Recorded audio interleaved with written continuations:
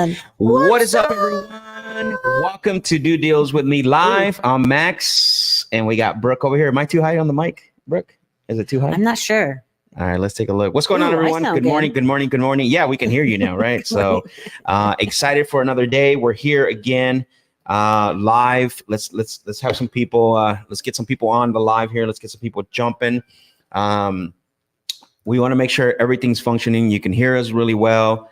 Let me look here real quick. Go ahead and speak to the people, Brooke. All right. Good morning, Glenda. We cannot hear you, Brooke. There we go. Keep Lewis. Oh, you're coming in crispy. Let's go. All right. I got bass in my voice. Yeah, you do. Ooh, let's go. Good morning. Good morning. Good morning. Let us know where you're tuning in from. Where are you tuning in from? Where are you watching this from? What market you in? Winchester, Ohio. Let's go. Steve in the house. First time Appreciate here. you. Precious is back in the house again. Monica, I love it. First time here. You're in for a treat. Let's go. My guy, Travis Lyons, always been a good supporter. Let's go. Luis, what's up, Luis? He says we can hear her now, finally. Oh, you missed all my goldness yesterday? All the nuggets she dropped. You missed out, brother. Good morning. Good morning from Houston. Good morning. Got all the way from Bakersfield, California. And we got San Antonio in the house. Let's go. Appreciate you guys representing. Extremely excited. Again, we got a great show today. We have, we're going to be doing what we do. How you doing today, Brooke? I'm fantastic. Drinking black coffee to rock too? and roll. Yep. Cheers. Cheers. It's just coffee. Exactly. His is even black with honey. Oh, that's what you want. We got Charlotte, North Carolina. I love North Carolina. One of my favorite markets. Portland, Oregon. Whoop, whoop. New York in the house, specifically Queens. We got Glenda from Tucson, and then Precious from Mississippi. Cool. All right. Well, let's get started. Obviously yesterday was an eventful day. It was awesome. It was eventful. It was filled with activity. Yes, that is the word, activity. What else, Brooke, was previous day filled with? Well, we had an opportunity to do a lot more calls. Yep. So that means more conversation. Yep. More conversations. And then everything else that goes on with it. Yep. No, I love that. And look at for those of you that are watching and joining us, we got 28 of you. Look, we do this live. We're on YouTube, right? There's no link that you got to go through. There's no registration. You don't give up your email, right? Like just to have access to this, right? So this is totally 100% free. You click on the YouTube app, you click on Cody's channel, my channel, you're on Facebook. The only thing that we're saying that's going to cost you is that you share this live with one person. That's it. Share with one person. How hard is that, Brooke? Yeah. Not right? bad. Share this live one person that you know is going to benefit from what we're going to be doing today. For those of you that have been with us the last 2 days and you were with us for those whole 4 hours, thank you very much. Yeah, shout out to you. You know who you are. I really appreciate that. But again, share this live with one person. That's the only thing that's going to cost you, right? Again, you don't have to jump through hoops and loops of links and signups and email and all that stuff, and you're going to get all the goodies. So who we got here from Florida? Janilva from Florida. We got Texas in the house, North Carolina as well. And then Nancy, of course, it can't be a show without Nancy, the great supporter. And also Nancy is always asking great questions, by the way, too. And sending in leads. Yes, as well. Don't forget, if you want us to call your leads live and you want to hear basically what we do here, make sure that you are submitting them to sendusthedeals.com. Sendusthedeals.com. If you want us to send to call your leads live, go to sendusthedeals.com, submit them there. Make sure that you follow the instructions on the video. Make sure that you're filling every single requirement in order for the lead to make it and for us to basically call those leads for you. Okay. Also, keep in mind, if you are interested in joining a community, right? You want to join a community of individuals that can help you hold your hand and also help, to get either your first deal or get structured, go to dodealswithme.com, dodealswithme.com. That's a community that Cody created, so you got great coaches in there that are going to help you. They're going to basically, instruct you. So go to dodealswithme.com, dodealswithme.com. If you are interested, you get access to the Discord, all kinds of goodies, I believe, when they sign up. But if you want to have us call your leads live here on the show, make sure you go to send us the deals.com, excuse me. Send us the deals.com and let's get it rolling. April said, hi, fan of Cody for 4 years now, tuning in live from Texas, right? So extremely excited. Thanks for being on here. Cool. So yesterday we started off, before we started making calls and we started to, started having conversations with sellers and everything. We did our morning huddle, right? What we call. Yep. And so we're going to do the same thing today, right? This is the real deal. This is the real, the raw, uncut, the good, the bad, and the ugly. You get it all. So for those of you that are joining us today, the grind, exactly. For those of you that it's your first time actually joining us. So what we're going to be doing right now is, look, you can wake up and say, hey, I'm going to start making calls today, right? Like, or you can wake up and say like, hey, I'm just going to get on the phones or whatever the case may be, right? But I can tell you this, and we talked a little bit about this yesterday. As soon as you start making those dials and nobody starts picking up, you get a person that cusses you out like they did to me yesterday, right? You're getting no conversations. You're going to be discouraged if there is no plan in place, right? A lot of people, the reason why they get discouraged, the reason why they fail to, prospect or even focus along a period of time prospecting is that they have no plan in place, right? And it could be a simple plan. True. It doesn't have to be. And the reason I say this is because, look, and I know social media likes to talk about, take action, scratch the plan, this and that. Like, that's true to a point, right? If you plan too much and you don't take no action, that's useless, right? But you need to attack it. You got to attack that plan. So what I mean by that, why is that important? This is why. Because when you don't have a plan, you jump on the phones. Guess what happens? These are your targets. You're like, they're moving, right? What is that game called at the fair where you kind of like Whack-A-Mole or not that one. It's the one that moves around. Sorry. Yeah, moves around and you got to like shoot it and it like it spins, right? So that's what it is. That's what your targets look like when you don't have a plan. Who feels like that right now? Put in the chat if that's you. You're going through the daily grind. You really haven't put a plan in place to really set your day and set the tone for your prospecting, set the tone for the things that you're going to do. Put a 1 in the chat if that's you right now. And it's okay. We all start from somewhere. So the reason why you want to the reason why you want to have somewhat of a plan in place is that so now you become what I call a sniper, right? On the phones. Listen, I know that if I need to have 3 conversations and I know that I need to book 3 appointments, well, when I'm talking to someone, I am checking right away if this is a person that's going to fit in a conversation, or if this is a person that I'm going to book a follow-up with, or this is a person that I'm going to hang up with. I'm being very, very, very sniperish, I guess, right? Yes. That's a word. That's the difference. Yeah, you're hunting. So you have to make sure that you are basically planning what you want. You want, your outcomes, what questions you're going to ask. Do you have your script in front of you? Do you have your questions? It's very important to do that. And that's what we're going to be doing right now is we're going to be doing this morning huddle. Let's see a few of you. We got a few of you in here that put a 1. It's okay. It's okay, Monica. This is what it is. You're here learning. This is why we all start somewhere. Drake as well too. What does it say? Ethel, North Carolina. Good morning. Marcella says a 2. She puts a 2. Dang. Okay. Even a 2. I feel dumb as hell without y'all, literally. Well, you'll learn to be self-sufficient. So, and then Charlene loves the word sniperish. Nancy says, I want to be a sniper or the shepherd led them to the contract. Hey, awesome. I love that analogy, by the way. I love it. I love that analogy. So Shannon put a 1. And then Precious says, I'm a complete newbie. There you go. Perfect. So again, we're going to get into this. We're going to do our morning huddle. We're going to talk about what are our goals for today. And then we're going to look at the scorecard because, again, we want to be sniperish. We want to be snipers. We want to be shepherds, right? Like Nancy said, when we're talking to these sellers. Anything to add on that, Brooke?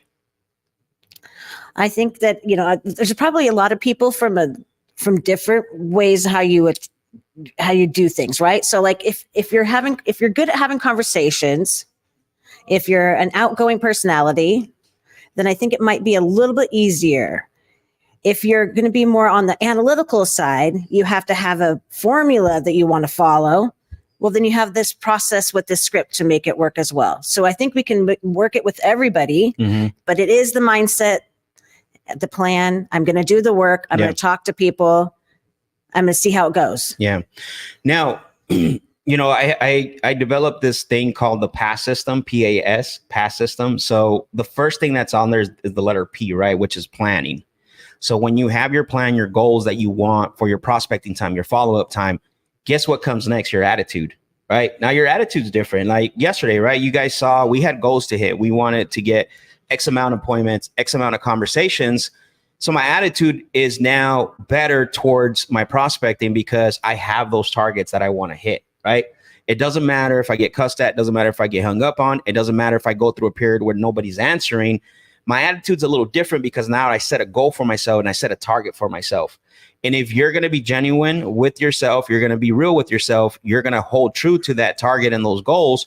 So your attitude, because most people think like, well, if I just have motivation or if I just basically have, the attitude of getting on the phone, like that doesn't work, right? You got to have something that drives that attitude towards, 100%. Have that attitude of, like the I am statements, right? Yep. Yeah. So, and then the third letter in there is S, which is your strategy, right? That's where your technique, your scripts, your one-liners, all that stuff comes in handy. Unfortunately, most sales training or most people that are in sales, they have that backwards, right? They say, if I can get the best script, if I can get the right one-liners, if I can get the right, the best phrases, right? Like I'm going to be good in my attitude. And when I get on these phones, I'm going to crush it. And that's farther from the truth. You got to have a plan that drives your attitude. And then when you have your plan that's driving your attitude, guess what? You're going to use your strategies to a higher level. So that makes sense? Yeah. Cool. So no more S. That's it. PAS. PAS. Yep. Okay. PASS system. Let's go. Who do we got? Let's see. Cool. I appreciate everyone's comment. If you got value out of that little dialogue there with the PASS, planning, attitude, and strategy, drop some fire emojis. Let us know that you're getting value. That way, Brooke gets pumped up and Brooke gets excited about doing the things that she's doing. Right. Let's go. So let's go ahead and pull up our recon sheet. Let's take a look here. You emailed that to me, right, Brooke? I did. All right, let's go. There it is. Oh, it's in red today. Let's go. All right. Boom. Oh, wow. All right. Let's see. I'll get rid of this as well. Planning, attitude, strategy. I love it. Plan, attitude, strategy. Yep, exactly. Arena from Columbus, Ohio. Let's go. Drake says, pass. Thank you. You're welcome. All right. Let me share my screen now. All right, here we go. Okay. So, Brooke, you want to go through yesterday's evaluation for us so that way we could kick it off? Go over the evaluation with us? Yesterday's evaluation, yeah. Okay. This one, the recon sheet. All right, got you. So looking at what we're doing from yesterday, hang on. I was going by your, oh, shucks. Okay, so I guess let me do a look on your screen. Okay, so rate your previous day from 1 to 10. So we had a 7. And we're saying that because we did have a lot of activity. So that's going to get us closer to our goals and converting contracts or converting leads to contracts. Yep. But we didn't get the results we wanted. So you don't have the contract. So it's not a 10 of a day, but we felt good with our activity. Yep. Exactly. Did you hit your targets? No. So much the way we rated our day, the activity didn't produce the results. Yep. And then lessons learned and gains experiences. We're booking more appointments for more results and building the pipeline. And that's the main thing. And I know you were talking about pipeline yesterday. Mm-hmm. And that is such a huge, huge thing. Anytime in any sales that I've ever done, that's always been the thing. I've always had a whiteboard of whatever it was that I was selling, but having a pipeline, and it's going to be a constant revolving pipeline. So you even want to get the no's. You want to even get the ones out of the way so you can get the ones you're working on, and then you're going to keep filling it up. And that's the main thing. I work a lot on paper. Mm-hmm. As well as with electronics. Okay. I'm not that archaic. I'm learning to not be that archaic. You take really good notes, by the way. So I do take good notes. Yeah. I have a good memory, but don't go off the memory though. I promise you, I don't care. You could have my type of memory, but still you need to have notes. Yeah, I agree. Especially when you're talking with so many different people and you're like, oh, this lead, this address, it keeps it straight. But also too, the reason why I do have good memory and I can remember very, very unique details is because I am an auditory learner.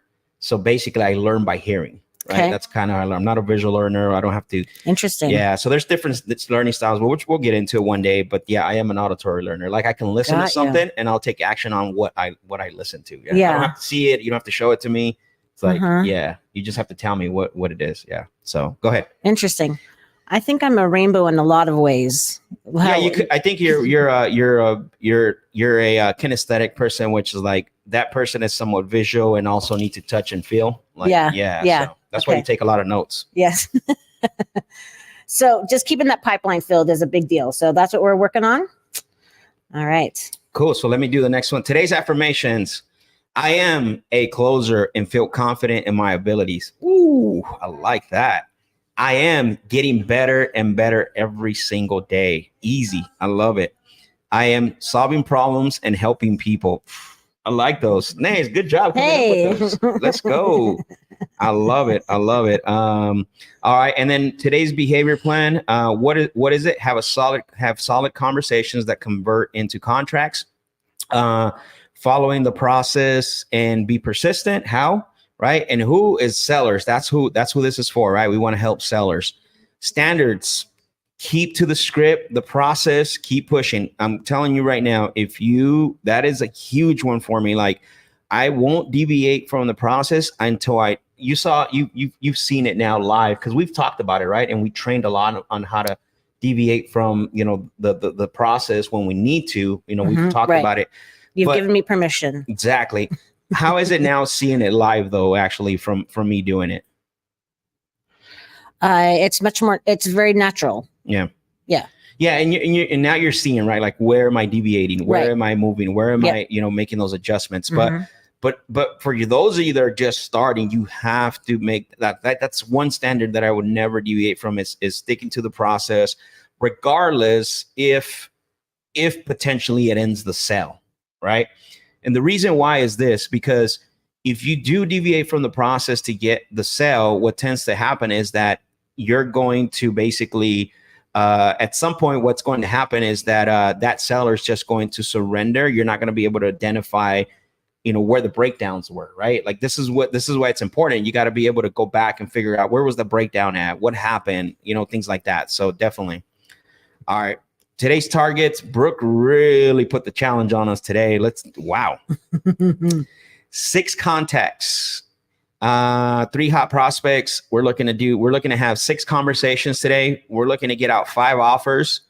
Our desired outcome from this session is we're looking to get 2 contracts today. That's our goal, right? Yeah. And set 4 follow-ups. Very important to understand that, right? We talked about this yesterday. Is typically we have 2 outcomes that we focus on. You always got to make sure that you understand that so you're mentally prepared for this, right?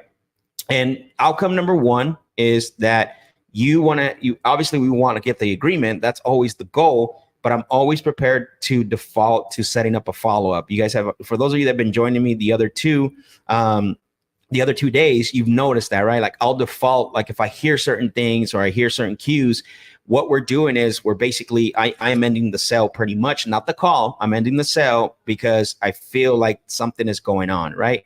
So we talked about this Wednesday, our first day, when we said that not one call closes do happen, but that's not the norm. The fortune is in the follow-up. That's why you have to be very diligently with the follow-up, and 100%. understanding like that's going to fill up your pipeline as well too. So, and then the last thing is end of the day wins, good conversations, and a lot of good activity. I mean, so that's what we had yesterday. So we are extremely excited, for this. So again, this is the goals that we want to hit. This is what we're aiming for today.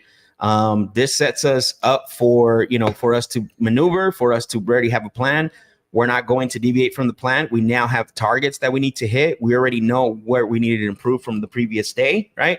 Mm-hmm. We've got our confirmations going, get the blood flowing. We got the action plan, and we got the targets. Okay. So we're ready to rock and roll.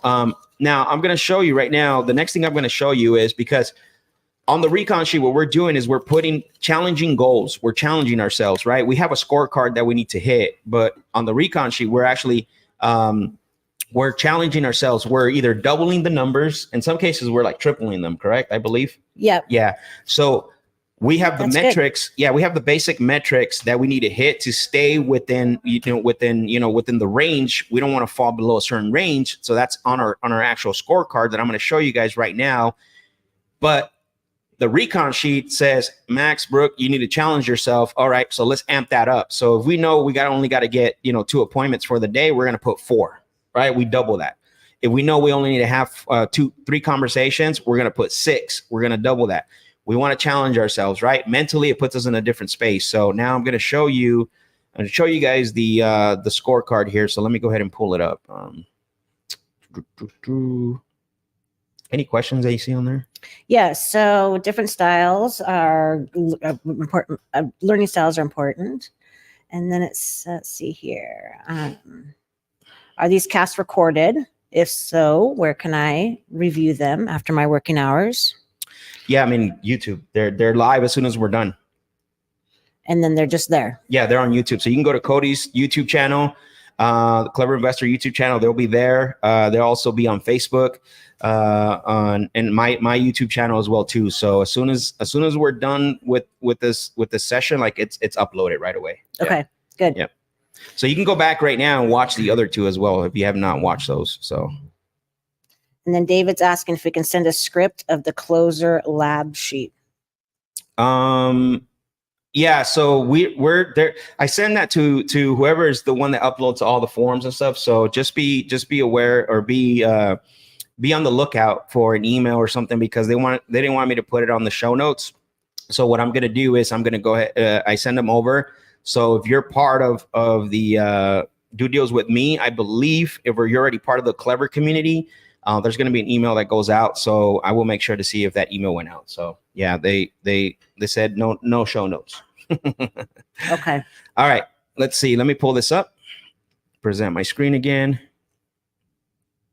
Here we go. All right. Can you guys see that? Yep. Or do I need to make it bigger? I think you should make it bigger. All right. Hold on. Oh. How's that? Yeah, a little bit better. A little bit better? Yep. Is that too big? Just go down 1 just so they can see the major. I don't know why it's doing that. There. Okay, cool. All right. Again, dials. Why is it not updated? Oh, there it goes. Okay. I was like, yesterday dials, we hit 71 dials, right? So we were higher than the day before. You can see the day before we had 40 dials. Now, mind you, we're calling one by one and we're calling by hand. Typically, and a lot of people didn't answer, by the way. So right. That's why our dials. And we had some callbacks. Yeah. But we'll get to that. Exactly. And so our dials were pretty high, which is okay. That means we were cranking. That means we were doing the work. That means we were, we were having activity. And as you can see over here on the 1 week total, we're about 111 now, right? So the goal is 175. So potentially today's the last day of the week. We obviously started on Wednesday. We might hit that if we have another 70 dial day. We might hit those dials in a week. I mean, in 3 days, excuse me. So we're hitting it. Yeah. Conversations. We had 5 conversations yesterday. I felt like, a lot of them were productive, and so just more experience. Exactly. More experience. Now, notice this right here. Our talk time went from 1 hour to almost 2 hours yesterday.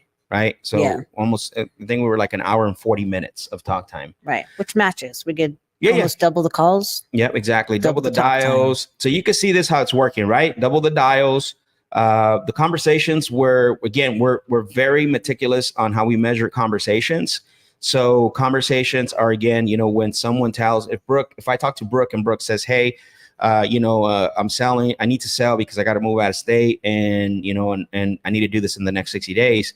I'll consider that a conversation. So we're very, very, very, what's the word I'm using here? Specific with the conversations. Yeah. So want to make sure that they are real conversations. You're not, just because you said hello to someone or you had a chit chat with them, that's not a conversation. Okay. But I do love the talk time. We're almost an hour more from the day before. So hot prospects, there wasn't many, right? There was some suspects. Right. I mean, we generated maybe one, because we don't consider, a hot prospect unless we put them on a follow-up, which was that deal, what deal was that? The listed one that we pitched created. Possible correct? terms. Yeah. Possible terms. Now we did have more appointments booked, which is great. We did amazing on that. So we had 2 more appointments booked than we did the previous day, which is going to build our pipeline, right? Our goal is to have 10. We're currently at 4, so we're still in the red. So some of these are starting to go to the yellow, and then they're going to convert to green. But some of these were still in the red that we need to work on. So we had 0, since we didn't have no appointments the day before as far as like completed. So 0 still completed. So that means that as we go, that number is going to start to change. Usually that number stays at 0 the first couple of days because we're building the pipeline, right? We're building the pipeline. Let's ramp it up. Exactly. Now, offers made. We had 3 offers made yesterday. And so basically we had I think it was 2 creatives, and then actually all 3 were creative. Actually, all 3 were creatives. Think about that. All 3 offers were creative. Now, one thing I want to say, because a lot of people out there, and again, you can run your business however you want. You can, write your whatever KPIs you want to follow. What I like to do when I make an offer or consider making an offer, I like to basically make an offer if I know it's solving a problem, right? A lot of people have this tendency or this idea like, hey, I want you today to make 30 offers for the day, right? And so they create this KPI, and what tends to happen is a lot of those are going to be blind offers, right? A lot of them are blind offers that you're making, and potentially you're going to get maybe, one person to accept one of those. But the problem is, what about the other 25, the other 28 people, right? 29 people. Like that's really exhausting, and it's almost demoralizing that you're making all these offers blindly, right? Because I always say this, why are you making an offer where it's not solving anything? Right.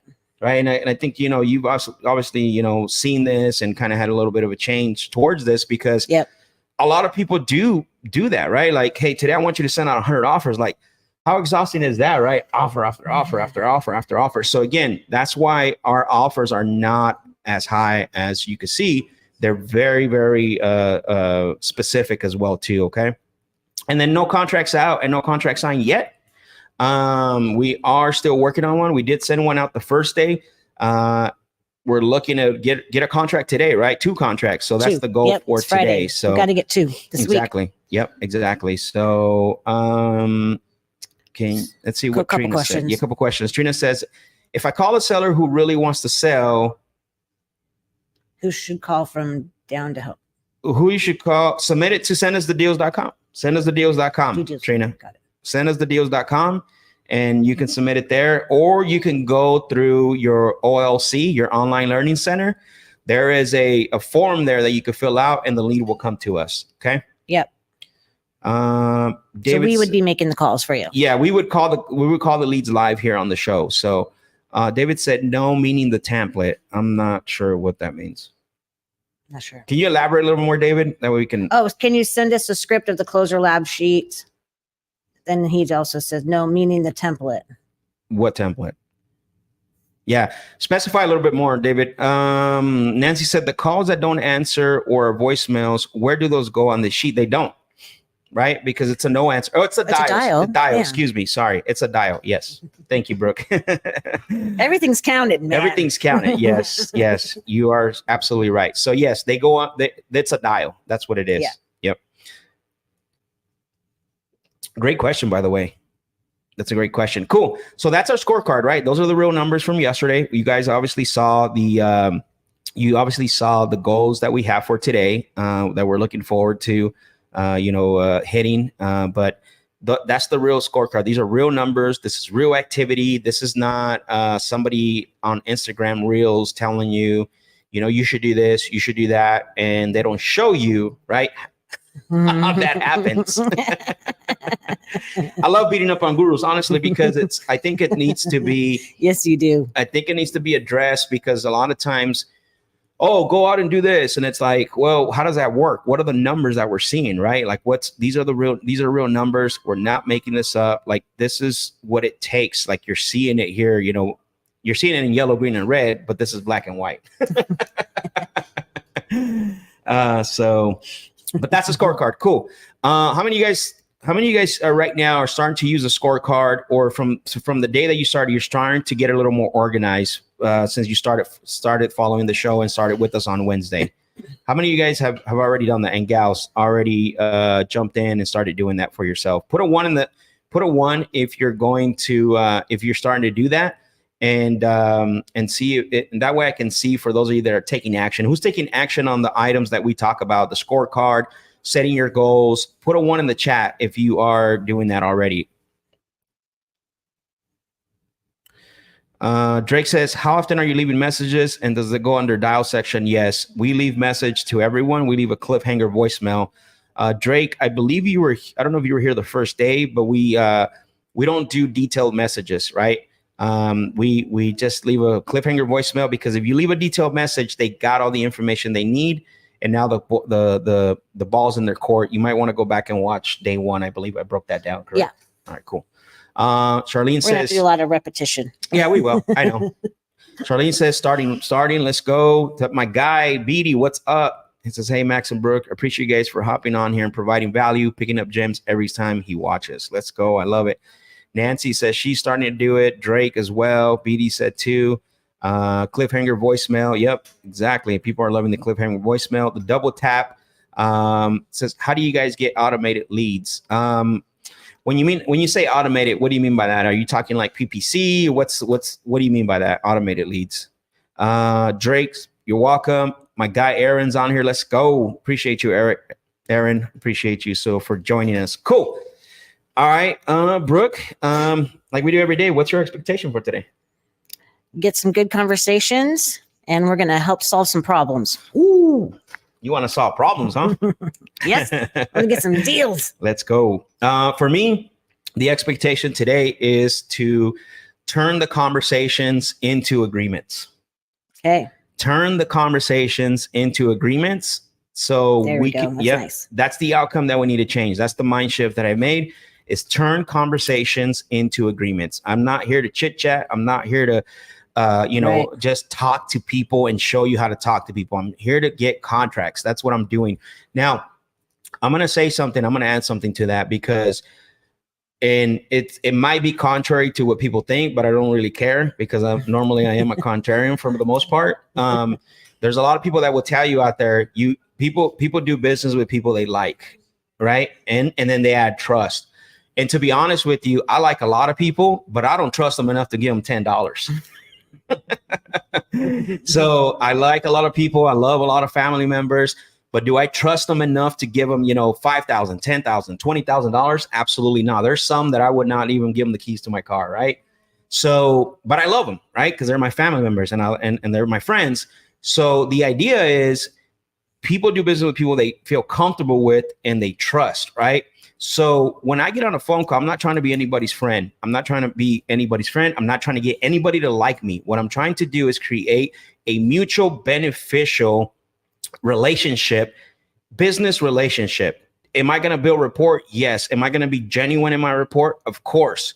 Am I going to relate with them and certain things? Of course. Am I going to be empathetic? Yes.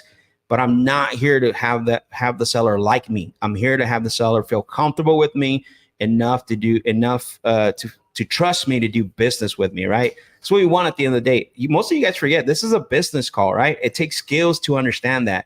And you want to make everyone your friend. You want to make everyone to like you. And I had a call one time, Brooke, and I don't know if I ever shared with this. I had a call one time with a guy, and we were building rapport, we were talking, and then out of nowhere he says, "You know what, Max, I really like you." And so I stopped him and I said, I can't remember the guy's name, but then I said, "Hey, you know what? Let's just say his name was Bill, because this was a call a long time ago." I said, "You know what, Bill? I appreciate that you said that, but my goal today is not to get you to like me." And he's like, oh, he got really confused, right? He got really confused and he's like, "Oh, what do you mean, Max?" "Well, my goal today is to help you, is to see if our solution is going to solve your problem, so you feel comfortable enough to trust us to do business with you." And he said, "Oh my God," he goes, "that is better." And so, yeah. And so I stopped him on his tracks and I said, "Hey, my goal today is not for you to say that you like me," right? So that's kind of flipped that. And so I've always lived that model. Too many out here want to make friends. Listen, I'm going to give you advice. So look at me for a little bit. If you want to be liked, get a dog.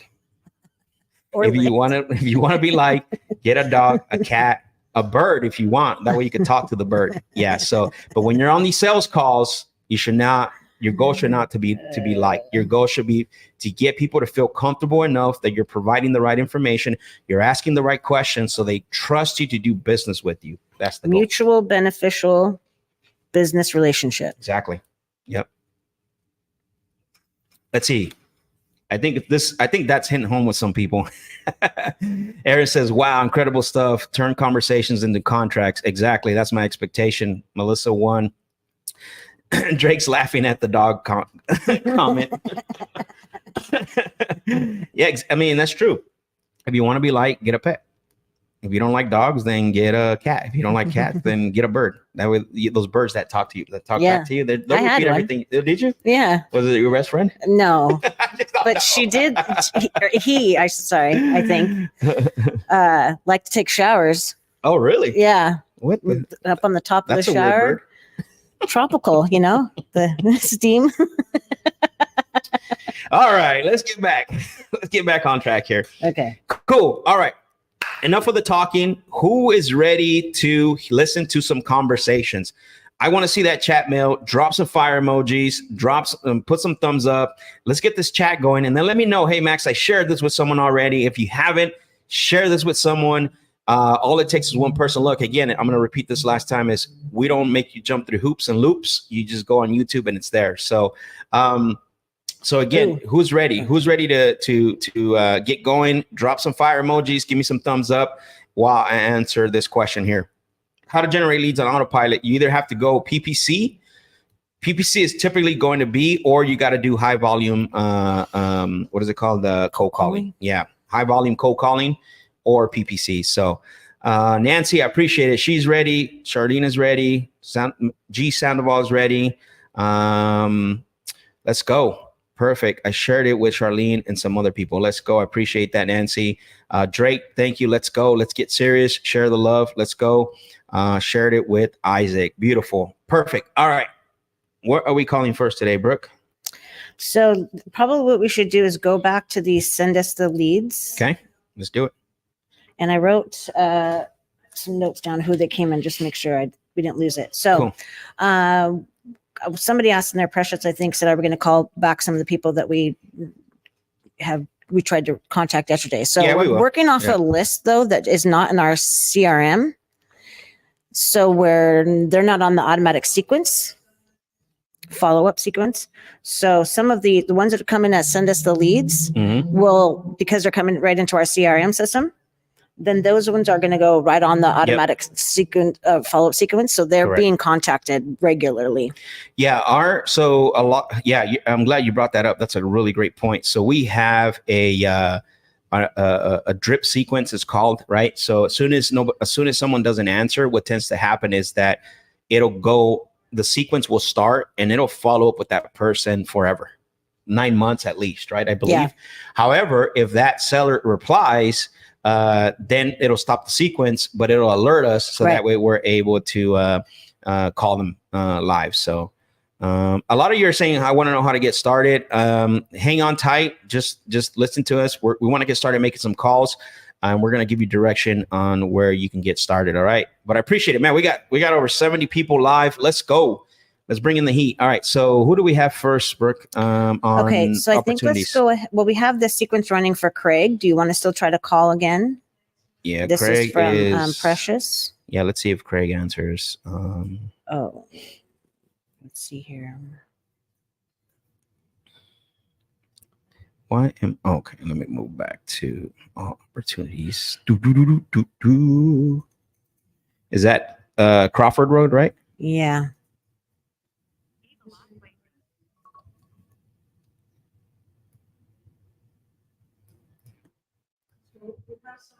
All right, here we go.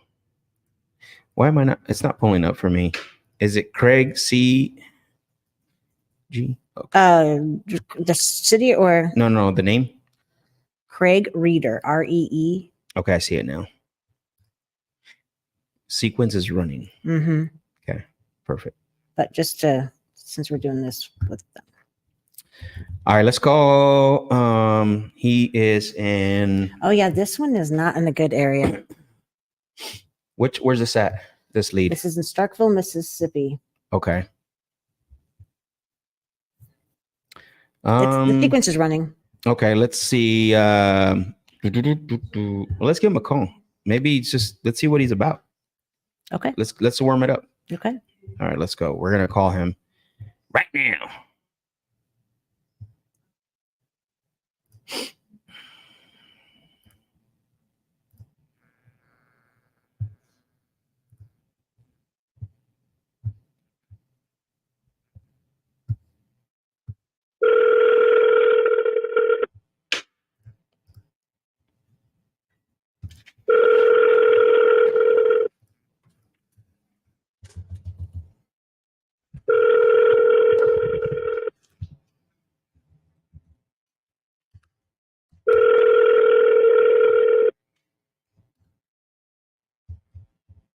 The person you're trying to reach is not available. Okay, mate. That's kind of what it sounded like. You did.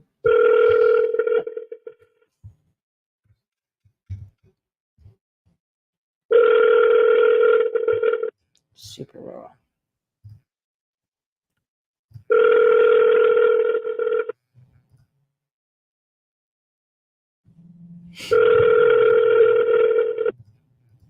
Smile. The person you're trying to reach is not available. At the tone, please record your message. When you have finished recording, you may hang up. Hello, Greg. It's Max. I was calling about Crawford Road because I want to. Finals call. We're gonna say lift voicemail. All right. So no answer. That was the cliffhanger voicemail for some of you that were wondering what the. And Precious said he responds to text, but we're texting him, correct? Yep. Yeah, we're texting him, Precious. So. I'm just not excited about that one. Yeah. Okay. So for us that are sending the leads and calling the leads live, how do we follow up also?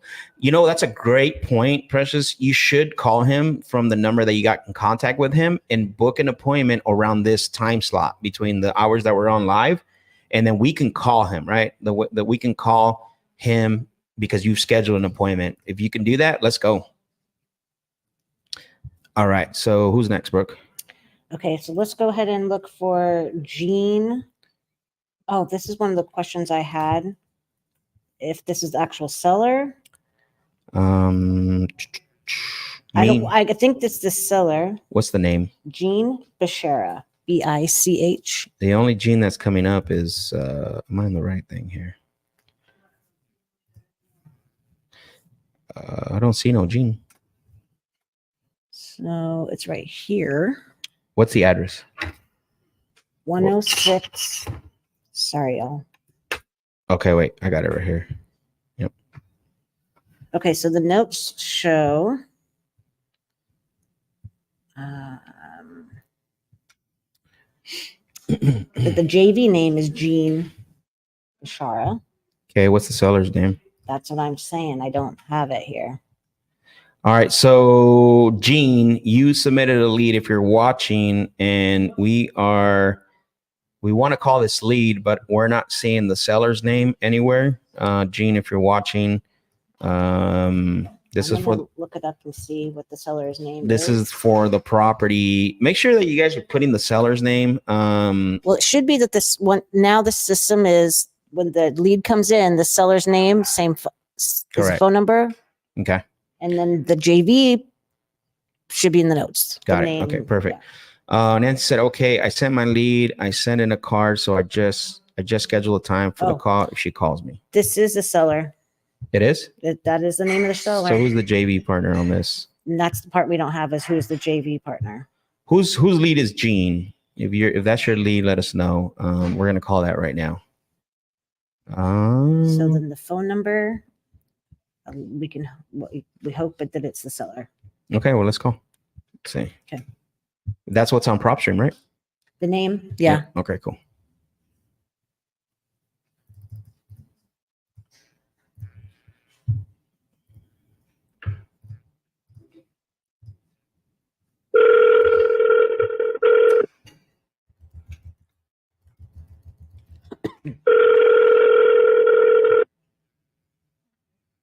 What says JV name, Gene?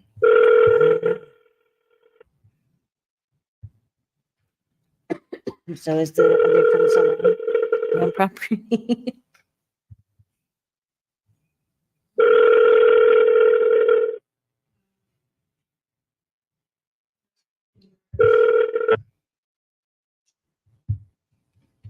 All right, so no voicemail there. Let's go ahead and redial.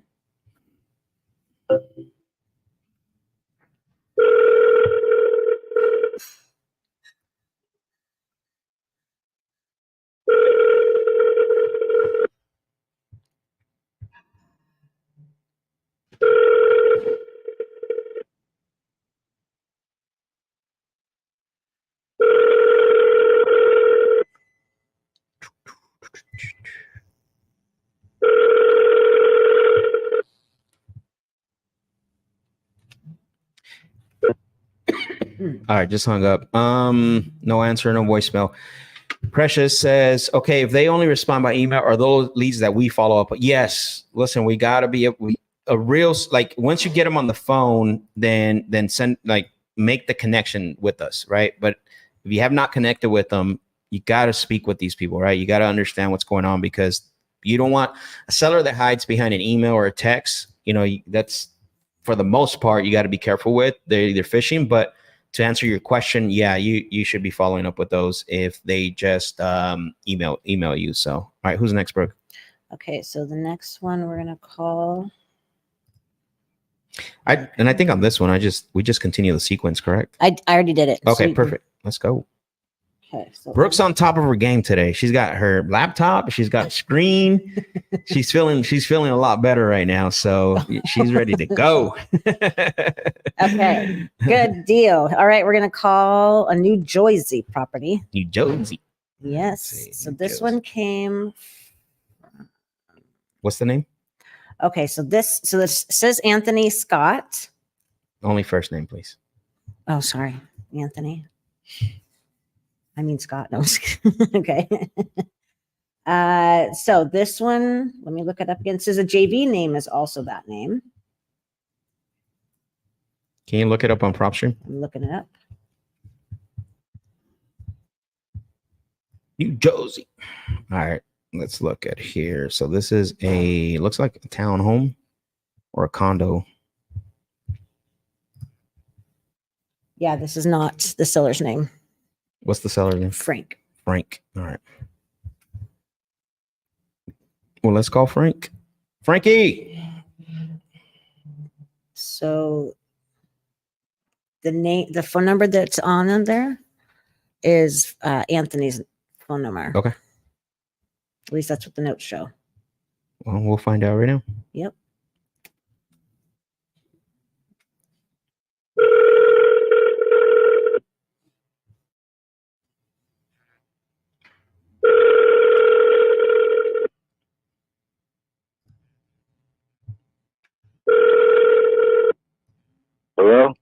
Hello, Anthony.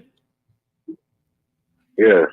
Hey, Anthony, this is Max. I'm calling you because you had spoken to one of my team members about selling that property over at Dunham Street. Yeah, you know what actually happened? It was an error. I was selling a property down in Florida, Oh, and okay. I put my address, so it kind of mixed up. That tends to happen. So is that property in Florida? Is that still for sale? No, that property is not available, but I have one in Beverly Hills. There's one and there's two in Georgia that you might want to take a look at. What did you say your name was again? My name is Max. Max? Yeah. Okay. Yeah. So are you an accredited investor or wholesaler or? So basically, we're a full real estate solutions company. We use all kinds of exit strategies, right? It could be wholesaling, it could be flip, buy and hold. It just depends on the deal. Mm-hmm. That's what it comes down to, right? The numbers and everything. And we have a large investment network as well. So we do it all. I mean, probably just like what you're doing, it sounds like.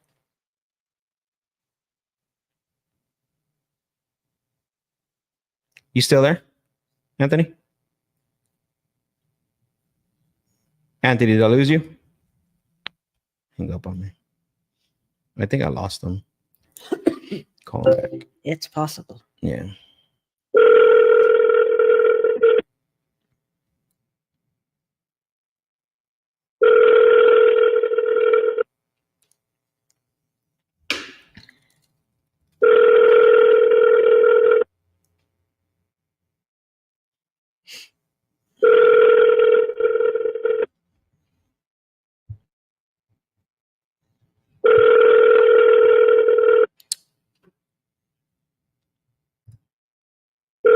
Come on, Anthony. Don't be scared. Nah, he's not picking up. I'm going to send him a text message really quick.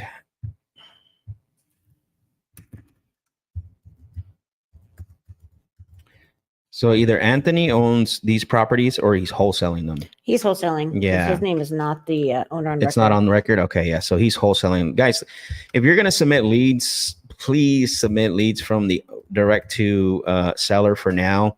Is that him calling back? Yes. Yes. Go ahead and call him. I'll call him back and read out. Oh, we didn't talk about that. The callbacks. No, you're good.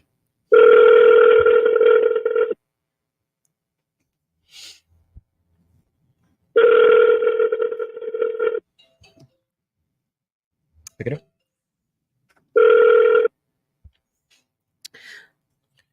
Hello, Anthony? You there? Why is this not working, bro? Hang up. Call him back on yours. I did. And he calls you back and he calls back in. Because he's calling my number. Your number that you called from. Let me see real quick. Let me fix that really quick. Oh, here he is again. But how do you put him on speaker? You got to go to the app, right? I don't know. What this is weird. This is new. Yeah, so he keeps hanging up. Let me see. Let me check something real quick because that should not happen. I'm going to check the number really quick because it should be dialing me as well, right? When the go to call. No, because then you're going to get. I don't know how the system's working. Yeah, there's something going on that it's only routing it to. It's writing the 884 number to you. Guys, this is part of... Here he is. Hello, Anthony?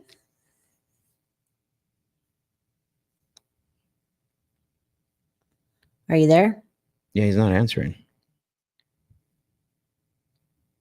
Take a look here. Oh, look, it came into this number. Yeah, exactly. That's what I'm saying. I'm going to change it to mine.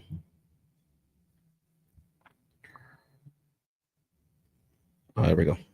All right, let's call the next person anyways. Who's next, Brooke?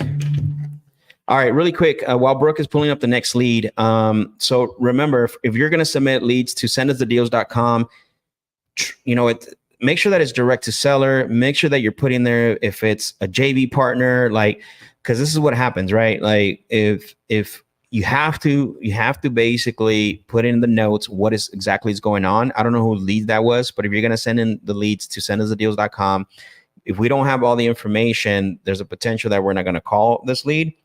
So we have to make sure that when you do submit it, you're watching that video to get all the instructions on exactly what to put in there and how to put it.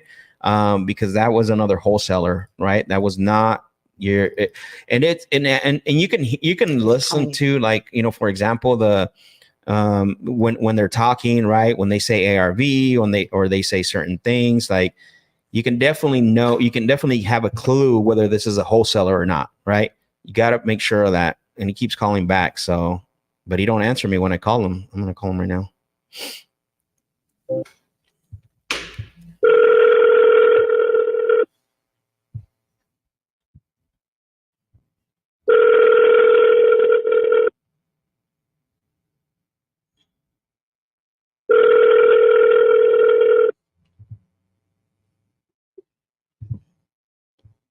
Anthony. Hello? What's going on, brother? I think I lost you. Yeah, definitely. My network is, oh man, this phone is so cheap. I got to get a different phone. Man. And the issue is too, I'm waiting on another laptop because my laptop is down. But what I was trying to explain was I have a couple of properties right now that I'm responsible for. I'm just acquisitions though, you know, I just really find out if there's an interest there. And then, you know, I have my team reach out and they, you know, show you what they have or whatever. Okay. Got it. So, did you submitted the lead to sendusthedeals.com, or are you part of the Clever community? Or how did you submit this lead? Actually, yeah, that lead. So you're from Clever Investing? Yeah, that's why I called. Yeah, we got the intake, the information. Oh. Yeah. Oh, see, I didn't even know that. Yeah, I was wanting to do deals with me live. You're live on YouTube right now, bro. You know that, right? You're live on YouTube right now. Wow. Go to Clever's channel. And you'll see me on there. Yeah, we're calling sellers live.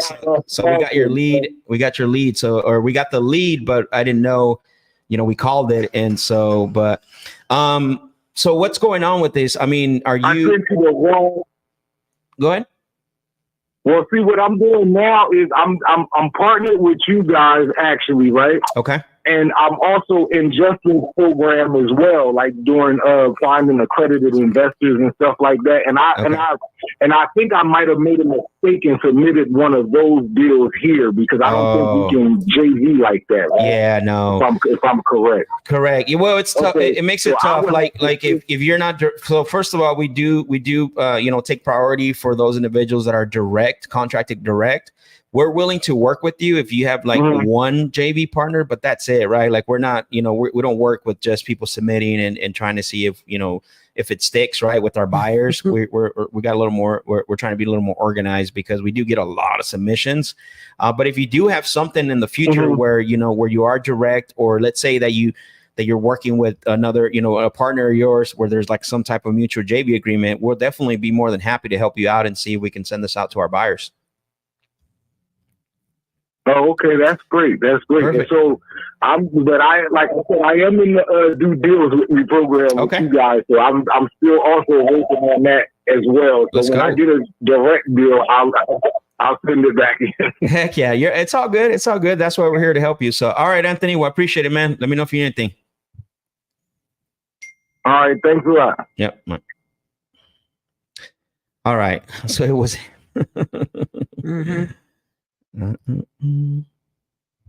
Let's see. We're gonna say answer. All right. So who's next, Brooke? Well, I'll answer this question. Is this platform basically to see if you could close the sellers that we could not? I mean, in a nutshell, yes. You know, if you have leads that, you know, that you're generating and you're having trouble closing them, or, you know, if you built good rapport and you don't know what the next steps are and potentially in the sales process, but you've already talked to them, you've identified that they could be a potential prospect. Yeah, you just submit them and you know, Brooke and I will be on here to call them. So, Purchase says, so do we So do we deal with acquisitionist? What's acquisitionist? Acquisitions. No, like I told Anthony right now, I think I already answered that question. So that's Brooke. And so we need to make sure that you're the direct to seller, or if you, let's say I have a deal and I'm JVing with Brooke can now bring us that deal because it's only one, one down the line. Yeah. It just gets too muddy, when there's no equitable interest and, there's 3-4 people down the line. Like, yeah, we've had really bad experiences. And so now we just limit it to what I call direct to seller, or you're direct, contracted directly. Or if you're one person down the line, that's it, right? One more person down the line from you. So, all right, who's next, Brooke? Destiny.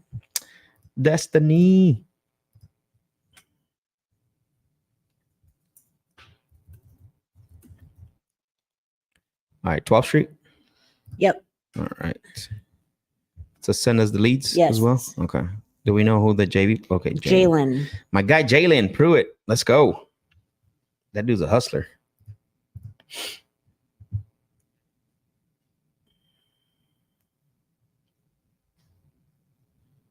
Oh, do you want to know details or no? I'm gonna do a quick glance. What's happening? Is it under contract? So it's asking $70K in cash. Okay. Land contract to $80K. Balloon payment after 9 months, years, 9.5% interest, occupied, family. Property, what is sellers? Sells 3 properties. Not under contract.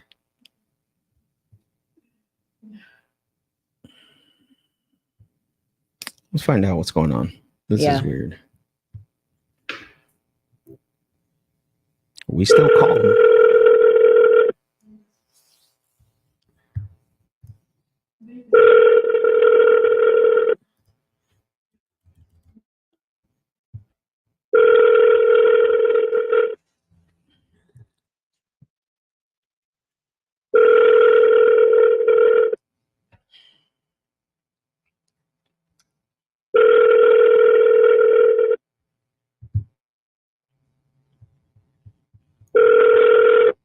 So this is a duplex. Okay. So no answer. I'm going to do double tap. Let's go.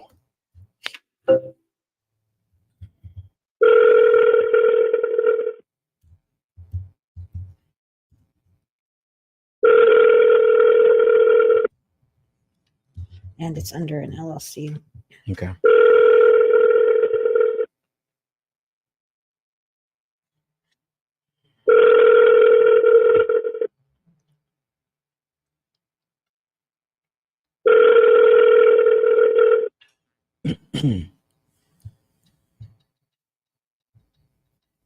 All right, so no answer there. No answer, no voicemail. It just hangs up. So we'll give them a try a little bit later too. We should probably call these people again before we end the session. So Anthony. So Destiny, Anthony's out. Destiny, and the first one. Can't remember what the first one was. Gene, yeah, Gene. I have notes here. Okay. Cool. So yeah, so we'll call Destiny and Gene. I will put them on drip anyway. Yep. Perfect. All right. Was there more leads that came in? Let's check it. Let's check. Cool. Let's see. Let's go back here.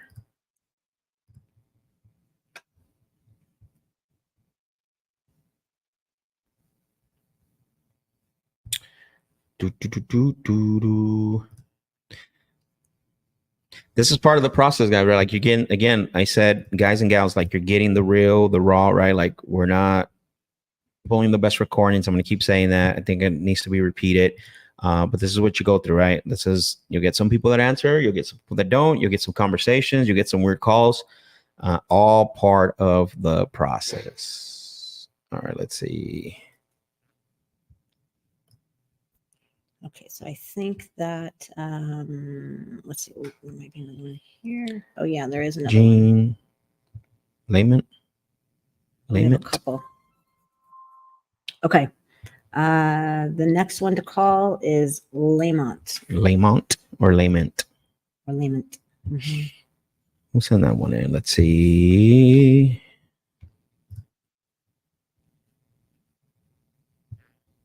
Michael. All right, Michael, we're going to call your lead, Layment. See if they pick up.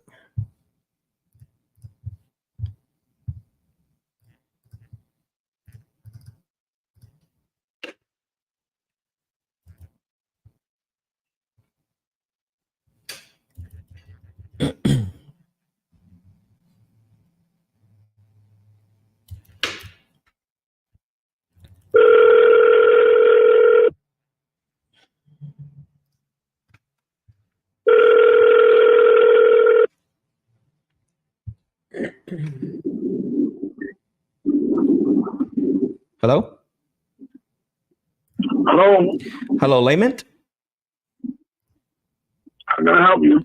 Hey, Layman, this is Max. I'm calling you because you had spoken to one of my team members about potentially selling that property over at Mohican Lane. Who did I speak to?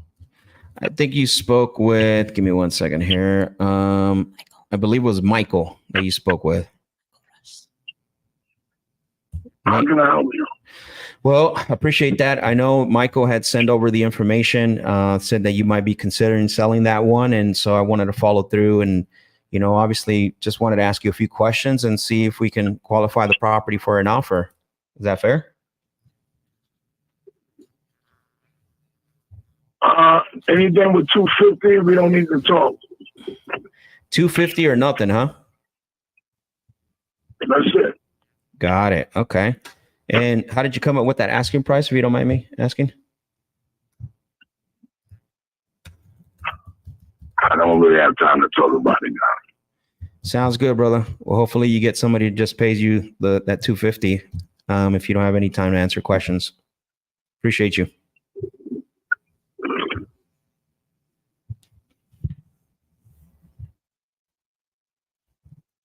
End the sale, baby. Mm-hmm. Yeah, Not cooperative. Not cooperative, right? What do we He's measure? not willing to sell. No. If he's not willing to answer any questions, so the way you measure if someone is going to be cooperative, right? The way you measure if you want to continue the conversation is you measure it by three things. What is it? Engagement, cooperation, and reciprocation, right? I mean, there was none of those in this call. He said 250 or nothing. And I'm like, He had it listed for 360. yeah, I know. Well, the ARV, from what I saw, was like 300. He couldn't sell it. So he was overpriced on the listing as well. Yeah. Okay. Yep. All Exactly, right, Charlene. moving on. Short and sweet. Exactly. So, Michael, we tried, brother. Next. All right. There's one more in there, I think. Okay. Who's that? I need to look. Hang on, I'm trying to follow through this one. Hang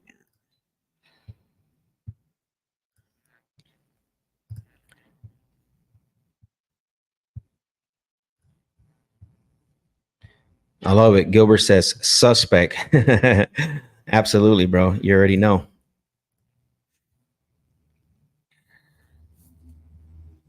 Mm-mm. We call Lindsay already? Oh, that's not. We need to. We Claude? should call her back. What about Claude? She didn't answer yesterday. Let's see here. It says uncontacted. Claude. Yeah, that's a new one. All right, let's call. Oh wait. Well, we dialed that one, right? Mm-hmm. Yep. We didn't put him on a drip. Let's put him on a drip. So let's put Claude on the drip, and then we'll call. What is her name? Lindsay. Let's see. So she is not.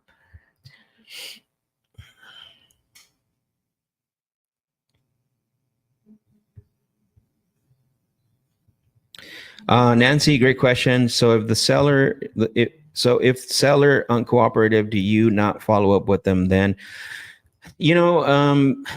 We let the drip system do it. Like, if they want to answer and respond to it. But honestly, I measure. So the way you got to start thinking is measuring your prospects on this level, right? Warm, hot, cold, right? This guy is going to go on a cold list because he's not cooperative. He's not engaging, and he's not, what is it called? Reciprocating. He's not going to reciprocation in the conversation, which just means back and forth, a mutual conversation, right? So that's not a lead that I'm really going to be focusing on following up, put my efforts behind it, because there's nothing really there. I mean, the guy's like, give me 250 or nothing. I don't have nothing to say. I don't have nothing to answer. So why would I put my efforts on following up with that lead? Now, if it was a warm lead where he's like, yeah, Max, I'm considering selling. Maybe I can answer some questions for you a little bit later. I'm busy right now, but I am trying to sell this thing in the next 60 days. Okay, that turns into a warm lead, right? Put that in the warm bucket. If we had a conversation, then it's a hot lead. So now my focus is hot lead first, warm lead, and then cold lead. Let the system deal with it. And also warm lead as well. The system can deal with that. So amazing lessons, loving it from New Jersey. Precious said, okay, for me personally, my data calls that were called previously but fumbled because I didn't know really how to work the call. Could those potentially be follow-up calls? Bring them back, say, hey, bring them back. And again, let them know that you want it, if we can talk to my partner or whatever the case may be. Go ahead. So this one here, that Claude, that was Anthony's. Do you still want to call? This is now the seller information. Got it. Okay. I already called. He didn't answer. That was like my first one that I contacted. Claude. I don't recall. What's that? I don't recall that. Yeah, I think that's the first one you gave me. Sure, you called Anthony though. This is now the seller's information for Anthony. Oh, got it. Okay, I see what you're saying.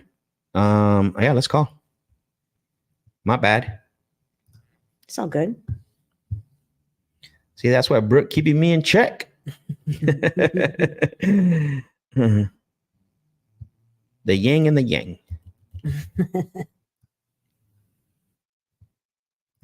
Mr. Claude, Mr. John Claude Van Damme.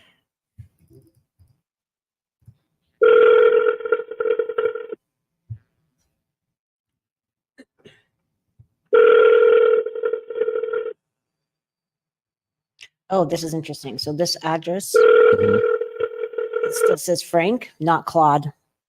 So we might be calling somebody a different address. To an automated voice messaging system. It's all messed up. Yeah, Anthony screwed this up really bad. So let's skip that one. Okay. Gilbert, in that case, would you try to squeeze in the question if they own a property outright, maybe owner finance out? Nope. The reason why is because if we do that, all we're trying to do is convince him to do business with us, right? We're trying to use creative seller finance as a form to convince him to work with us, right? And so the very mere fact that he's not even open to have a conversation, because I'm assuming that's the lead you're talking about. Yeah, I no way, dude. Like, I'd rather move on than it's like hitting him over the head with creative. All right, well, boom, right? Like, let me give you this. Like, and there's no cooperation there. There's no, you know what I mean? Right. Like, you got to have at least, if you can get one of those three, it's great. If you have two, you're winning. You don't need to get all three, by the way. You know what I mean? Okay. You don't need to get all three. You just need to have, if you got one, okay, let's keep it going. The goal is to at least have two of those: engagement, cooperation, reciprocation in the conversation. But there's absolutely none. Like, no, because then we start to convince, and that's a route you don't want to go down the path. So go ahead. What's next? So let's just try to give Erica Fuentes a call. Okay. First name, please. Oh yeah. Sorry. Excuse me.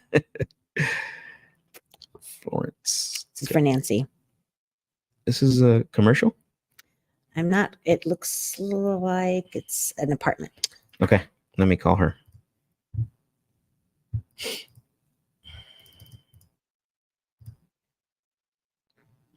(408) Erica Fuentes. We tried calling yesterday. Yeah, I see that.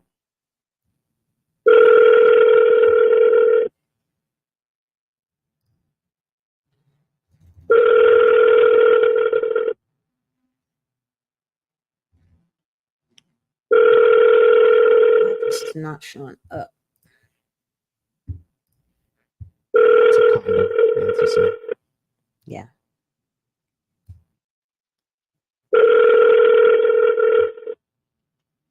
There we go. Voicemail. The person you're trying to reach is not available. Auction. Okay. All right. So she's on sequence. So. Oh yeah, I'm doing a double tap. Okay. Cool.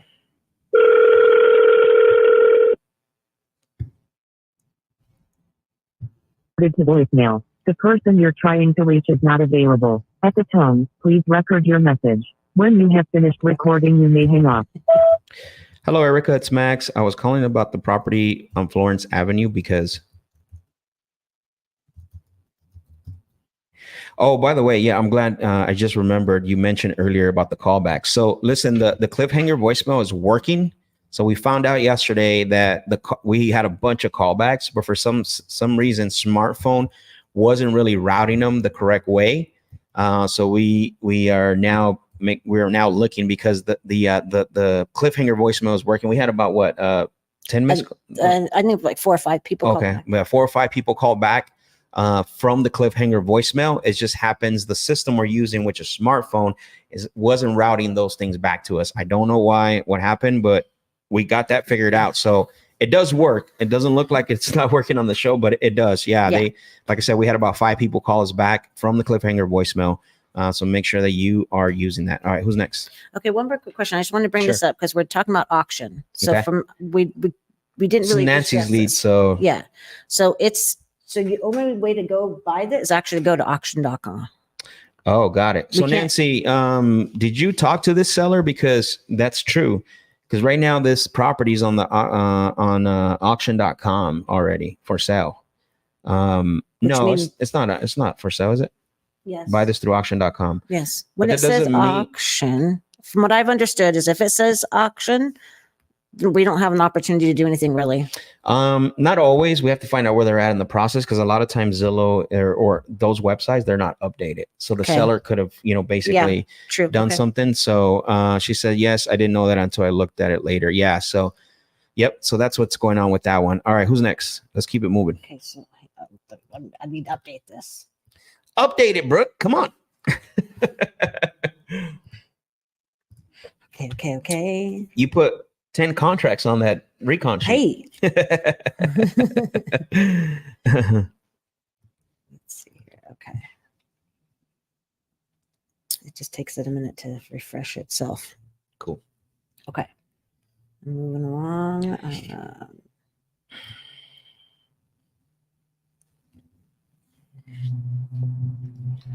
I think that's it for send us the leads. Okay.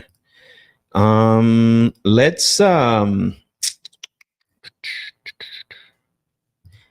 let's go into our investor fee. So that's it for send us the leads. So again, we just called everyone's leads live here. No answers. We're gonna try to call again today on some of those that didn't answer. So if you want us to call your leads live, go to sendusthedeals.com, sendusthedeals.com, and we'll review your leads. We'll call those first on the show. And but definitely make sure that you're entering all the correct information, the notes, you have your phone number in there, all that. So let's go.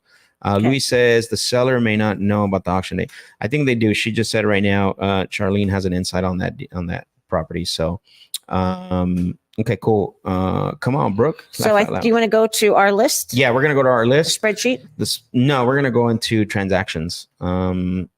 Opportunities. And opportunities. And we're going to go just start hammering the ones that have come in for us this week. And Roxy's on some of them too. That's fine. Which ones we haven't been able to get a hold of. So let's do, I want to attack those AI ones. It's a different conversation. Really? Yeah. Why, you don't like those? No. Okay. Let's see here, because we don't, let me take a look.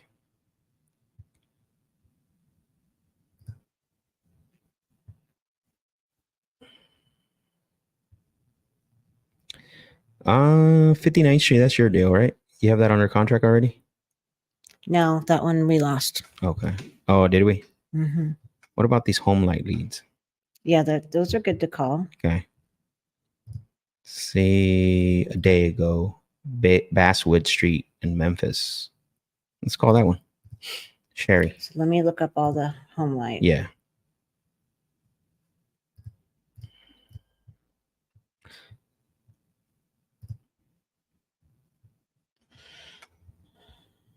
Sherry Howe. And I'm just going to just hit next on every single one of them. Okay, so I will probably have notes on this one. Oh, this one, no, don't call. I don't know. Her husband had a stroke. I've been trying to follow up with her. Okay. She hasn't communicated back, so we could try it again. Okay, cool. Let's call. She's gonna answer for me, Brooke. All right. Yes, you will.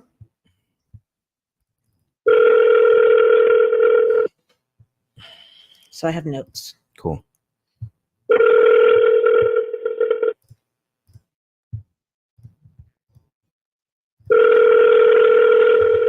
Husband had a heart attack. That's all the notes say. That is not funny, Brooke. No, my notes.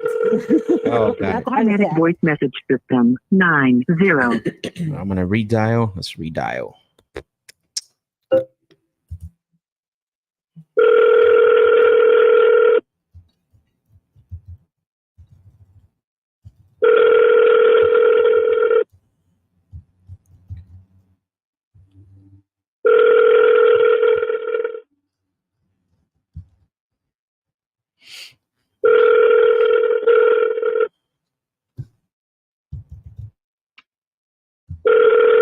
To an automatic voice message system 901483228.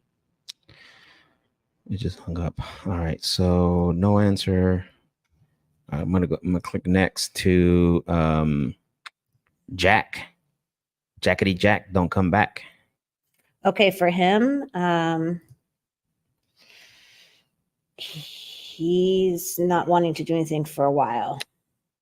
When's the last time you spoke with him? It looks like back in December.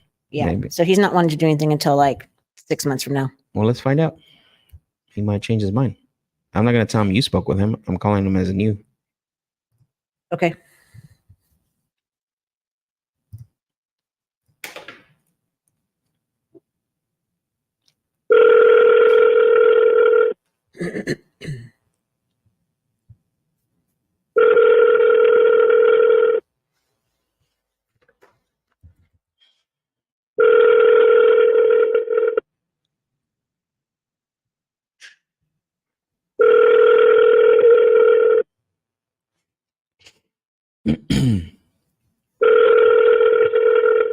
Leave a message after the tone.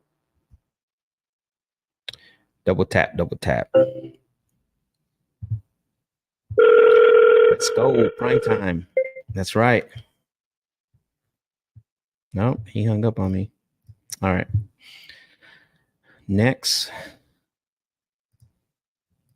Chris. West Virginia. Chamberlain. That's Oh, yes. So I need to follow up on him on the offer. He was waiting to give the creative terms offer to his CPA. okay. This is the terms here. Yeah. Okay. So that was a while back. Let's call him. Okay.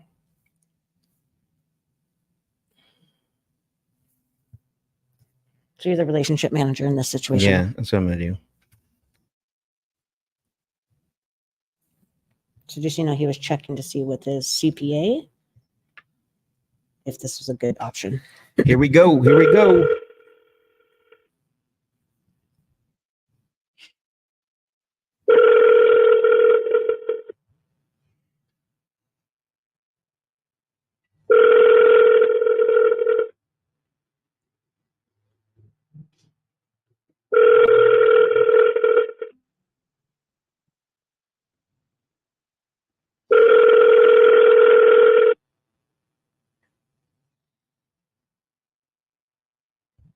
All right, no answer. He was more available in the Let's afternoon redial. before. Okay, let's make a note to call him back this afternoon. I'm double dialing him, but let's see if he picks up.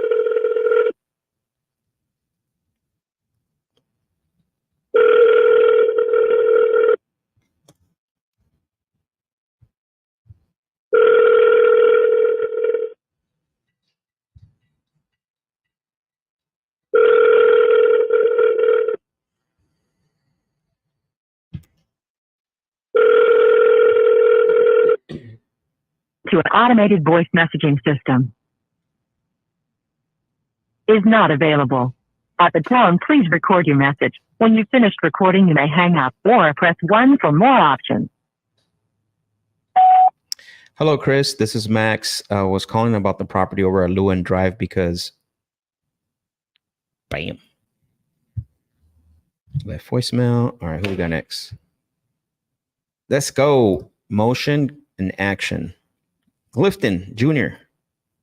says sequence is paused. Did he reply? He He called. had called. All right, so let's call him. Ross, is this okay? This is ATL. Mm-hmm.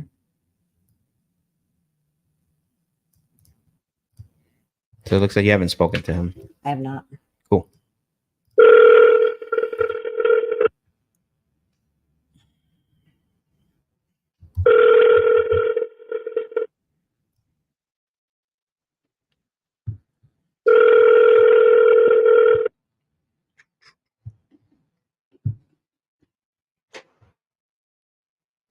Hello, Clifton. Hello? Hello, Clifton. No. You Okay. got the wrong number. Oh, I do. Got it. I apologize. You have no relation with the property over at Roswell Road? No. All right. Sounds good. Bye. Bye-bye. Interesting. Let me double check the number, make sure I dialed it right. Yeah. So yeah, I dialed it right. So wrong on a numero. That's at least what he said, because he didn't answer right away. You notice that? Yeah. He had a slight hesitation. Just leave the sequence on. Okay. Yeah, we're gonna bombard you, bro. Don't hide from us. Let's go.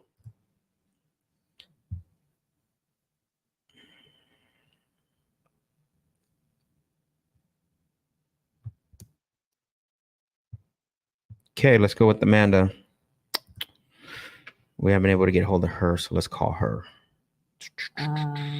So in order to be able to give me an offer, yeah. All right, let's see.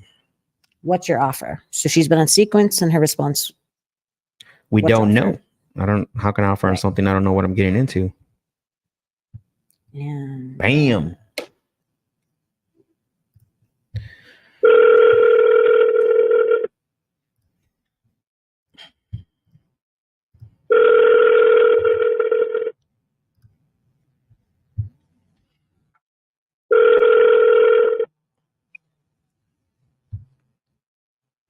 Hello? Hello, Amanda. Yes? Hey, Amanda. This is Max. I was calling you because you had filled out a form on our website about selling that property over at Northwest Court. Yes?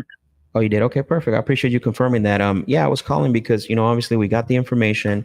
We wanted to follow through and ask you a few questions and see if we can qualify for the property for an offer. Is that okay? Yeah. Yeah. Okay, perfect. Let me confirm a few things here. So, Actually, you're gonna have to give me like a week probably, because I kind of got something going on trying to get it cleaned up and everything right now. okay. Well, I mean, we could definitely do that. I mean, today I wasn't, again, we don't buy every property from everyone we talk to. So it's not like we're potentially might do a contract today. I was just more of just verifying a few things and then asking you a few questions to see if this would be a fit where our underwriting team would, potentially start putting that offer together for you. Is that fair if we do that? Yeah, that's fine. I appreciate it. Thank you. So really quick, can you verify for me the bedroom and bathroom count? It's 5 bedroom, 3 full baths, 2 half. Okay, so 5 bedrooms, and then you said 2.5 bathrooms? It's 2 full bathrooms, or 3 full bathrooms and 2 half baths.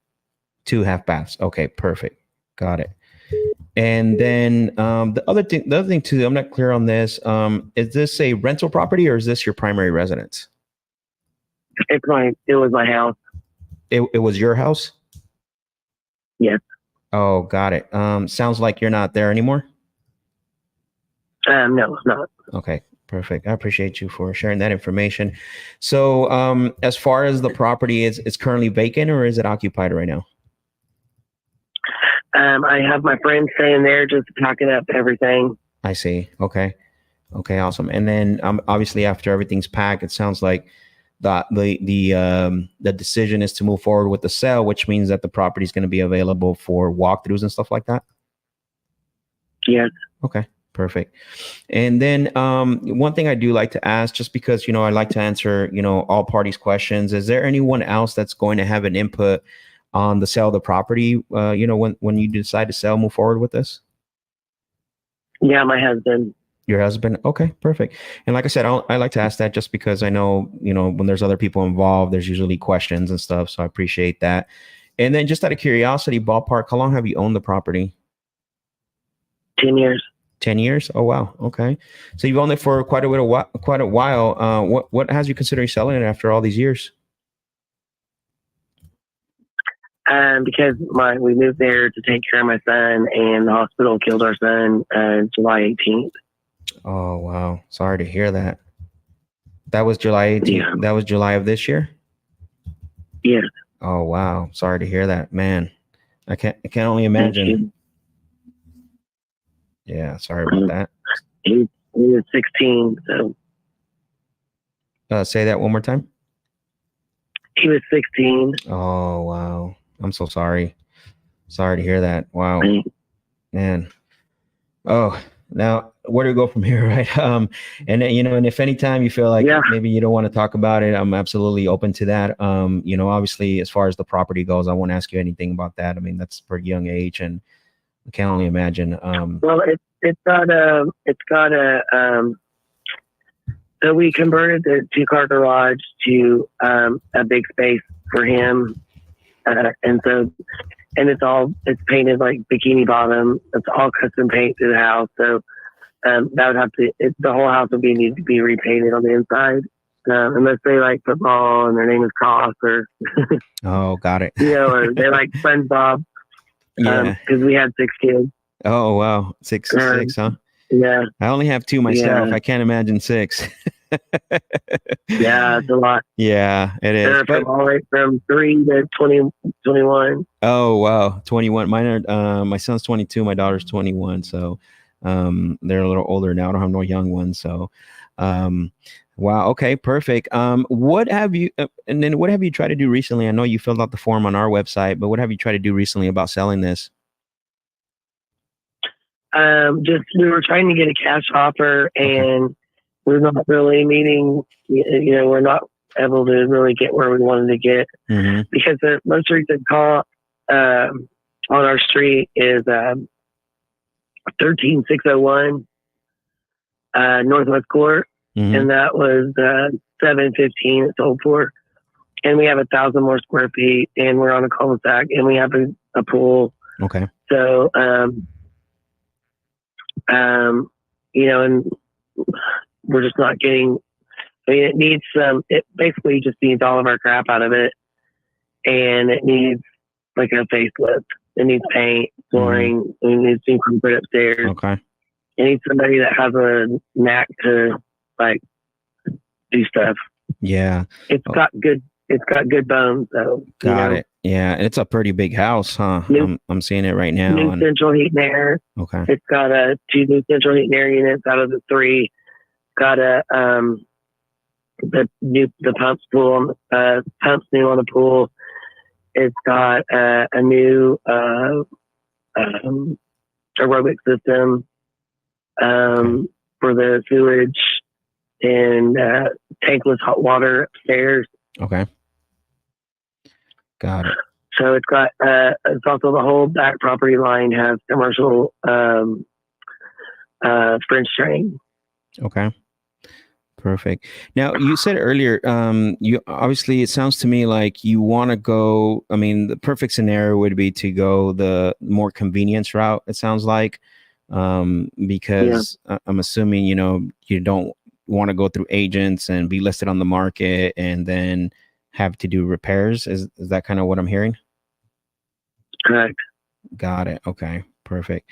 Well, I mean, when you and your husband spoke about selling the property, I know in the past I've had sellers, when they start thinking about selling, I mean, they do have a number in mind already, what they would consider selling it for. Ballpark, what are you guys considering getting for this?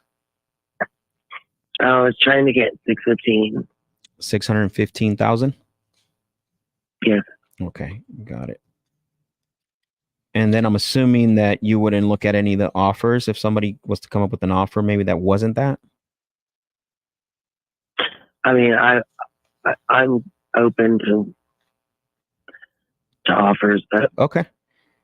And I appreciate that. I mean, I like to ask that just because I want to know if you're pretty firm on the number, or if there's an opportunity to put an offer together. Whether you accept that or not, that's a different conversation. But I definitely think that this is a property I'd like to have my my underwriting team, structure an offer together for you. Do you mind if I just share with you a little bit how the rest of the calls go? Is that okay? sure, go ahead. I appreciate that. So basically, I'm going to take about another 5 to 10 minutes at the most, just to ask you a few more questions, just a little bit of details on the property. Is that fair? Yeah. Okay, perfect. Now, I know, in the past, other sellers who have sold to us, typically they want to know 3 things. You already gave me, one of them, how much money you're wanting to get for the property. The other 2, usually they want to know how soon they get their money, and then exactly how our process works. Is there anything else that you've thought about, you and your husband, that would like to know when you're going to work with the company that's going to buy the property? No. Okay, perfect. Now, obviously, again, we don't buy every property from everyone we talk to. Like I said earlier, I'm going to have my underwriting team, basically try to structure an offer and present it to you guys. Now, naturally, if we do discover that it makes sense for us to work together, if you like the price and everything else that we talked about, the normal thing in the natural process would be to put everything in writing. Would you feel comfortable doing that if those other 2 things happen? Yeah, that's fine. I would need like a week though to kind Sure. of figure out a couple things. Okay, got it. No problem. Now, when you say figure out a couple things, is what is that? I just got to get some stuff moved and. Okay, got it. So maybe this will help you. I don't know. Something I've done, and I'm assuming here a little bit, but I like to assume out loud. I know in the past, other homeowners who have that we bought properties from, they typically have asked me, they about things that they have in the property, and what I've always told them, and again, not here to push the decision making timeline, just more of so you're aware of this, is that we always tell them, like, look, we're going to buy the property as is. And so that means that you can take everything that you feel is valuable for you, and you can leave whatever is not. So a lot of times what that tends to do for them, it kind of gives them a relief, because now they don't have to even leave it broom clean, right? I don't know if that's something that'll help you, or if that's what you thought about, but that's something that we've done with other homeowners when it comes to, not having to worry about leaving the property clean when it comes to selling it for a cash offer. Yeah. No, we're just trying to get the money to get everything that we want. We want the things that are there. Okay, got it. Okay, perfect. Well, I appreciate confirming all that. One thing too is what I wanted to ask you is, if let's say this week goes by, because I know you're trying to get stuff situated, after you are ready, whether it's this week or next week, how soon do you feel comfortable selling and getting this done? I would want to do it as soon as possible. Okay, got it. And I like to ask that because, one of the things I know, everybody works with different timeline. And the other thing too is that standard policy, just on all the properties that we make offers on, our contract is always 30 days on or before 30 days. It's just something that we do. Obviously we always try to make sure, because we're always at the mercy of the title company. And so, they got to do their search and make sure that title's transferable and all that stuff. So that's why we always put 30 days on or before, just because, we don't want to keep coming back to you and get extensions and amendments and stuff, make it inconvenient for you. Okay. Okay. Got it. Now I'm just going to ask you a few questions about the condition. So I know I saw the picture online on Google. It's a pretty big house, but if you were basically, walking into the property, like what's around? I mean, do you have like close neighbors? What's it look like as far as, and then walk me into the house of what I'm walking into. 2.5 acres. Okay. 2.5 acres. 2.5 acres. Yeah. Okay. And it's on the cul-de-sac. And the neighbors are a good ways away. I don't have any neighbors on the left. There's a building there, but in the back there's commercial property. And it could actually be zoned to commercial. a property can. It's only 3 in the community that could be. One already converted. Okay. And she made hers a real estate office. Got it. That you would have. She paved the way for us to do it. So yeah, we're not under it's unincorporated where we're at. Mm-hmm. So there's no HOA. Oh, got it. Okay. That's even better because sometimes HOAs, they very strict on what you can do, to the property. So that's great. There's deed restrictions, but they only apply to original builders. Oh, got it. Okay. Makes sense. And then I know you shared a little bit with me about some things in the property. Does the property have that you're aware of? Like I know any, and I can't see from online here, but does it have any unpermitted additions that we need to be aware of? No. What's that? Got it. And then, so I noticed that it does have a garage, right? No, it's been, well, it could be turned back, but that's what our son's room was. Oh, got it. So it got converted. Oh, I see. Okay. Yeah. How much work did it go into the conversion? Was it completely like converted into a room, sheetrock, cooling, and all that, or what? Yes, it did. Okay, got it. Yes. So would you have to be converted? Closet, bathroom. Oh wow. Okay. Even a bathroom, huh? Yeah, it's got the. Interesting. Yeah. And that was well, I guess it's part of the house, but what about my son was paralyzed, so. Okay. A hospital paralyzed him from his neck down when he was 2. So we needed a space big enough that, a ceiling lift. That's another thing we got to get. One of the things, and because it's huge, it's a huge ceiling lift, Okay. Got it. It goes across the whole room. So we got to have that removed. And his bed is like super heavy. It's like a huge hospital bed, I see. So there's like definitely some stuff we have to look into. What about those 2 things? Yeah. What about the pool? Is the pool? It looks like there's a pool. Is it functioning, or what's the condition of it? Yes, the pool is functioning. It's emptied because we were fixing to resurface it when this happened. But the pool's in perfect working order. Okay. That's the wrong one. Oh, okay. The wrong one. What do you mean? No, I said there's nothing wrong with it. We were just going to resurface the. Got it. We repaint it every so many years. Oh wow. Okay. Well, that's perfect. Yeah, I did see it, but obviously, like I said, we can't really see everything. And then just 2 more questions on the condition. What about the AC since you bought it 10 years ago? Has that been replaced? That's what I was telling you. There's 2 brand new ones. There's 3 units. Yep. 2 of them are new. Okay. Got it. And one of them is the original that came with the house. Okay, I see. Perfect. And the second one, do they both have warranty, or is it more of? There's 3 of them. Oh, there's 3 of them. Okay. Yep. And 2 of them are new. Okay. Perfect. And then the last thing is, what about the roof? Since you bought the property 10 years ago, it's 7 years old. 7 years old. Okay, no, that's not that bad then. Okay. And I lied. One more question. Any foundation issues that you're aware of? It doesn't sound like it, but any foundation issues that you're aware of? Okay. It's the foundation is a post tension, so it's like bulletproof. Okay, got it. You'll never have any issues with the foundation the way it was made. Perfect. I love that. What I want to do is, my underwriting team is obviously here with me. I want to get this info over to them. I know that, potentially you're not ready to really make a decision yet, but I want to have them to see if we can at least get close to that, that asking price that you and your husband have put together. Can I place you on hold here for like 60 seconds just to give them all this information that I got from you? Sure. Okay. Thank you. All right. She wants what? 615. Yeah. She did have it listed for 689. Okay. And that listing was removed in October. Mm-hmm. Okay. So she had it listed for how much? 689. Okay. 689. When was that? In October removed. Okay. So didn't sell for 689. Right. Got it.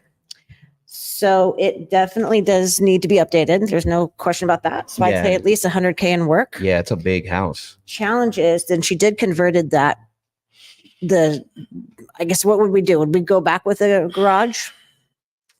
With this kind of house, it seems like someone's going to want a garage. Yeah, I mean, it's going to have to, especially Okay. with this type of house at this price point. I mean, people are going to want a garage. Yeah. So, And then, so it was listed at 3,700 square feet because of the fact that they changed that square footage. yep. Right. Okay. So it's actually only 3,200 square feet. Okay. Okay.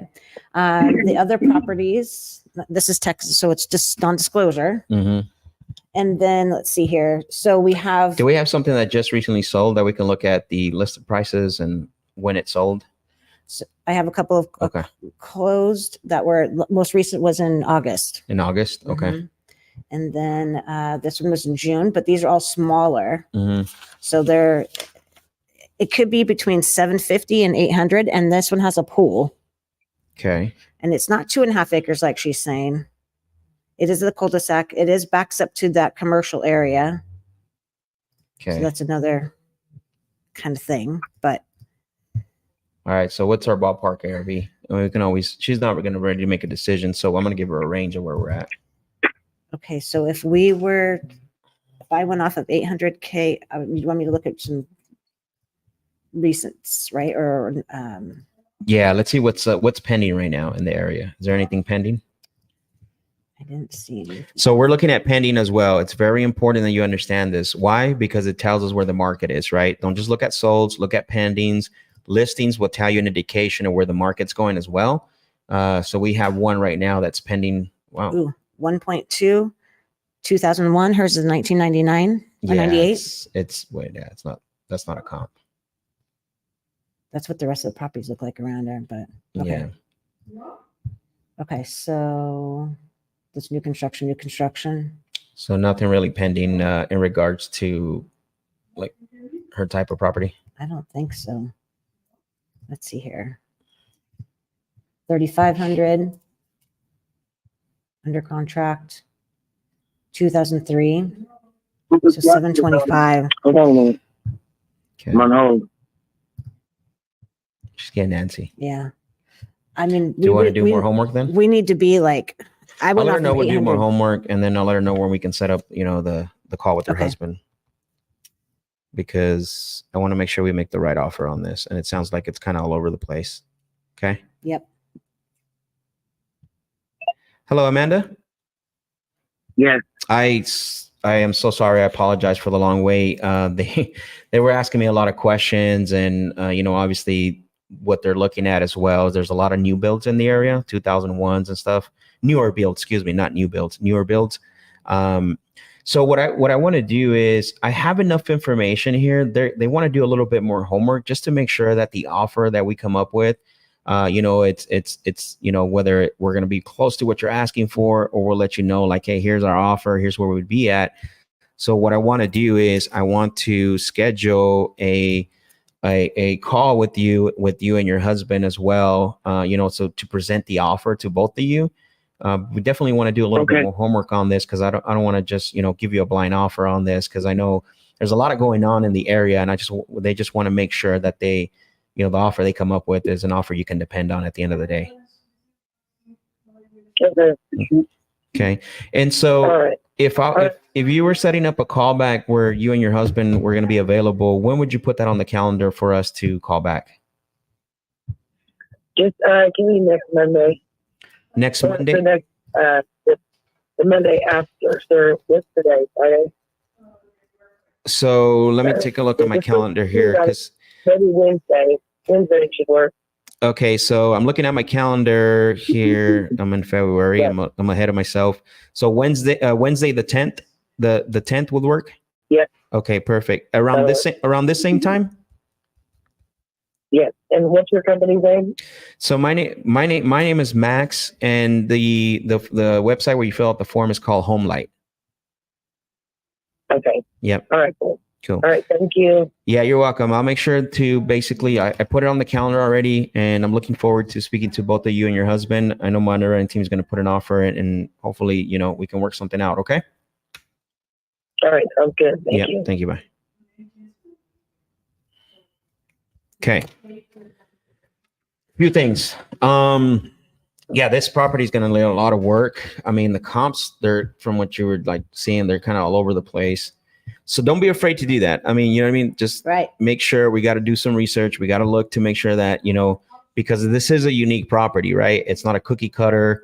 You have a lot of things going on. You got $1 million properties. You got $900,000 company properties. You got $700,000 properties. So we have to make sure that, and you got $600,000 properties as well. So we have to make sure that, you know, we are not going to overpay for this property and give her an offer that's within the range. So we're definitely, and then plus here's the other thing too, is one thing to take notice from this is that her husband is going to be part of the decision-making process, right? He's going to have input. Yeah, that was nice. So we need to make sure that they're both on the call to answer both of their questions, to make sure that they both understand who you are, what's happening, what you've talked about. Because a lot of times people that if let's say I did everything with her, I put her through the whole process, gave her the offer, set the expectations, she's not going to be able to relate the information as good as I would relate the information. She's not going to be able to answer the questions that her husband's going to ask because she's not going to know the answers for those questions.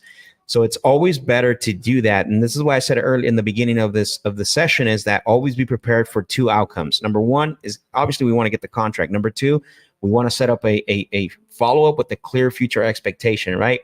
So when there are multiple decision makers and there's people that are going to have an input, the only time that you're not going to be able to get someone on the phone that's going to have an input is an attorney. I can tell you right now, attorneys get paid 150, you know, whatever, 100 to 150 per email. So the fact that the mere fact that you think that you might be able to get on the phone with an attorney is very rare. I'm like 1 out of 10. And believe me, I push. But in this case, it was an attorney, it was her husband. And so, you know, we want to, you know, we leave it at that. We build great rapport. I can tell you nobody's going to call her and build that rapport with her.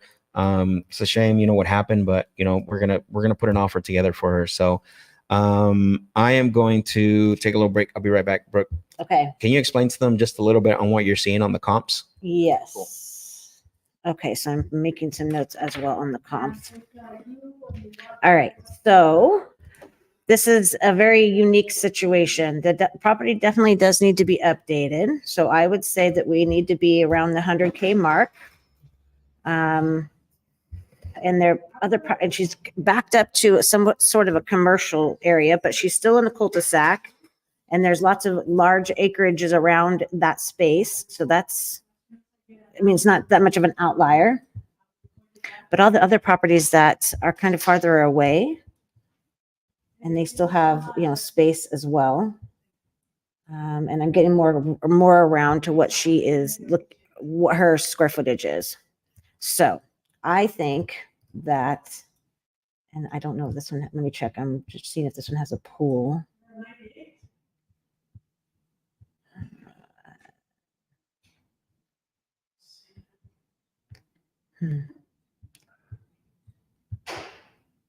Boy, it has a very nice big shop situation. So I think that probably the ARV is probably like 715 to 730. I'm just writing notes here as I go. So if we were to do this, and I'm not looking at your guys' questions and so forth, but so let's just say 730 because it does have the pool. And she does have some good acreage, and it is, the square footage is definitely there. So if we got 730, I'm going to take out the realtor fees and closing costs. So I'm considering 7% on that. And then I'm going to take out probably 100K in work just because it's 3,000 square feet, almost 3,200. Just to be good, because if they're going to get, and they may be able to get more out of that, but we need to be able to make sure we sell it right and that it makes sense. So then now we're at 578. And if we took out, let's just say the investor were to make 10%, so that's 60,000, actually 70,000. What do you think an investor making 60K on that would be okay? Probably 60K on that one? Yeah. Probably. 60, okay. So then if we took out 15K for us, then that means our offer needs to be at 500, 503, 900. That's not bad. From where If I did 730 ARV. that's on the conservative side. I mean, I think that could get more. Hers has a pool. Look at this one's pending. 2005, hers is 1998. Okay. But this one doesn't have a pool. Although it does have an extra shed. Mm-hmm. Okay. We have another one, 740. That's new construction. Sorry. Charlene is asking, can you share your screen, Brooke? I don't have So we talked a little bit about this. We'll try to share as much as possible, but what tends to happen if we share addresses and we share certain things, YouTube has a tendency to take the video down. I don't know why, but that's their rule. Can't show addresses and can't show names and things like that, just because they're obviously wanting privacy. But yeah. Travis says, great call. Appreciate you, Travis. We'll appreciate that. Nancy said, can you use pending as a comp or just direct where the market's going for the market research? No, you can use it as a comp. Yeah, for sure. 100%. I rather use it's now. And here's the other thing too, is that don't just look at the pending status, but look from listed to pending, right? Like if it's listed today and it went pending in 5 days, you better believe that's a really good indication that property is going to sell for that price that it was sold for. But definitely, that's one thing you got to be conscious of is not just to look at solds in the past, but also you got to make sure that you're looking at pendings and sales as well. Nancy said, "Guru told me the opposite." What? A guru told her the opposite of not to look at pendings. I guess that's what you mean. Yeah. I'm assuming that's what you mean. I don't know. Yeah, there's some people who have different theories and opinions about it. But here's the thing how to go about it is how do appraisers work? Exactly. And appraisers work on pending. Exactly. Yep, exactly. They look at where the market's headed, where it's headed. They'll just verify. They'll verify it with solds if they can, but if they don't need to, if they don't have to. Yeah. So Sam says, I would love to hear the offer call. Yeah, we got it scheduled, right?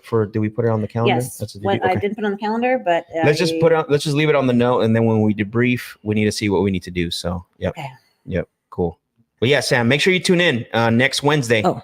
That's when we're going to do the offer. I was going to give one other little tidbit. Go ahead. You can, if you want. So these pendings, it's not 100% positive about that pending price, right? So the list, it was, as an example, this one that we're going as a pending comp, it was listed for 715 and went pending at 715 in 15 days. Cool. So that's probably pretty good. But there's probably still some negotiations that are happening, right? They're having their inspections. So a good way is you can call the realtor. They list their information and find out, how serious is the offer? Yeah, how serious offer. Where is it going to come in lower? What do you think it's going to be? Just trying to get a good idea. There's no like, I wish there was black and white, right? It's this or this. And really and honestly, when you're analyzing deals, all an ARV is an educated guess. It's an opinion of someone. That's it, right? Same with appraisals. Yeah, same as appraisals. It's an opinion of someone. You have to make the adjustments. You have to make an educated adjustment. So if you're seeing that the pending is 15 days, then you say, okay, maybe they're priced a little low or they're priced perfectly for this market. If you see that a property is pending and it's been 30 to 40 days since listed, then it's probably overpriced. But the thing is that, that's the things you have to look at, and you got to make those decisions, right? You got to start getting in the habit of making the adjustments so you can get better deals. So just remember that. Nancy said, thanks for sending me straight. I'm not sending you straight. I'm just don't listen to gurus. Listen to the ones that are doing it. Exactly. Not that did it. There we go.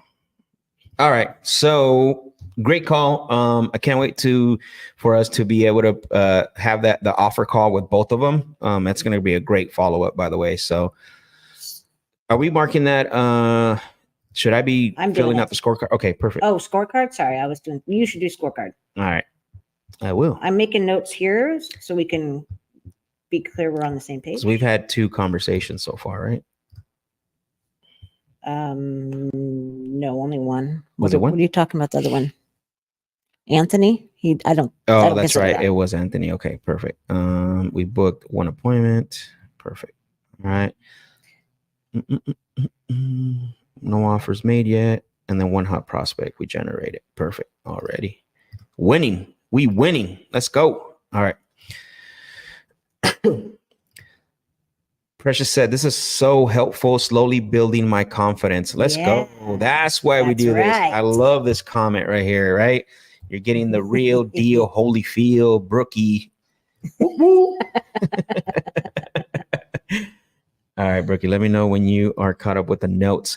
How many of you guys are getting value? Drop some fire emojis, some thumbs up before we jump into the next dial session. Let us know what you guys are, getting value, what you think. We're going to continue doing this thing. So, man, time is moving fast today. I can't believe it's already past 12. Okay. Holy smokes. So here's a weird thing with Investor Fest, right? So I make the notes and I should be able to just go to the next. I cannot. Oh, interesting. Huh. It says, all ain't everything. I think that's how you pronounce it. I can't remember your first name. Says, I like to see Cody do one. Well, let him know. I mean, why not? So, Roxy said, I'm repeating what you say on my calls. By the way, FYI, Roxy is in our office dialing right now. So she's repeating what we're saying. Nancy, please the fire emojis. Thanks for the fire emojis. Yeah, we'll let them know. We'll let them know. Hey, Cody, they're calling you out, bro. They said they want you to battle Max. Okay. All right. So the next one is Joshua. Joshua. All right. Next opportunity. What in the world is going on here? Joshua Pats. San Diego. Ooh. Hey, you said first names, man. Oh, yeah. I'm sorry.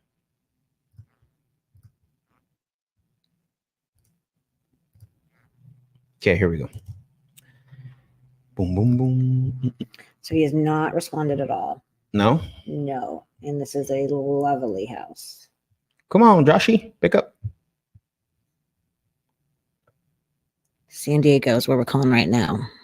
It's my favorite. Love San Diego. Oh, did it disconnect again? And remember that you can say that they spoke with a home light, like we're Premier Home. It disconnected. Dang it. They didn't necessarily fill out form. Oh, they spoke with home light? Yeah. Whatever. Just saying. Same difference. Okay.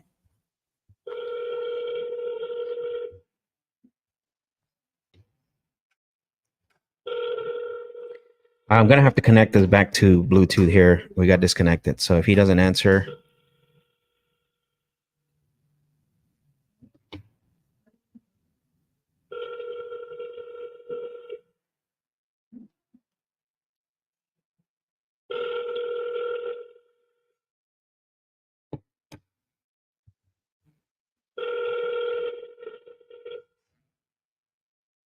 Let me connect back to Bluetooth. I don't know what happened here. There we go. I see. It's probably when I left, it got disconnected. So, Yeah, you have to be stuck there. We can get you a bucket. I think we're good. Let's see. Yep. Okay. Right, here we go. So let me redial him.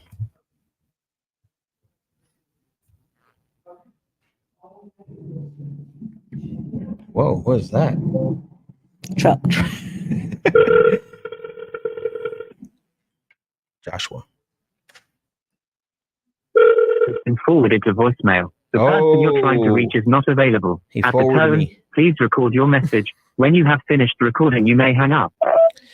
Hey, Josh, it's Max. I was calling about Atlanta Way because I want Altana Way. Altana Way. Oh, sorry. Atlanta Way. Same difference. That voicemail. All right. What happened? Now I can't. Is that the last one? No, that can't be the last one. See, this is.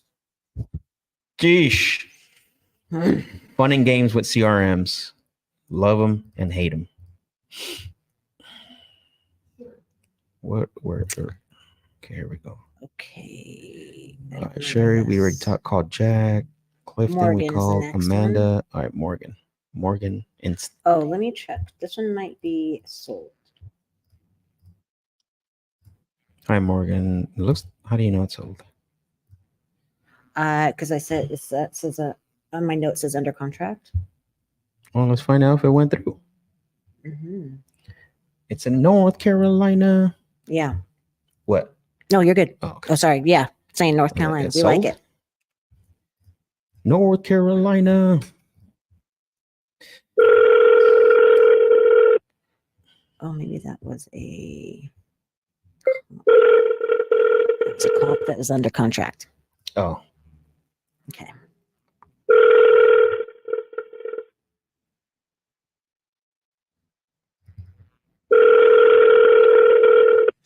Yeah, this is a good one. We want this one. okay. Let's get it. Caesar says, very grateful to see these lives. All questions answered on the fly. Let's go. Right? It's the nitty gritty right now. Yeah. Double tap. You see Amanda answered on the double tap? Yeah. Woo-wee. Drop a fire emoji for that double tap. This is the house. I want it. Nice. Yeah, I like North Carolina.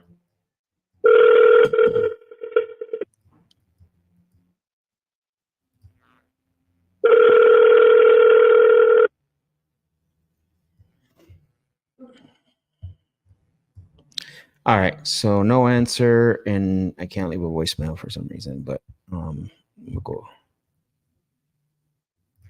I'm gonna Do it one more time. Huh? Do it one more time. All right, I can do it one more time. Let's see. Triple tap. Yeah.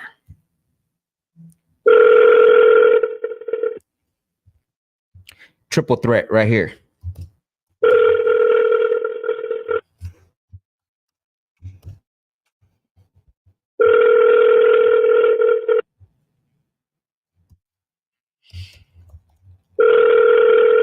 It's nice and cloudy out today, huh? Mm-hmm. Love it.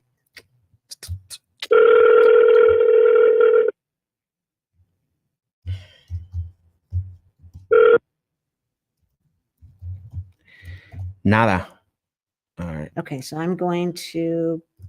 I had her on follow up, but I'm going to put her on the drip sequence. I don't know why. Okay. It's odd.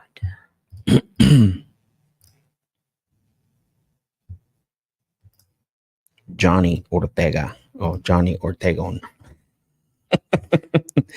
If you, in your two opinions, what is the best way to prospect potential leads? I remember you mentioned something about Zillow searches. Not that I know of. Not that I remember. No, maybe it wasn't us. Maybe it was the for sale by owners gurus. Ugh. Those are toughies. You know what's funny is most people ask me if they should call for sale by owners. Look, it's not my favorite, but if you want to cut your teeth, like That's build true. a thick skin, like Yep. call for sale by owners. Because you know why? For sale by owners, number one, they don't like realtors. Yeah. That's why they're for sale by owners, and they definitely hate investors. Well, think about it, right? It's true. They don't want to work with the realtor because they want to price the property at whatever they want, and you know they know that investors aren't going to pay even what a realtor would list it for. So they're exactly right for sale by owners. Occasionally, you'll get one for sale by owner that really doesn't know what they're doing. But listen, if you want to cut your teeth and you want to build thick skin on the phones, like call those for sale by owners. It definitely would do that. It's all Kenya spelled backwards, everything pronounced. Got it. Kenya. All right. Johnny's next. Johnny 5.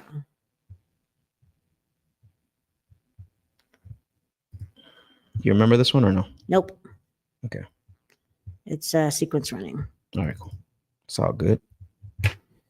Let's get Johnny on the phone.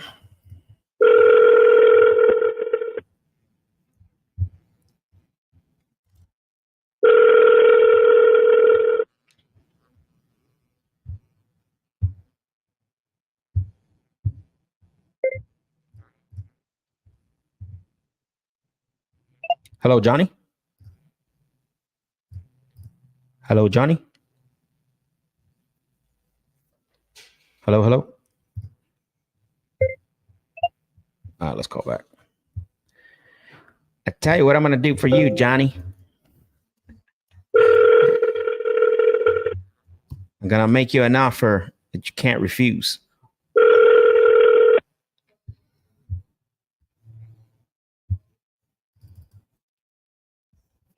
Hello, Johnny.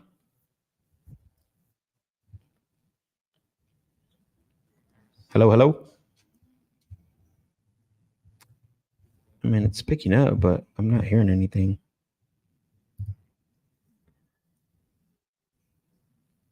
All right.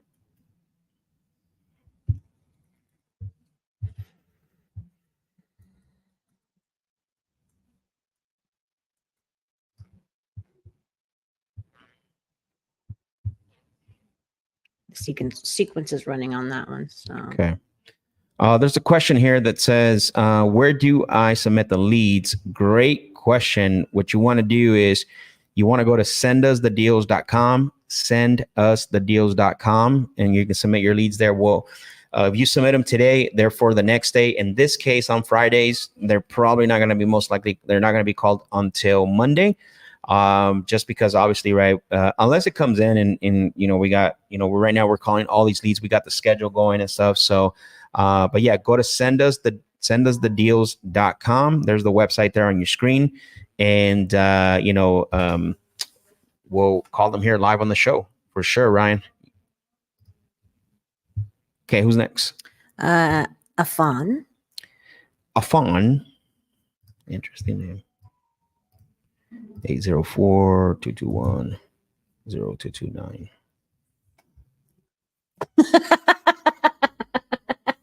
Guys didn't hear that. Shh. Keep it down, Brooke. Nobody heard anything.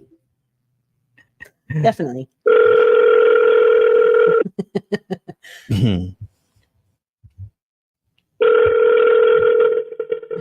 Your face. That's what I like. All right. Hung up on me.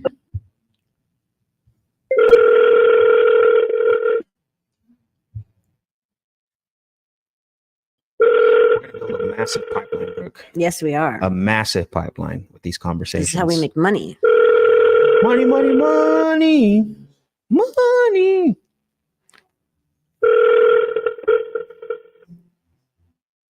We're going to be even getting some more leads. Yeah, exactly. Exactly.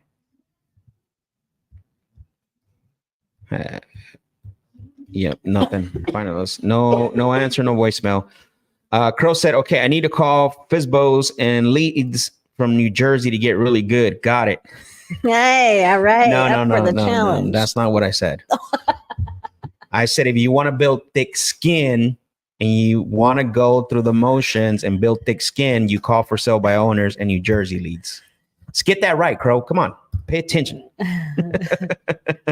You're not going to get good. You're going to build thick skin so you don't get rattled when you get an objection. That's what I'm saying. Yeah. Right. Let's go, baby. Cut your teeth. What you said was a good way to cut your A teeth. good way to cut your teeth. These leads are you calling today? Where are they from? They're variation. So some of them are from the leads that you submit. Others are one's from Homelight, which is a lead partner of us. They do PPC. 80% of them are PPC, maybe 90%, right? They're all PPC leads. So yeah. Bill said, here what? What lists are you calling and where do you get the numbers from? I think I just answered that question. Nancy, you like that, huh, Nancy? All right. You want us to call your leads live? Go to sendusthedeals.com, and we'll be calling your leads. So who's next? Lori. In Fayetteville. Ooh. Georgia. Not North Carolina. North Carolina.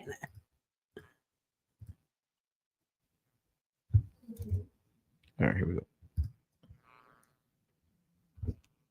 I think this looks like a nice house. Yeah, very lovely.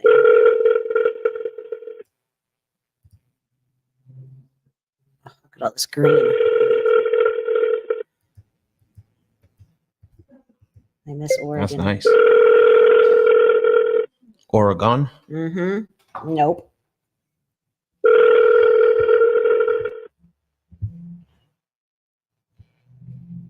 Hi, you reached Glory to Cal. I'm not. We got the right number. Mm-hmm.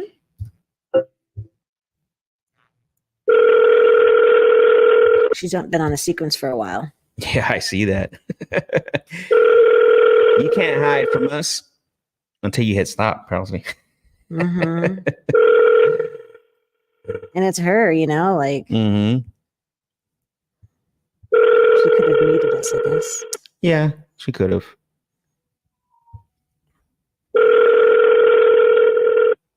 You reached Glory to. I'm gonna do one more. Let's triple decker.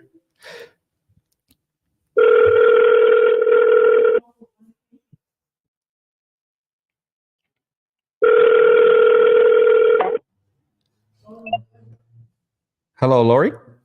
Hello. Hey, Yes. hey, Lori, it's Max. I was calling because you had spoken to Homelight about potentially selling that property over at Plantation Circle. Oh, right. Yeah.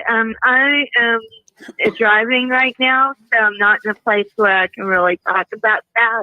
Oh, I My see. husband has kind of postponed that for a while. So until we get back on the same page, I'm not really ready to proceed. Oh, I see. Got it. So, what do you? I mean, you're looking to get this proceed to get it done? What, maybe like around like 4th of July? Oh, maybe a couple of months. I need about 3 months to get a few things worked out. Got it. So can you try me back then? I can. I just I want to have some good notes here so I don't call you again. So just so we're on the same page here, are you looking to have your money in a couple of months, or are you looking to get the process started in a couple of months? Get started in a couple of months. It doesn't need to be completed. Makes sense. Okay. And that's why I wanted to ask, because obviously those are two different conversations because there's timelines that need to be worked out. But if you're looking to get started, of course. Yeah, if you're looking to get started in a couple months, then what I'll do is I'll make sure notate that and then we'll call you then. Okay. Okay. Perfect. Thank you. Thank you. Bye-bye. Let's go, Brookie. Triple tap for the win. Don't be afraid to hit that redial button, guys. Come on. Okay, so we'll call her in 30 days. Okay. 30 days. Actually, put in the sequence. She already is. Oh, is she? There's not a sequence for when we get a hold of them and they're not ready yet? Mm-mm. What kind of CRM did you buy?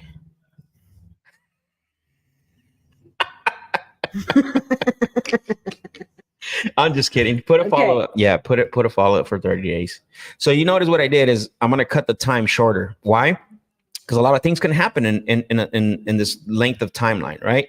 So number one, you notice there was a few things that I asked her. I anchored her down to give me. All right. So I went long. I said, let me guess, you're trying to get this done somewhere around July the 4th. 4th of July. I picked whatever the next major holiday is. I think it is 4th of July. I believe, that was very random. That's a strategy. You didn't know that? No. Because you don't pay attention. I taught you that. I'm just kidding. So what I did there is I set her up. I picked the longest, the next holiday, just because it rings the bell. She's like, no, I want to get this done in the next couple of months. Okay, got it. So, but then I anchored her even more. So do you want to have your money in the next couple of months, or do you want to get the process started in a couple months? Because those are two different conversations, right? Because if she wants to have her money in a couple months, then that means that we need to get it done somewhere in between, now and 60 days, right? The other thing too is, asking her, what else did I ask her? I think that was it. Yeah, but those two things, right? Go long. I went long with the date. I want her to correct me, right? And then I asked her if she was wanting to have money or start the process. The money or start the process. So it's a good way to anchor them with their timeline. So, because listen, it's their data. I'm not here. They got to tell me, and they got to make sure that they, that they give me an idea of when they want to do this. So, golden nugget for you guys there. Hopefully you wrote that down. Jonesboro house buyer says, what lead information do you need us to send? Is there a form? Yeah, what I want you to do is go to sendusthedeals.com, sendusthedeals.com. The form is going to guide you everything that we need from the submission and from the lead. It's going to be on that form. So go to sendusthedeals.com. It's going to be on there. You just fill out everything that, the form. There's going to be some requirements, so you won't be able to proceed without filling that out. But if you go to sendusthedeals.com, you're going to, the form's going to pop up, and make sure there's a video too there that you can watch. So it gives you a better idea what we're looking for, what we're willing to work with, what we're not willing to work with, mostly not listed properties. Direct to seller is usually a lot better. And also if you have a property under contract, it doesn't necessarily have to be a lead.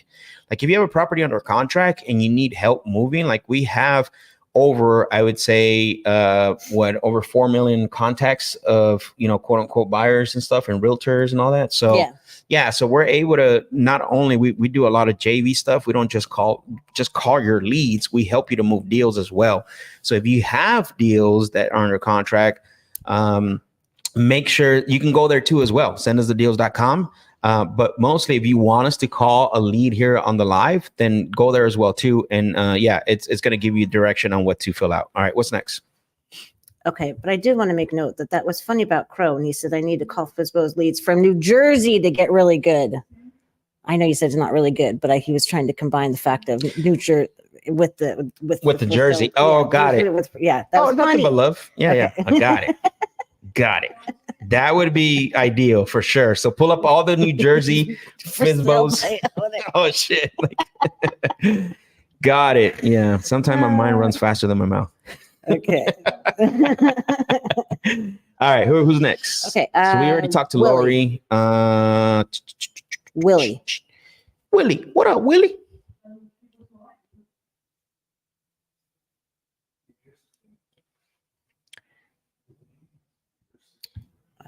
Let's see. Actually, this one was listed.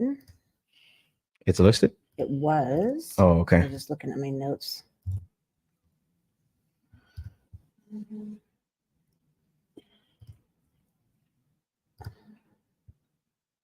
It is still listed. How long has it been on the market? 25 days. Yeah, let's go to the next one. I already know how that conversation is going to end. Yeah. All right, let's go to here in Arizona. Eric. There's things. Oh yeah, I haven't been able to get in touch with him. Okay.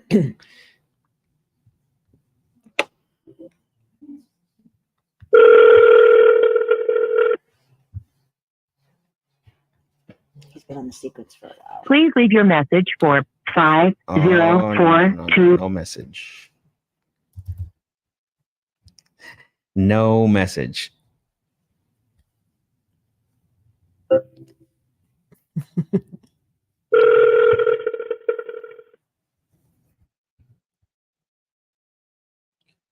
Please leave your message for 504. Eric, you cannot hide from me, bro. Calling you again. He's gonna be like, what?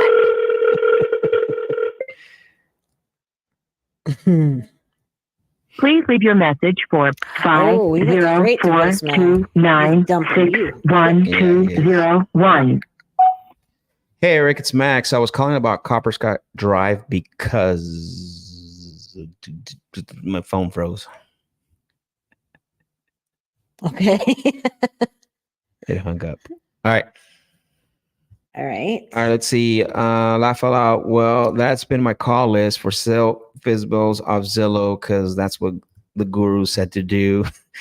Learning for sure with these lives, they were not the best. So where would you advise to try? Look, at the end of the day, if you don't have a lot of capital, there's nothing wrong with calling for sale by owners. I'm not saying that they're like they're trash and this and that. Like you should not call them. That's not what I'm saying. I'm just saying they're tough, right? Their mindset's different. Their mindset's different. That again, that's why they're listed for sale by owner because they don't want to work with realtors and they don't like investors, right?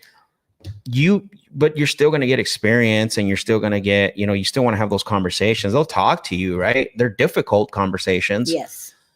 potentially you hit one. I don't know, right? But you're gonna have to go through more than you would normally would with the motivated sellers list, right? If you don't have the capital, you can, drive for dollars, skip trace that list. There's many places that you can go, like peoplesearch.com, get you a list of, 80 to 100 addresses on a weekend, Friday, Saturday, Sunday, and then spend some time skip tracing those and calling those. I mean, you're putting as much effort in calling the FSBOs as you would a driving for dollars. And what I like about driving for dollars, and we talked about this yesterday, right, Brooke, is that they're not on anybody's list. The address might be. Sure. The address might be on a list provider, but that list provider is not saying, hey, the grass is 3 feet tall, the windows are boarded up, the roof is caved in, there's junk right in the backyard, the pool is green. Like they're not on any one list into that regard of the condition. Right. Yeah. So I would do that. That I love even till today. I mean, when I drive around, my eyes are peeled back. Like I want, if I see a property that's boarded up, I'm taking that address down. Oh, I know. When I'm with Alice, she's like, oh, we need to talk to that one. Exactly. We got to talk to that one. Exactly. That's never went away. I love the excitement of seeing a property that's unfortunately whatever happened, right? That doesn't look, it looks distressed for some reason. So I would start there if you don't have the funds. And you can use basically, what is it called? True People Search for free. You'll get a lot of phone numbers. Or if you want to pay for something, Ben Verified is a really good program. And Ben Verified, you can get a lot of numbers on there as well too. So what is your opinion of house with mold? What is my opinion of house with mold? I mean, it just needs mold mitigation. Yeah. It depends how bad it is. Depends on that. Yeah. I mean, if you're talking like, complete rooms with mold, you're going to have to strip like the whole house probably, because there's probably mold everywhere. If you're talking about like a bathroom with mold, maybe just the bathroom, but it definitely is going to need, what did you say? Remediation, right? Yeah. Mitigation. Remediation. Yes. What are the words? Yeah, that one. All right, let's go to the next call here. Fire damage, same situation. It all just needs to have to be budgeted in for the cost of repairs and go over and above. Is there anyone we need to call back that's called back at all? That's called back our number? No, I reached out. Well, I reached out to them. I guess we can try again. So Lindsay was one. We had an appointment with her scheduled. Okay. What time today? No, yesterday, and she wasn't there. Okay, got it. She didn't show up. Let's pull up her name then so we can call her right now. Let's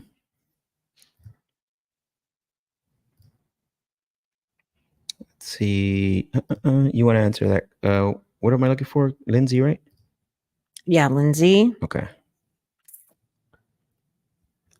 With an EY at the end. You want me to look at something here? Okay. What about properties of fire damage? We got that. Have you ever sent a text then? When they respond, call them immediately. At least you would know they are alive. The system does that, right? Investor Fuse does that. Yeah, right. They're on a sequence, yeah. And we've heard some different conversations or talks about people that will send a text saying, "Hey, this is so and so. I'm calling you about your property," before they actually make that phone call. So that's what I do. I've had people say that. Yeah, you could do that. Where you can send the text message ahead of them. So is Lindsay on our spreadsheet, or she's in Investor Fuse? You know what? You're right. She's on the spreadsheet. Okay, let's see. I got Mary here. Mary. Do you have your finder on? Yeah. She's number 32. All right. Let's see here. Okay, I see that. She never answered, right? No, she did. We were going to call. She asked us to call back. Okay. At 3 to 3:30 yesterday. Mm-hmm. All right. Let's see. And I did. And she didn't pick up? Right. All right. Let's call her again.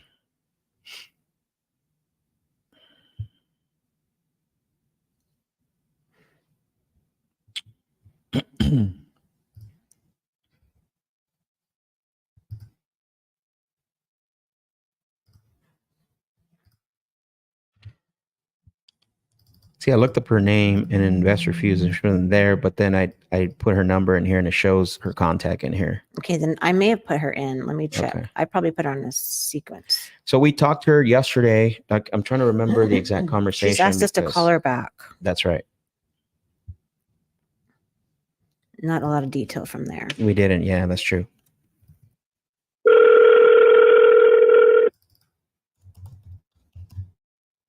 Please leave your message for. Hi, this is Lindsay Aaron. Thank you.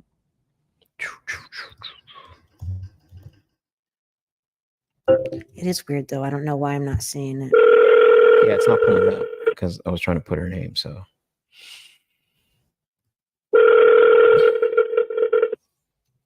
Please leave your message for. now she blocked me. Hi, this. Hmm. One more. Oh, you know what? I see why. I think it's because you have your filter on. Oh, that's right. That's true. That's why. That's why. Please leave your Yes, yes. message for. She's calling back. No, I mean she's in the system. All right. She didn't pick up. So And the sequence is running. okay. Okay. All right. Do you want to go back to our what? Let's go back to home light. I'm gonna see what Roxy needs. Do you wanna dial the next It's one? a listed property. Okay. What she's looking at. She probably needs help with trying to come up with an offer. It's a listed property. It's a listed property. Mm. I looked. How long has it been on the market? 66 days.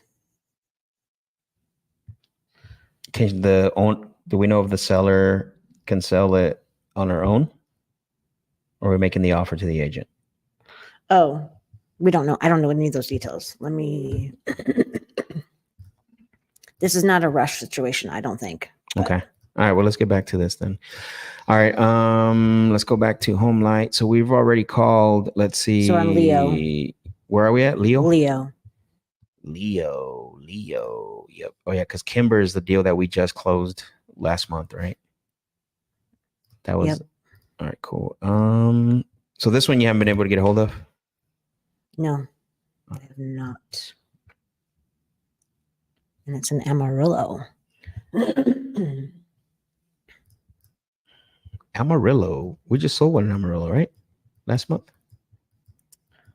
Yeah, that Doris Lane. That was an Amarillo. Oh, yep. And this is a good property. Okay. Leo. Oh,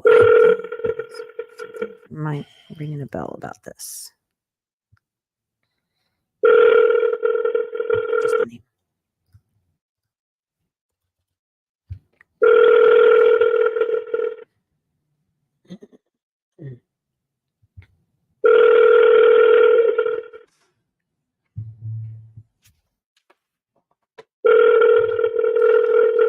To an automatic voice message system. 8.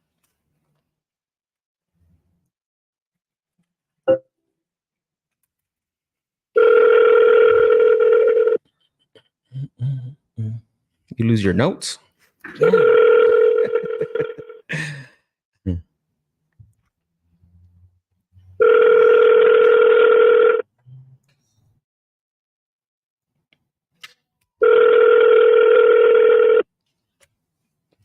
All right, no answer from Leo.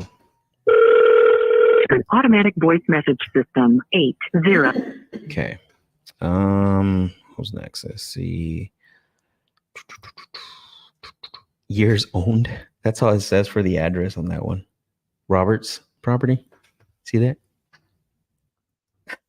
Can you go scroll down? Nothing there. No, a little bit more. It is say home light. Okay, so That's it. yeah, it's I don't know. That's not in it's not in mine because it's Roxy's. Yeah, but there's nothing there. See that? Yeah. Yeah, there's no address, nothing. All right, let's go What's to the next the one. name? Okay. Yeah, let's just go to I'm the not next one. gonna you probably gonna see more. I'm just looking, I think, in mine. No address for this one either. Interesting. All right. Next. Here we go. Walter? Walter Whipple.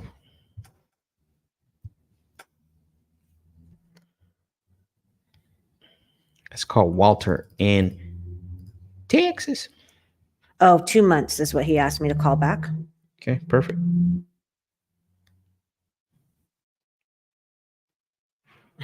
Roxy. She's texting.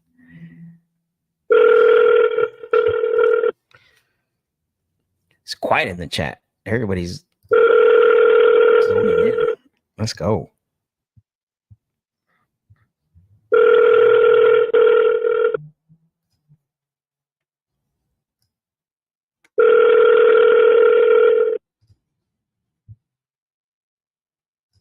Pink fence.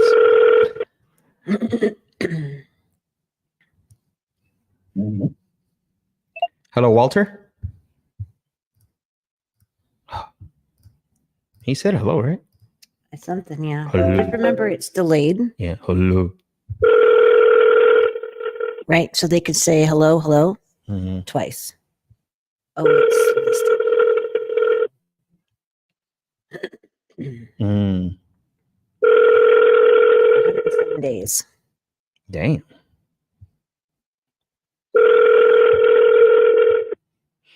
That's a long time. Hello, Walter. This is Mrs. Whipple. May I help you? Oh, I'm so sorry, Mrs. Whipple. This is Max. I was trying to reach Walter because he had spoken to Homelight, which is, basically it was the information said that he would be interested in selling that property over at Bank Creek Trail. Oh, yeah. What happened is we're under contract right now with a family that wants to buy it. So we're looking to close in February. So at this point, we're not, we're hoping it'll just, close on this sale. Got it. So Walter's right here. Yeah. Yeah. All right. Well, congratulations on the sale, and hopefully, everything goes through, and you get funded and all that. What do you mind if I just give you a call, like say a few days before, just to see if everything went fine, and that way we can close the file? Well, you call us back about February the 20th. February the 20th is when the closing's supposed to happen? It'll be done by then. Mm-hmm. It will be done by then. Okay. I'll put that on the notes here, and that way, I can finalize and close the file on this, and you won't get any calls from us, okay? Okay, that sounds great. Thank you. Thank you very much. You're welcome. Bye-bye. You're welcome. Bye-bye. All right. Double tap for the win. Close the file. You ever close the file on someone? Yep. Daily. Every single day we close the file. Yep. Let's see.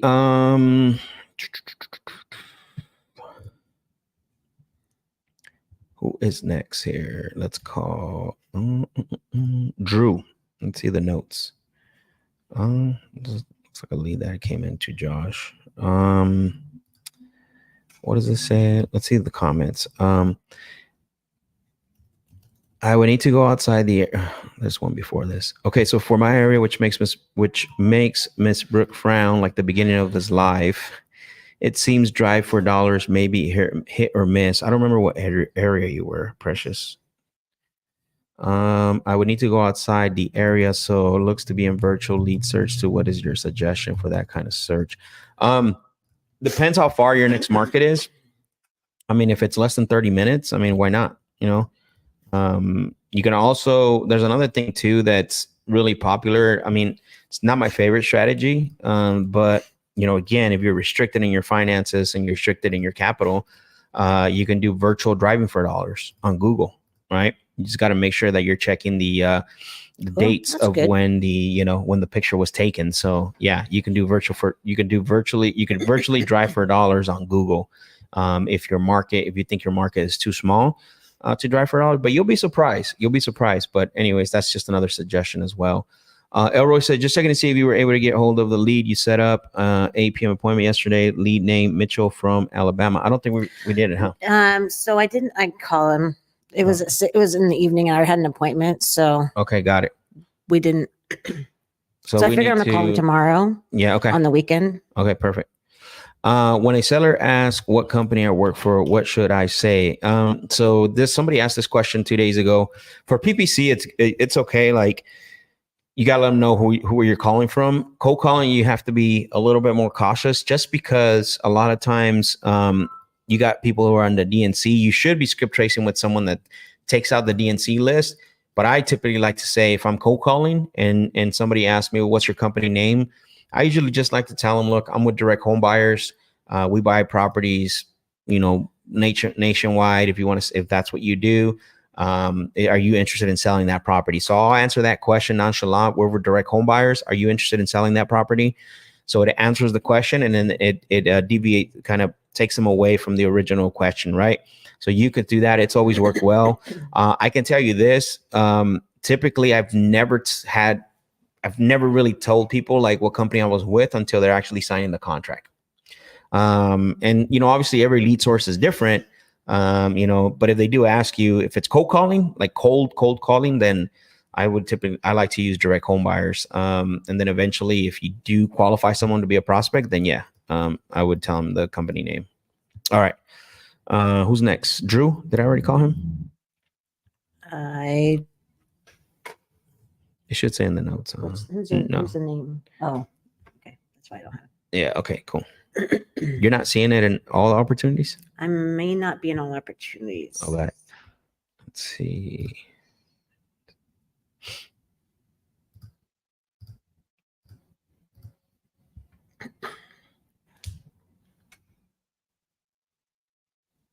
Drew.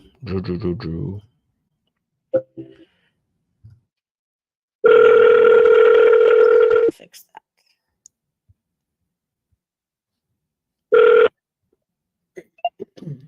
Hello, Drew.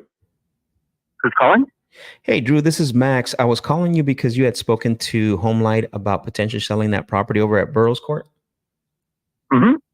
Okay, perfect. Yeah, like I said, I got the information from them, and I wanted to follow through. Obviously, information doesn't always tell the whole story clear. Is it all right if I ask you a few questions just to see if we can qualify it for an offer? Go right ahead. I appreciate that. Really quick off the back, can you verify for me the bedroom and bathroom count on the property? 4 bedrooms, 3 baths. 4 bedrooms and 3 baths? Yeah. Okay, perfect. And bear with me if there's a little pause. I'm jotting all this info down as well so I can have it. Don't have to ask you again for it.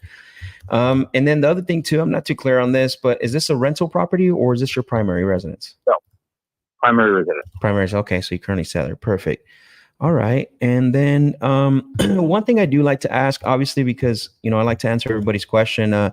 When you decide to sell this property, maybe not selling to us, is there anyone else that's going to have an input on the sale of the property? No. No, just yourself. You don't need to consult or confide with anyone on this. Okay, perfect. And then, and just ballpark, how long have you owned the property? 3 years, a little over. Little over 3 years. Okay, wow, that's pretty recent. What got you considering selling it so quick? We want to relocate. Oh, nice. Okay, relocating. Whereabouts? Los Angeles. Los Angeles. Got it. Yeah. Got it. So got it. Okay. And then as far as besides talking to HomeLight, I mean, is there anything else you've tried to do about selling the property? Currently, we're trying a quick cash offer before we go through the traditional agent listing, showings, etc. route. Oh, got it. Okay.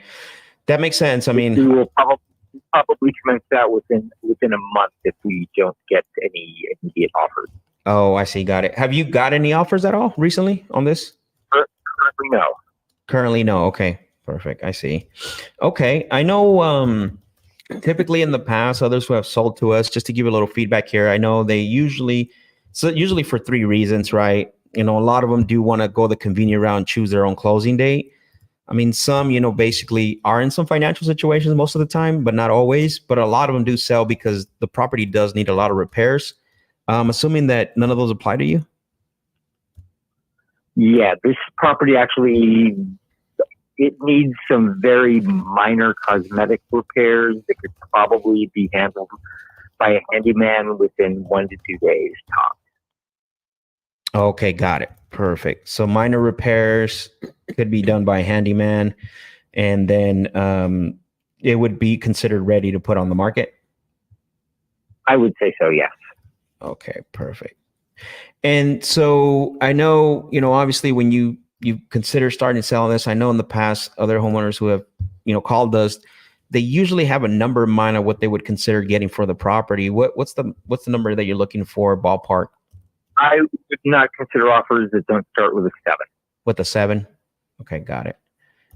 Now, you said start with the 7. Where would you ideally want to be at to feel comfortable selling it? As high as people will offer. I will listen to offers and see what the highest offer is and go from there. Okay. That's fair enough. And that's why, I like to ask these questions. Obviously, we don't buy every property from everyone we talk to. At the end of the day, it doesn't always fit, right? And I do always encourage individuals to, go on the market, because typically that's where you're going to, make most of the money. I've had a couple people say no, the property's in too good shape for them to buy, because where they make their money is marking up their upgrades. You're right. Exactly. That's not going to happen. Property. No, it makes sense. And so something as well that I've done before, where a seller and our company really has, we're too far apart with the one lump sum up front. There is a way where I could potentially come up and give you what you're asking for, or maybe even more. I don't know, right? Potentially more. What that would entail though would be where if you would be open to giving us some time to where we make you equal monthly payments. That way we can either pay you exactly. I'm sorry. That would not be something I would want to do. Oh, got it. Okay, so you want to be open in some type of structure that way and give you some money up front.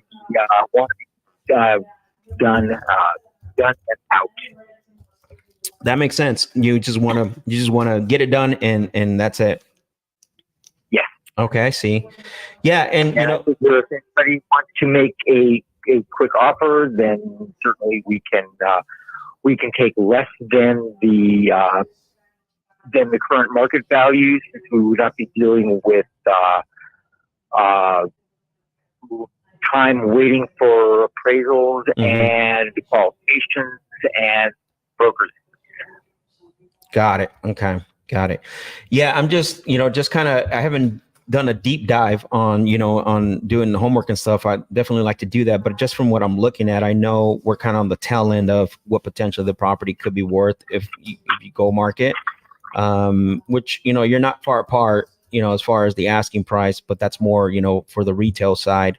And unless we get something where we can, get a timeline where we can make you those equal monthly payments, I think we're going to be too far apart. I'm probably not going to be your buyer on this.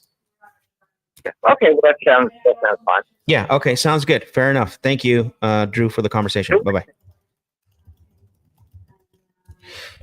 All right. He wants the cash and dash. And then he's too high for innovation too. Way too high. Yeah, he wants retail. Yeah, I just saw. He's not even going to get 700 when by the time how much she nets. Yeah, no, he's not. Yeah. But you know what? Follow up. Sometimes Put him on the follow up. Let him get beat up by the market. You know what I mean? Yeah.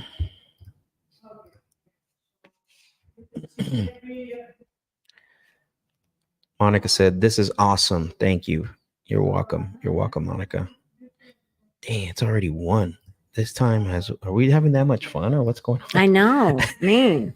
But look at our list compared to yesterday. Ooh, man, we're building that pipeline's going to start barfing on us. But it's not as not as much as we accomplished yesterday. It's not, but it's. Although actually, it's sorry, better. It's better today though. Yeah, I think. Say that again. I was writing down everything, but I know you're making notes because we were doing these from mostly the list, not through investor views. No. Okay, let's see. Because you're doing all the dials and whatever. All right, so Nate, let's see what's going on with Nate. Yep, another opportunity. So let's call Nate. Okay, so where are you? I'm Nate Nate is the next seller that I gotta call. I want to my microphone. It is okay, let's see.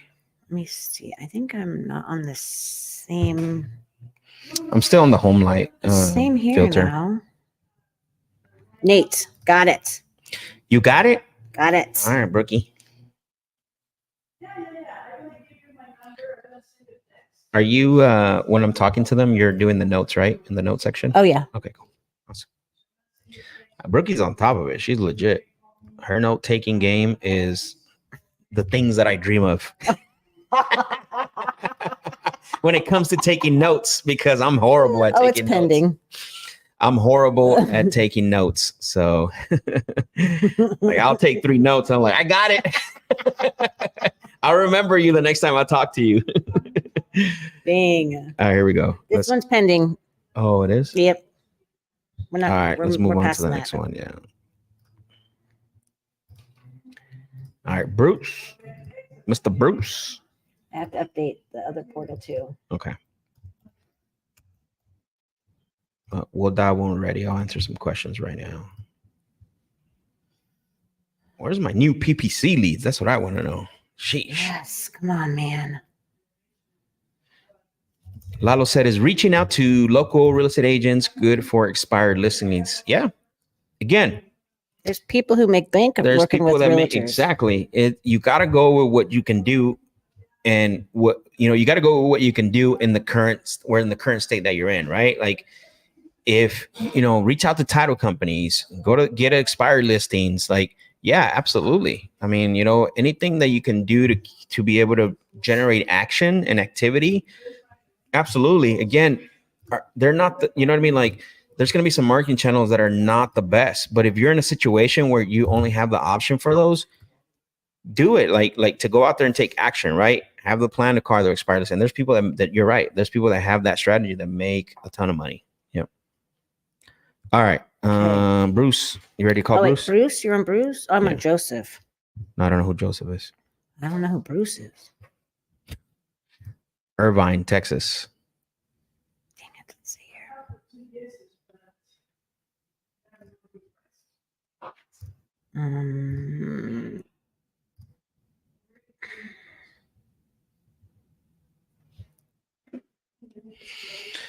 Let's go. No, we need to go back up one. Go to Joseph. Joseph? First.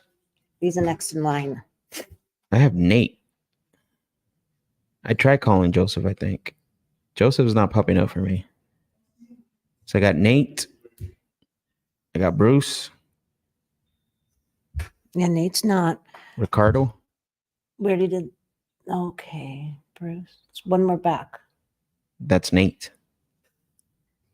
Okay, one more again. Drew. Dang it. So, but there should be a Joseph. It's North Carolina. You don't want to pass this up. All right, let me take a look. I'll search for it.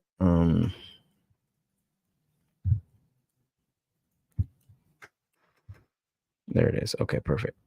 I see it now. All right.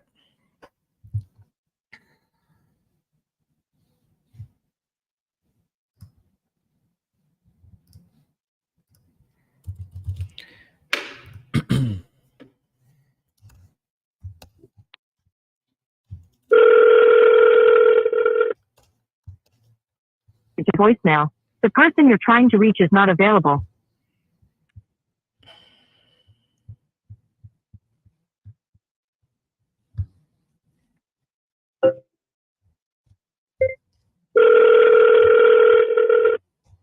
Voicemail. The person you're trying to reach is not available. Fast. At the top. I'm going to triple dial this dude. All right. I ain't scared. I ain't scared. Triple, quadruple. The person you're trying to reach is not available. At the tone, please record your message. When you have finished recording, you may hang up. Hello, Joseph. It's Max. I was calling about Pecan Ridge because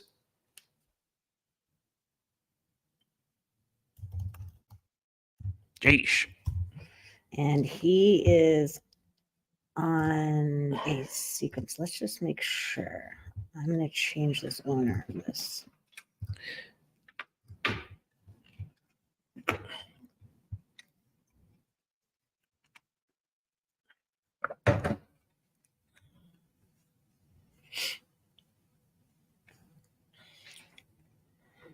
All right, let me get back to this. Joseph Malone. Oh, let's see. Oops. No, Bruce. I gotta get back to you messed me up, bro. Okay, so just let's start all over there. Yeah. And then home light only.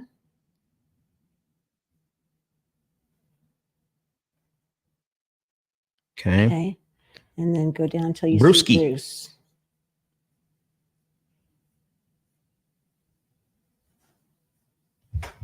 There's Joseph right there. Why wasn't he on the earlier? I don't know. That was weird. All right. Chase Oh. Drive. Oh, What'd you thought? Chevy Chase. Oh, Oh, Chevy I think you're Chase. talking about the other Chase. Okay, so this one came in.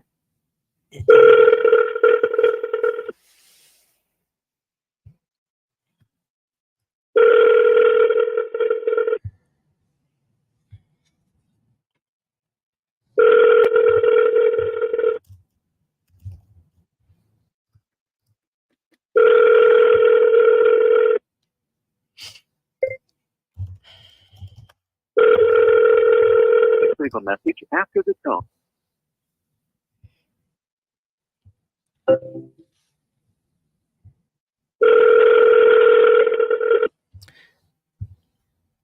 I think what we do for this like last hour, we'll follow back with the people that we called earlier that didn't answer. Okay.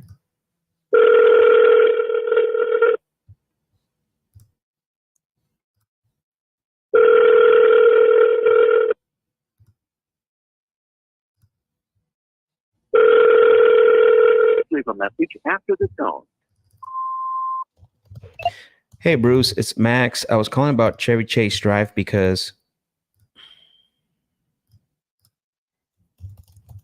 all right, let's see. Who's next?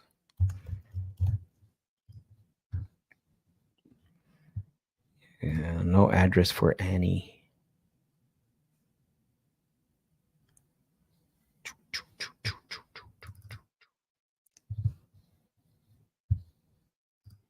John. It's called John.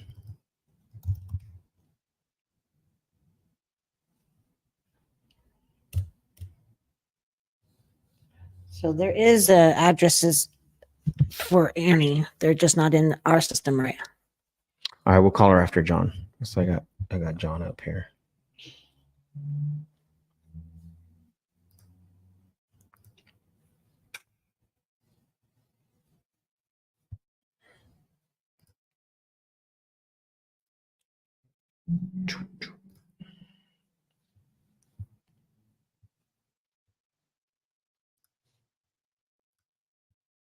All right, let's see. All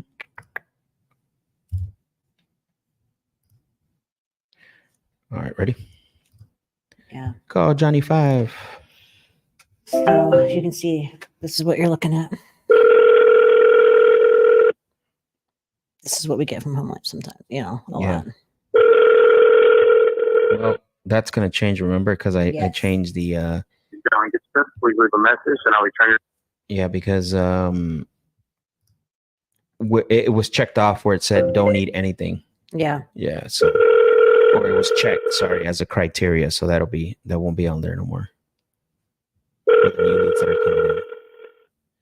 Why can't I hear myself? This goes in and out. I hear you. Do you? Okay. Please leave a message and I'll return your call as soon as possible. Thank you and have a nice day. Oh, he's a nice guy. Hey, John, this is Max. I was calling about Estates View Drive because that voicemail. All right.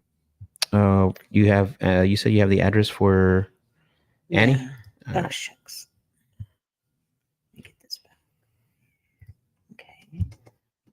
Yeah, definitely. It's one of the things to remember.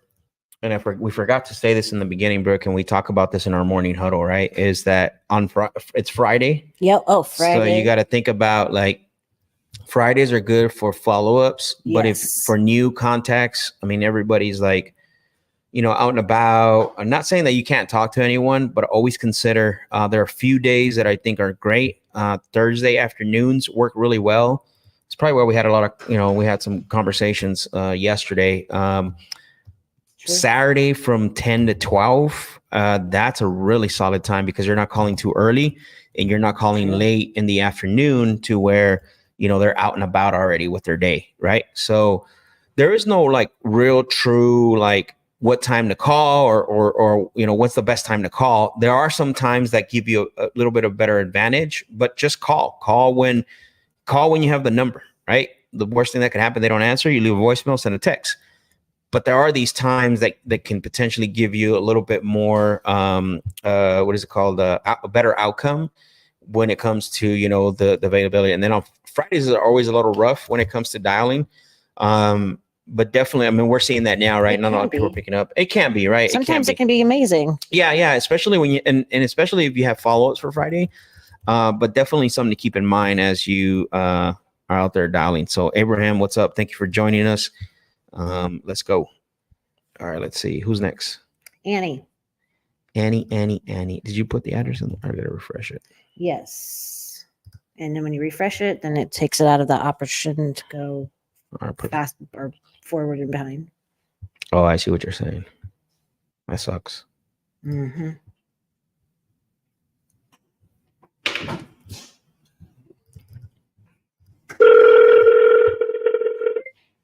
$1 million property.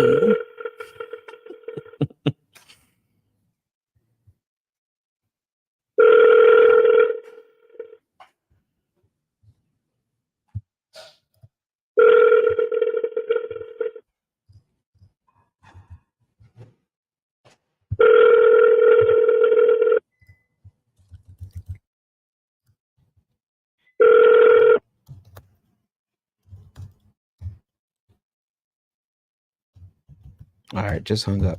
That's not gonna call back. No answer, no voicemail. These home light leads are starting to dry out, and we're getting let's see that date right there. We're into that date now. Mm-hmm. So let's go to okay. Let me see. Let's pull up another campaign. We're gonna release that campaign. Do you want to go back to that list, or do you want to do the follow-ups? Let's do the follow-ups. Actually, that'll be better. So, all right, who do we have as follow-ups on our list? So we can call the ones that William said, I noticed that you don't complete your message on the voicemail. Is that your intent? Yeah. So we call that the cliffhanger voicemail.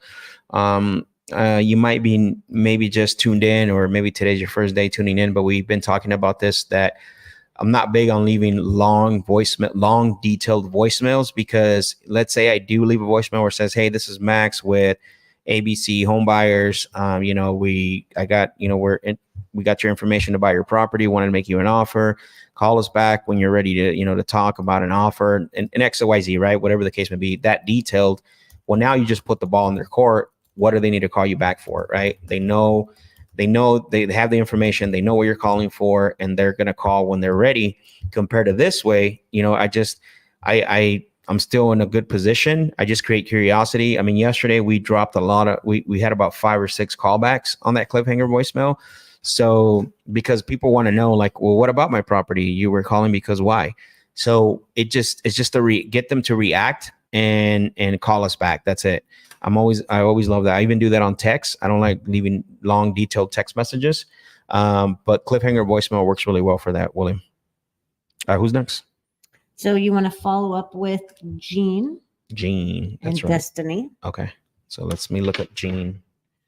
Jean.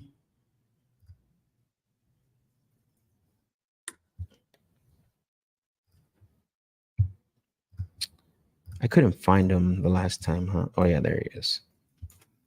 Gene. Here, sure. Is it he or she? Gene. Oh, they did say he in the notes. Okay, got it. I kind of figured. Do. All right, let's see. A guy. A guy. A guy. Mm-hmm.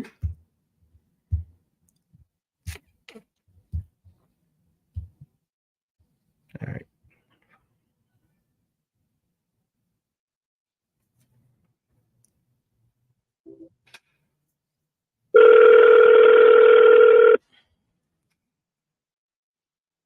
What's going on over there?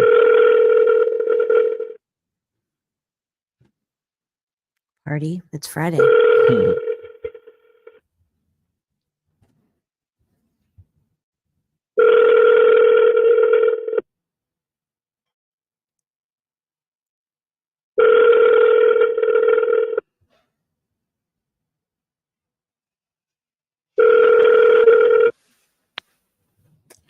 Nada.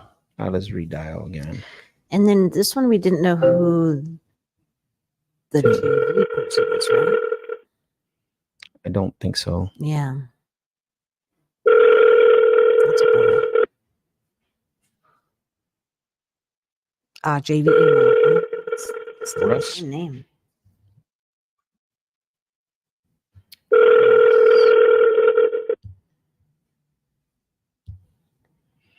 Well, it says JB named Gene as well. That's what I'm saying. But the phone number's different and the email's different. So they're confused when they're putting the names. Yeah, they are. All right. Well, and then who's the other one? So no answer. Okay. Jeez, man, we've got a lot of no answers today. Destiny. All right.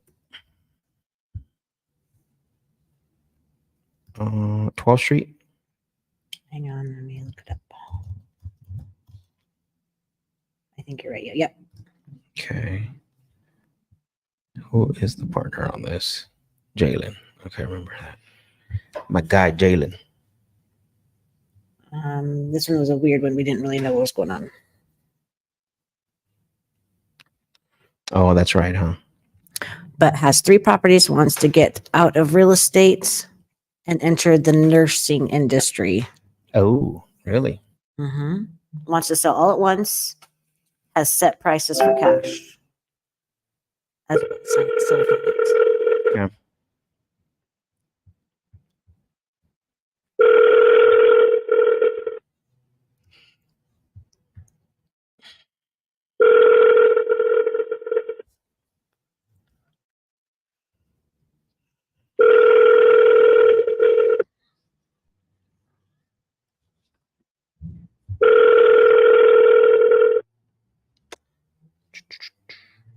This is nothing.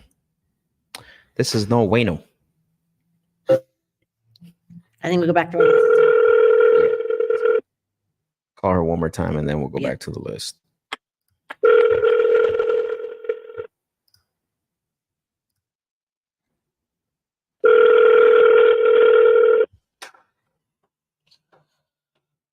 And then on the list, we're going to putting notes for people interested, right? Yep. Okay, I cool. was putting notes. Yeah. Yeah, no answer. All right. Let's go back to our handy dandy list. Let's see. All right. Do we start from the beginning again? Well, we kind of were skipping through the states. We did, huh? Yeah. So let's see. Patrick, he's in yellow. Was that a follow-up that didn't answer? Let me look. Yes. Okay.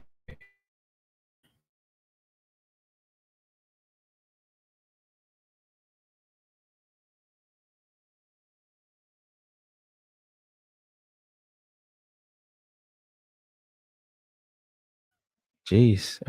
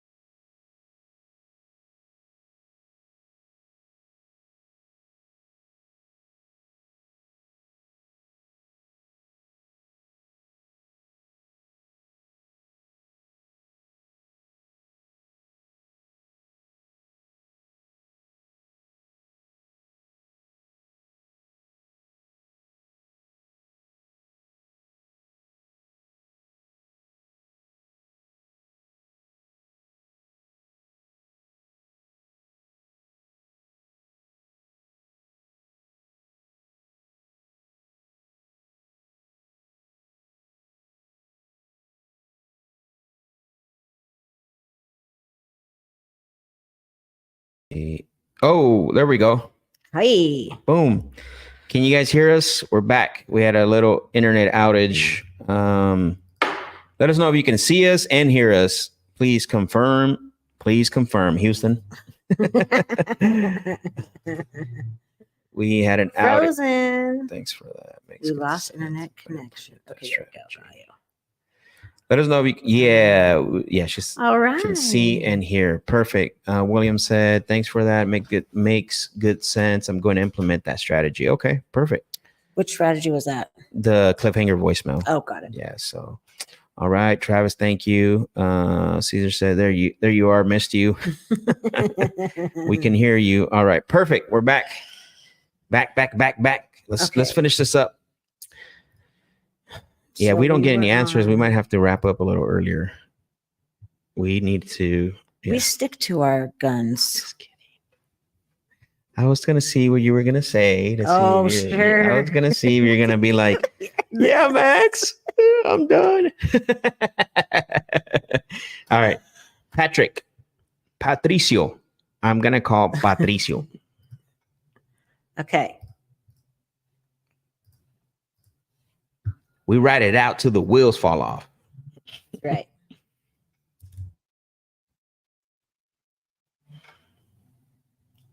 He's not in No. investor views. Okay. 4-0.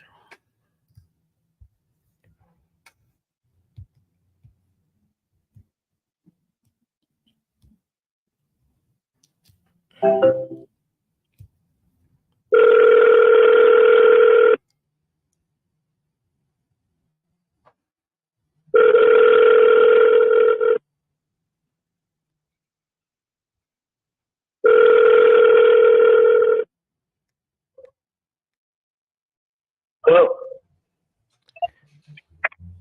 Hello, Patrick. Hello? Yeah.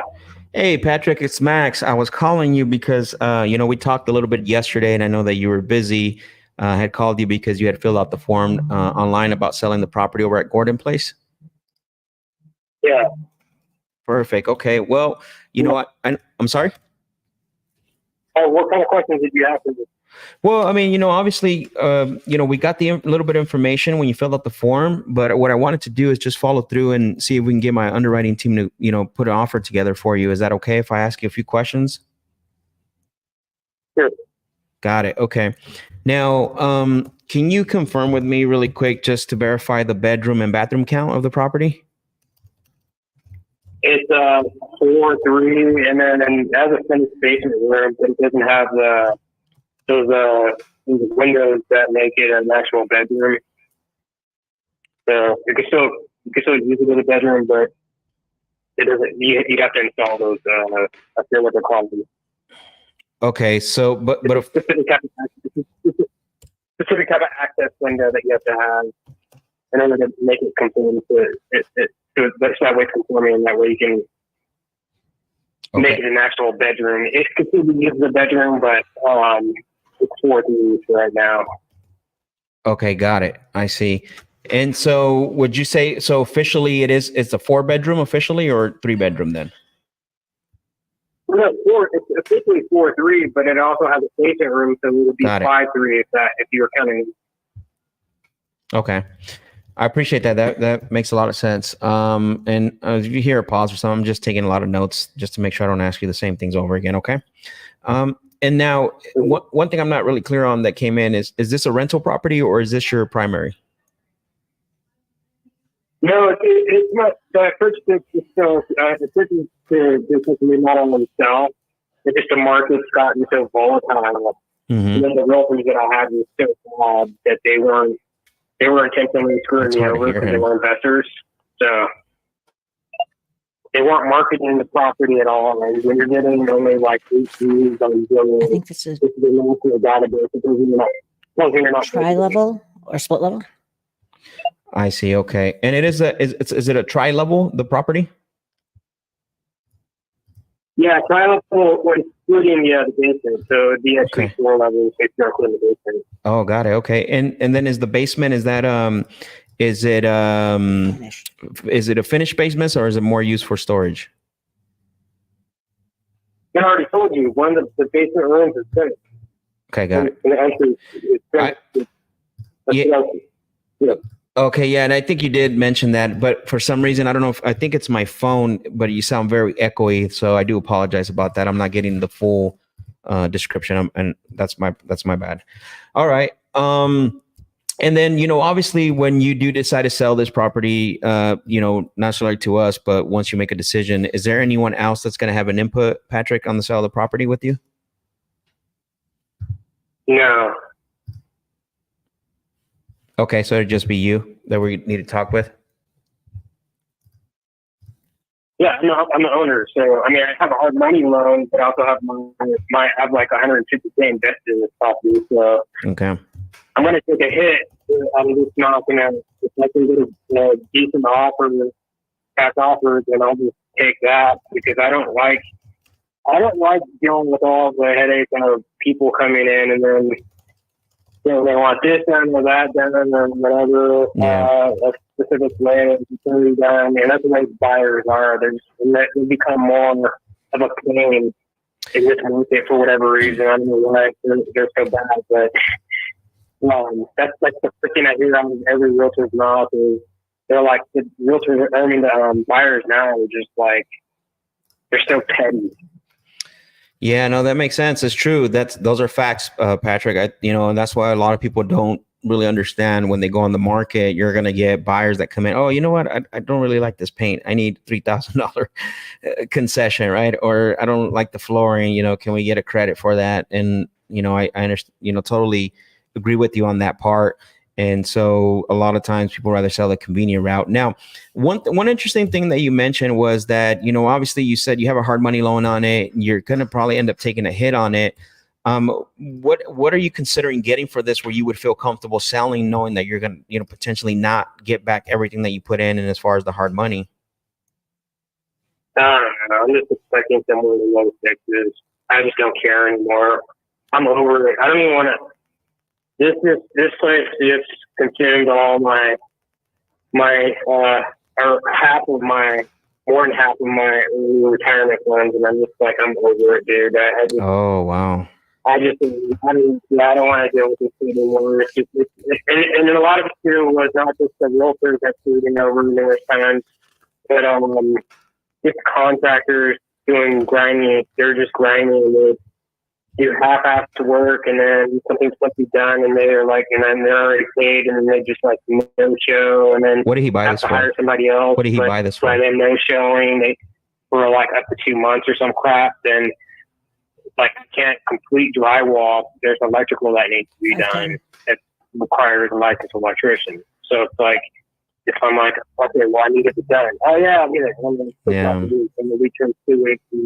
Then it turns into 2 months. It's 2 months of me not looking at money I'm supposed to be done with already. Yeah, no. Things like that. People intentionally screwing me over, and I'm just, I'm over it. I'm done. Yeah. I'm personally done with any aspect of doing construction right now for the meantime. So I'm just going to focus on a different industry. I'm over it. It's been an absolute nightmare. Okay, got it. And again, I don't want to say I understand where you're at because obviously you're in different shoes, right? And I can only imagine that happens a lot with contractors. The owner of the company here that I work for, they're licensed contractors, and they're accredited investors, and they always deal with all this kind of stuff, and it happens, right? So, I know it happens too much. Yeah, it happens way too much with all these fly-by-nights coming into the city. Yeah, exactly. They're selling their streets, so they come in and then they take advantage of people, and I constantly hear about it. Yeah, it's not just me. It's just like it's just an onslaught with people in this country, in this country. Period. I mean, like what do you think? Montana, like a month and a half ago, and like 548. 99% of workforce bought it for 510. Freaking Venezuelans. Yeah, no, that makes sense. That's what they're hiring. Maybe 560. Yeah.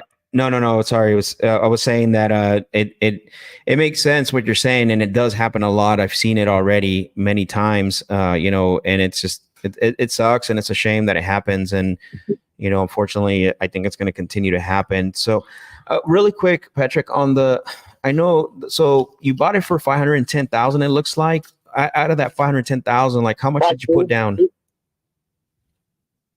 There's like 85, and then you put down. obviously I had to buy materials. You put down 85,000. Yeah, put down 85. 85. Okay, Yeah. got it. Yeah. All right.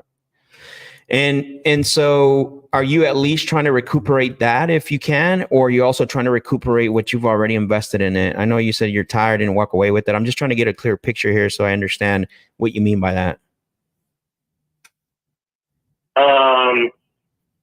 Well, I already put like all together, including everything else. I already put like 150 chains in place, so I'm not going to get that back. That's what I said. Yeah. I'm just. The market's too volatile. It changed with all the illegal immigration going on and the wars. It's affecting the economy, and people are losing jobs. Talking about the wars. Rates are higher than they were. You've been watching the news too much. So, I don't know. Yeah. Well, that's tough. But let's go ahead. No, you were saying how much, like, I mean, I don't know. Like I said, I need to walk away with I'm expecting, I know for sure, like, if I go on market, I can definitely get, low sixes. But I mean, it's not, I'm not expecting anything high. I'm just, where is he getting? Or, like, when I say low, I mean, like, probably somewhere like around 620, 6, I don't know, 650. That's what I'm expecting from the market. I'm not saying you're going to offer that. Right. I'm just, it's, the market's so volatile right now that I don't know. Yeah. And obviously you're an investor, so you're not going to offer it. So. Yeah, I mean, we're investors for sure, but also we're a full real estate solutions company. We've done, we buy deals many ways, sell deals many ways, right? We have a lot of exit strategies. We wholesale properties. We novate properties, which means that, we can list it on the market for you where you don't have to do anything, right? If you want net certain price, we do all the work, and, sometimes we'll finish the repairs and all that. So we're not just one trick pony. So this is why I always like to ask a lot of questions, because I want to see if there's anything we can do to help, to try to get this over the finish line for you. I did want to ask you though, when you went into this, what did you like? What was the resale value that you were expecting on this property? Because my underwriting team right now is looking at it, and just want to get your perspective on what you thought was going to resell after you fix it up. Oh no, it was originally. I mean, like the comps that were coming in were looking like low sevens to like mid sevens, and then now all of a sudden the market just dropped, and now I'm seeing properties that should be in the same price range as well. They're selling in like the mid sixes. So the numbers are just tanking. I can't control that. I wouldn't have bought it if that was. You can't foresee that kind of stuff. Nobody knew that there was going to be a war in the Middle East. Mm-hmm. Nobody knew there was. I mean, obviously, there wasn't that type of impact. He goes back to at the same time, I feel like those numbers are going to come back, and the reason why has everything to do with immigration. And immigration has a lot to do with it because. If you look what's happening in Texas right now and Arizona, you have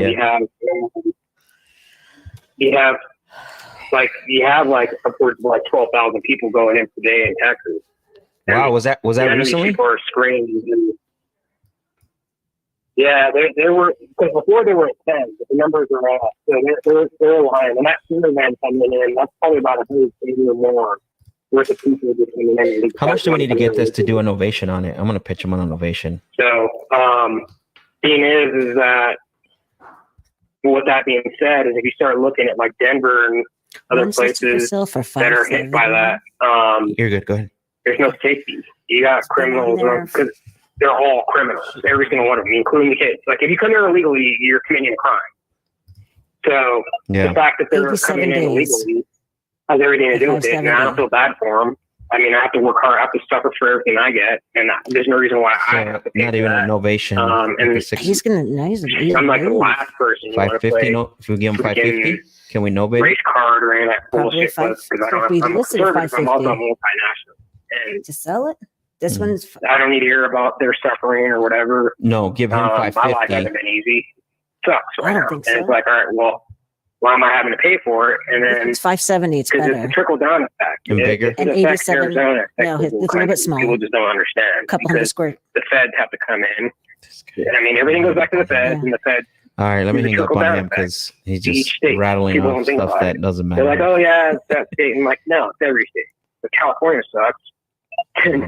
There's a deficit. And it's redistributed. Yeah. So, what No, I'm getting at is, I hear you, what I Patrick. Actually, Patrick, really quick. Sorry, I didn't mean to interrupt you. I was writing some stuff down for you, and my underwriting team just came back to me because we're looking up the properties online and stuff. They wanted me to share something with you. Honestly, the best thing that for this property, how we would be able to help you is where we would put it into our white glove service. And I can tell you a little bit about how that would work. I mentioned it a little bit earlier where where I know you don't want to go on the market, and I totally understand that, but it would be where we can go and we would do all the work for you, right? We would try to find that third party buyer.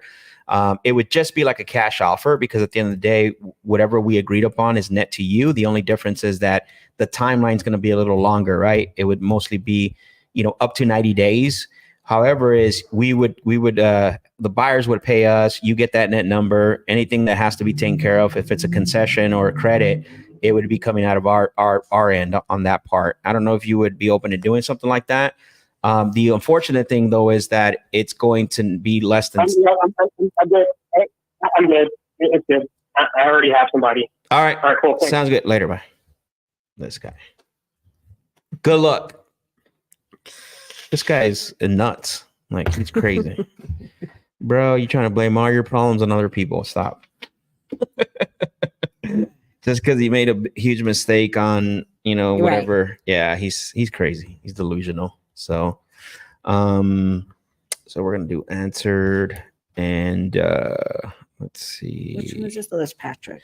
Yeah, this was Patrick from Colorado. So I mean, that one's the one I saw for 570 is pretty decent, huh? Right. Yeah. Well, this one's listed.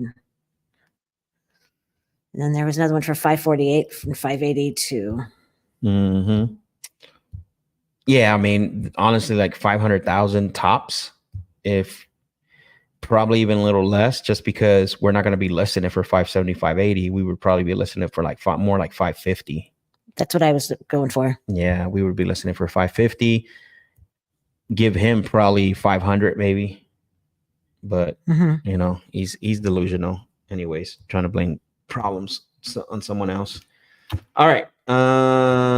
Who was next that we had to call? Let's see. Okay, so I'm going to un-yellow this. Yeah, un-yellow, cancel, disqualify. Yeah. Oh, there we go. Urgent disqualification. My man, geez. Oh, poor guy. Funny. He's mad at the world for a decision he made. Right. All right, cool. Who's next? Corey. We never got a hold of him. So do you want to do it that way?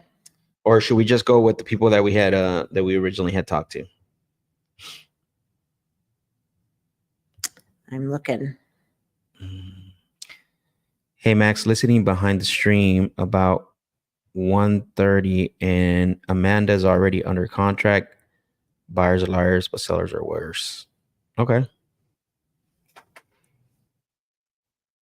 I mean, yeah. I mean, you know what I mean? That's probably why she was hesitating. So oh, it's already under contract? That's what he's saying. Yeah, Dalton. Yeah. Wow. Yeah, that's probably why she hesitated and she was saying a week or whatever, right? Yeah. Yeah. So nice catch. Yeah. Nice. Good looking out, bro. Is she under contract with you, Dalton? Is that what's going on? What the heck?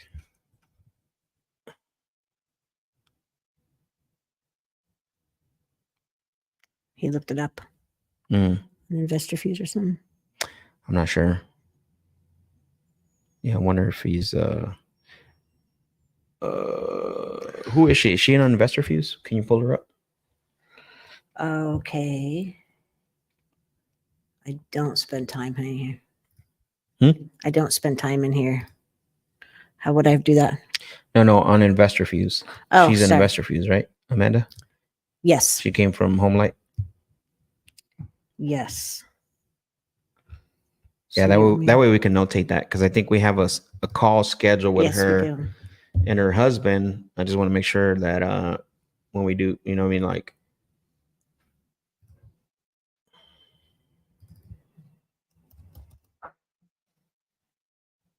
So how did he know? I'm not sure. I mean, Dalton is somebody that's been that I know.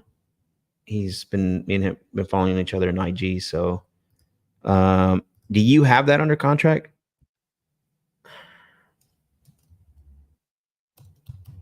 He's commenting the same thing twice, so I'm not sure what's going on.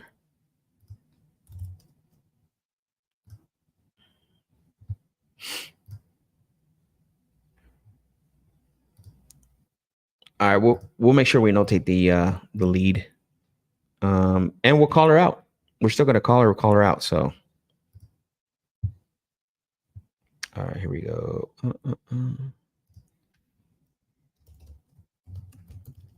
What's the purple for again? Oh, that's the lady Christine, huh? Mm-hmm. Should we call her? We were going to call her. We had a schedule to call her Tuesday with her, or Wednesday. One of the two. With Christine? That's the one that we agreed, remember? Oh, sorry. Which one? You're talking about Marjorie. No, Christine. Christine. So she was the one we sent the contract for. Yeah, I do remember that. No, I remember that. But should we call her or wait till later? We can definitely try. All right, let's see. See what happens. Fortune's in the follow-up.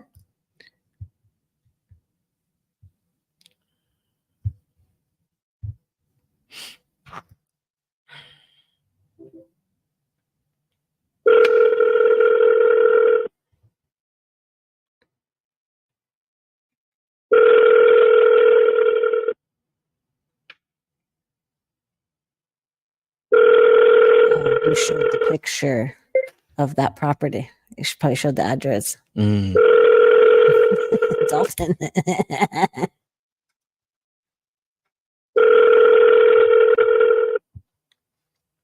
I'm like, how did he know? Well, I always say the street name too. Amanda, and then the street name. That's still not enough information. Yeah, possibly.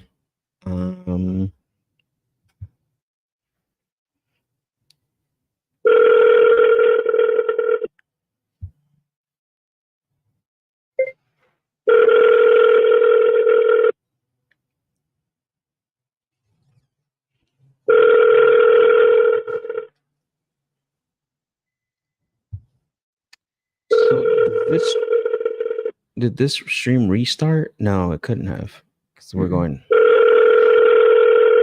I just wasn't sure what he meant by he's behind on the stream. Listening behind the stream. No, we're still live on the same one. All right, so she didn't answer. Let's see, who do we got next that we need to follow up with? Marjorie, open the terms. No, that's the call for next week, right? Yeah. Okay. There was one that it looked like we were supposed to call. Who was that? Melvin. It says tomorrow, that name 11 a.m. Oh. So I'm not sure how we didn't miss this. Let me see. We can call him. Yeah. See what he says. I don't know what happened.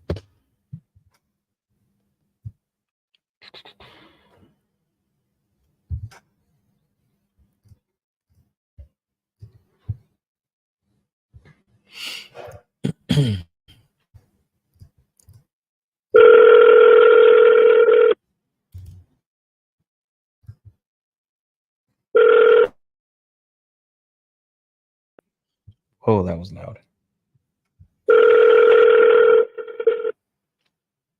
Oh, he was the option. Possible option. But I think it was too high right after we looked at it again at 170. Oh, that's another one. Yeah, no, he wanted 170. It was Okay. Sorry I missed your call. Please leave me a message with your name and number. If you're Yep, that's right. Too high. yeah, I remember that.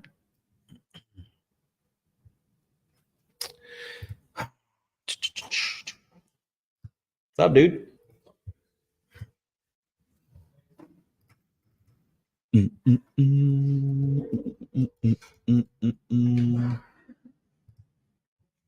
All right. No answer. Who else did we have on here? That was color coded.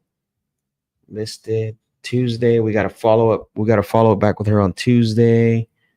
Marjorie. Yeah. Or Mary. Oh, Mary. Yeah, that was the one in North Carolina. I'm trying to see who we had as far as contacted. And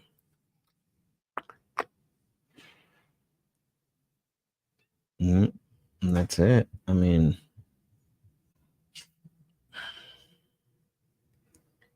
we have the top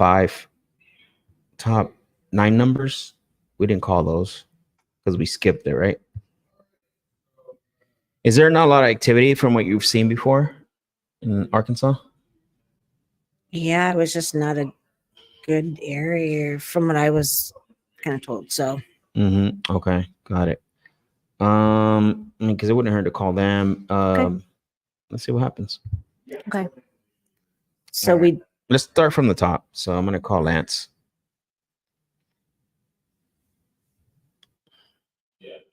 Okay, I didn't think that was a good spot. Did you pull that one up? Okay.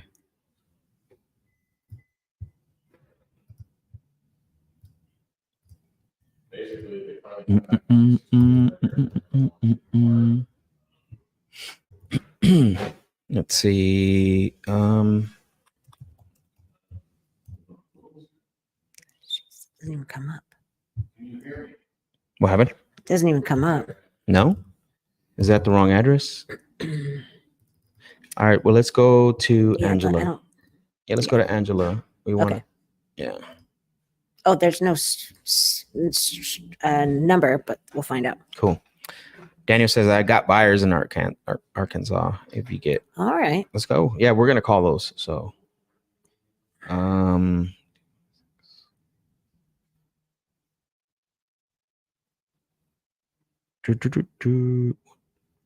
Let's see. Angela.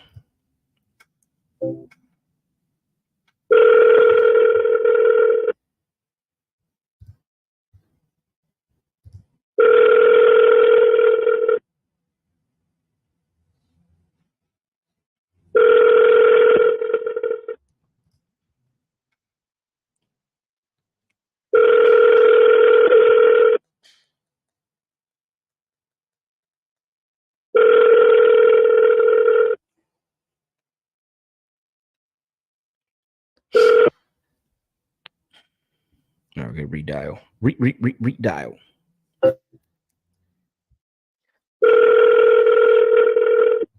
What? Smelling everyone's food. I'm getting hungry. Me too. No lunch for Brooke today. Hello? Hello, Angela? Nada. All right, Tiffany. It's called Tiffany.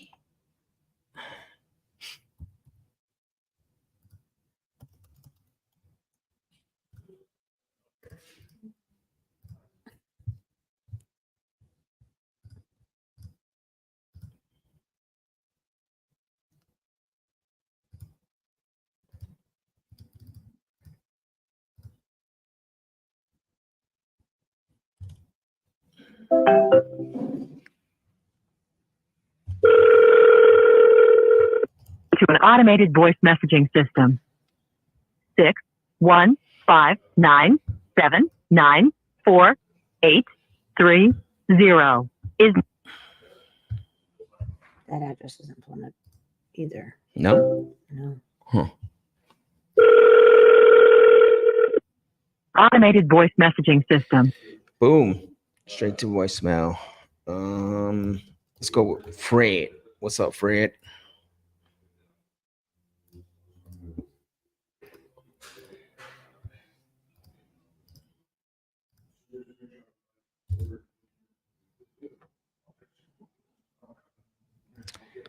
All right, here we go. Fred, Russellville. Key phone audio. Who is this? Hello, this is Max. What's the number?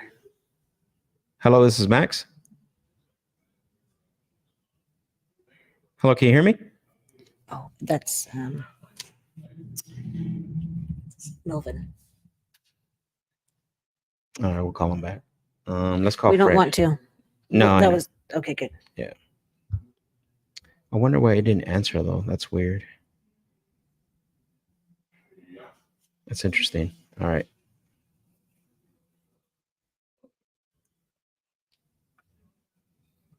All right, here we go.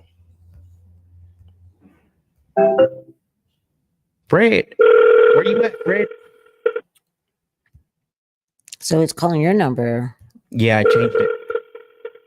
You want to have it call you back? No, that's fine. You want to make deals? Nice. We can do it round robin as well. We can set it up to round robin as well. Yeah. So. If I make calls, Automatic voice message system. 87090430337 is not available. At the tone, please record. Let's read out. so if they call in on the 284 number from my calls, they will go to you too. So I have to change it back. Yeah. This thing's all rig. To an automatic voice message system. 8709043. No answer Friday.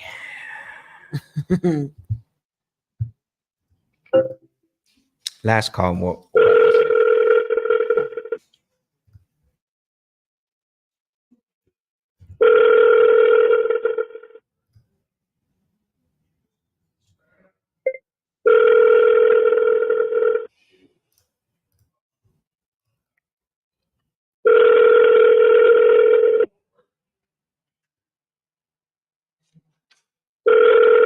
Automatic voice message system. 8.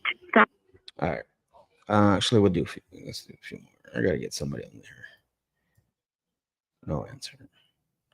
And the reason I know some of you are still watching and you're wondering why I'm not leaving voicemails because I'm trying to get to some of these dials because got to get somebody on this phone before we finish. Moving. Exactly.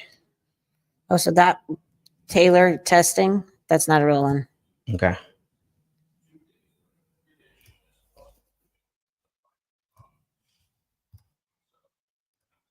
Same with the next one.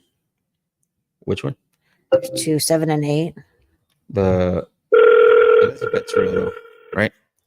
Say it one more time. Elizabeth is real. Yeah. That's what I'm calling her. Okay. Let's go, Elizabeth. Vamos, dale. Vamos. Reach the voicemail box of Liz Tyken. Got to redial. This is your fourth time on her. No. I was calling Fred earlier. This is my fourth time. Now I'll show you. No, this is my. Okay. I believe you. Yeah, see, only 2 times. 5353. The other ones were Fred. I triple dial Okay. Fred. Okay. All right, next one. Patrick Cole. He's on here. Oh, Yeah, just skip. all right. Corey. I'm gonna call Corey John. Got Yeah. it.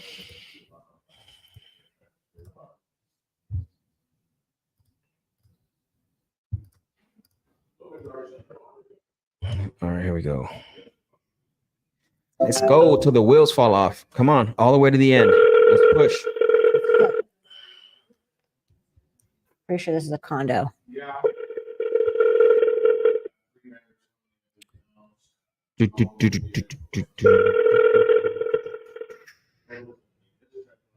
All right, let's see.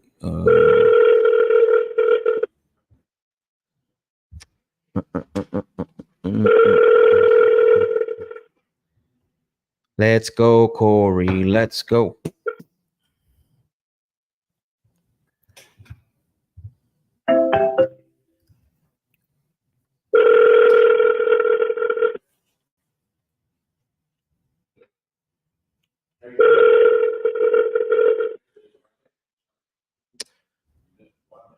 All right.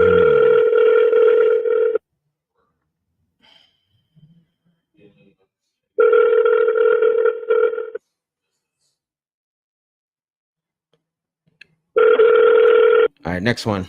It's called Tandy. Tandy. We are dialing and smiling all the way to the last minute. Don't give up. Don't give up. Don't give in. Yeah. Tandy. We haven't talked to her. Also condo. Okay. What's going on with these condos? Sheesh. This is your boys list. Hey, no yawning. What are you doing? Sorry. No yawning. Focus. I'm focused. Hello, Tandy. Yeah. Oh, hi, Tandy. My name is Max. I was calling you because you had filled out a form on our website about selling that property over at Fern Street. Yeah. Okay, perfect. Well, we got the information. Obviously, you know, the information that we received doesn't always tell the whole story. Do you mind if I ask you a few questions so we can qualify the property for an offer? Sure. I appreciate that. So one of the things, if you can clarify for me or verify in this matter is, can you tell me what the bedroom and bathroom count is for the property? 3 bedrooms, 2 baths. Okay, 3 bedrooms, 2 bath. And then this is a condo, correct? Correct. Okay, perfect. And one of the things I'm not too clear on, is this a rental property or your primary residence? Rental. Rental. Okay, got it. I appreciate that for confirming that. And what is the unit number for the one you own for that rental property, so I can have my underwriting team start running some comparables and while I'm asking you a few questions. Unit 102. Unit 102. Okay, perfect. I appreciate that. And then is the property currently vacant or is it occupied? It's occupied. It is. Okay, perfect. And then, so the tenants that are there right now, how long have they been there? Just ballpark? Since October. Okay, since October. Got it. And I'm assuming they're on a lease, or are they month to month? They're on a lease right now. Okay. Till October? Yes. Okay, I see. Perfect. And then have they been the same renters, or are they new?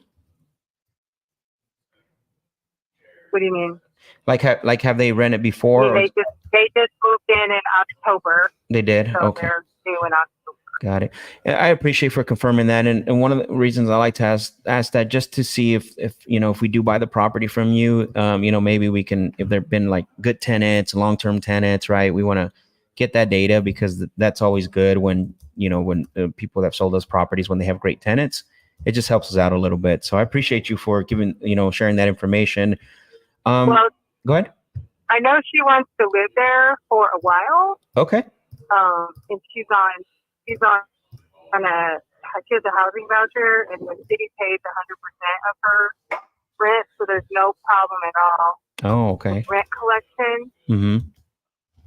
Okay. It just comes directly, direct deposit. And I know, that she tends to stay long term. I understand. Okay. Well, that's great. That's actually even better, because then that means that, we don't have to try to vacate or anything like that. So, now, is there an HOA? I'm assuming, is there an HOA for the condo? Yeah. Okay. What is it, monthly, quarterly? And then what is the amount? It's mostly, it's like $850 a month. Okay. $850 a month. Got it. Okay. And then what is just ballpark, what is the current tenant actually paying a month for the rent? 35, 45. 35.45. Okay, got it. Okay, perfect. And I'm writing, sorry, there's pauses and stuff. I'm actually um just writing everything down so I don't have to ask you, the same questions over again. Now, obviously, since submitting the form to us, I know you're actively looking to sell. When you do decide to sell this property, is there anyone else that's potentially going to have an input on the sale that maybe, we need to speak with as well? No. No. Okay. So no one you'll need to consult with or anything like that. I'm sorry. No one. Oh, okay, got it. No, I appreciate that. Sorry, my phone cut out. And then ballpark, how long have you owned the property? 2.5 years. 2.5 years? Yeah. Okay, got it. And I mean that's a very short time frame. What has you considering selling so quick? I got it for my daughter for college, and she's now graduated. So. Okay. Well, first of all, congratulations on your daughter graduating. Obviously, second of all, I mean, you had a property and go ahead. Yeah, and I don't live in the state, so I don't want to keep it. I see. Okay, got it. And so, and it sounds to me, as far as not keeping it, you obviously don't want to have a rental property somewhere where you don't live. That's the reason why you're, considering selling. Have you tried it? Is there anything have you tried to do recently besides filling out the form and trying to get some cash offers on it? I mean, I tried to sell it traditionally and it didn't sell. So. Oh, it didn't. Wow. What was the feedback? Do you know? Probably the HOA is high. Yeah, it's unfortunate. A lot of times that, previous sellers that we try to work with, typically when we look at, especially with these type of properties, right? And there has a tenant on the lease on it. Sometimes the HOA does come into effect, especially when you're buying it at a certain price point where the payment plus the HOA cuts into whatever the income that the property is generating. So a lot of times, yeah, the HOA can be, a problem when it comes to this. But I don't know yet, because obviously I don't know exactly what you were considering getting for the property. I know, I know you're trying to go the more traditional route. What were you considering getting? What do you feel comfortable selling this if you didn't have to pay anything out of pocket? I mean, I do have to pay out of pocket, but I don't know what the market is because it didn't sell. So I don't know what. And I don't live there, so I don't have good local market knowledge. So what did you have it listed for? $590, I believe, or $585, something like that. Okay. And did you receive any offers, like even low offers at all on the property? We had one offer. It wasn't low, but they didn't close. They didn't get their financing. Okay, got it. I see. Yeah, that one's tough. Well, I know you said you obviously listed it around that price point that you shared with me earlier, and nobody hit that price point. I mean, it sounds to me like you said earlier too as well that you're probably going to end up coming out of pocket. So, how much? I mean, would feel comfortable where the impact is not that big? Would you say, you know what? I don't know. I mean, I guess I don't know what the market is. I mean, how much would you offer? Can you hold on for a second? Sure.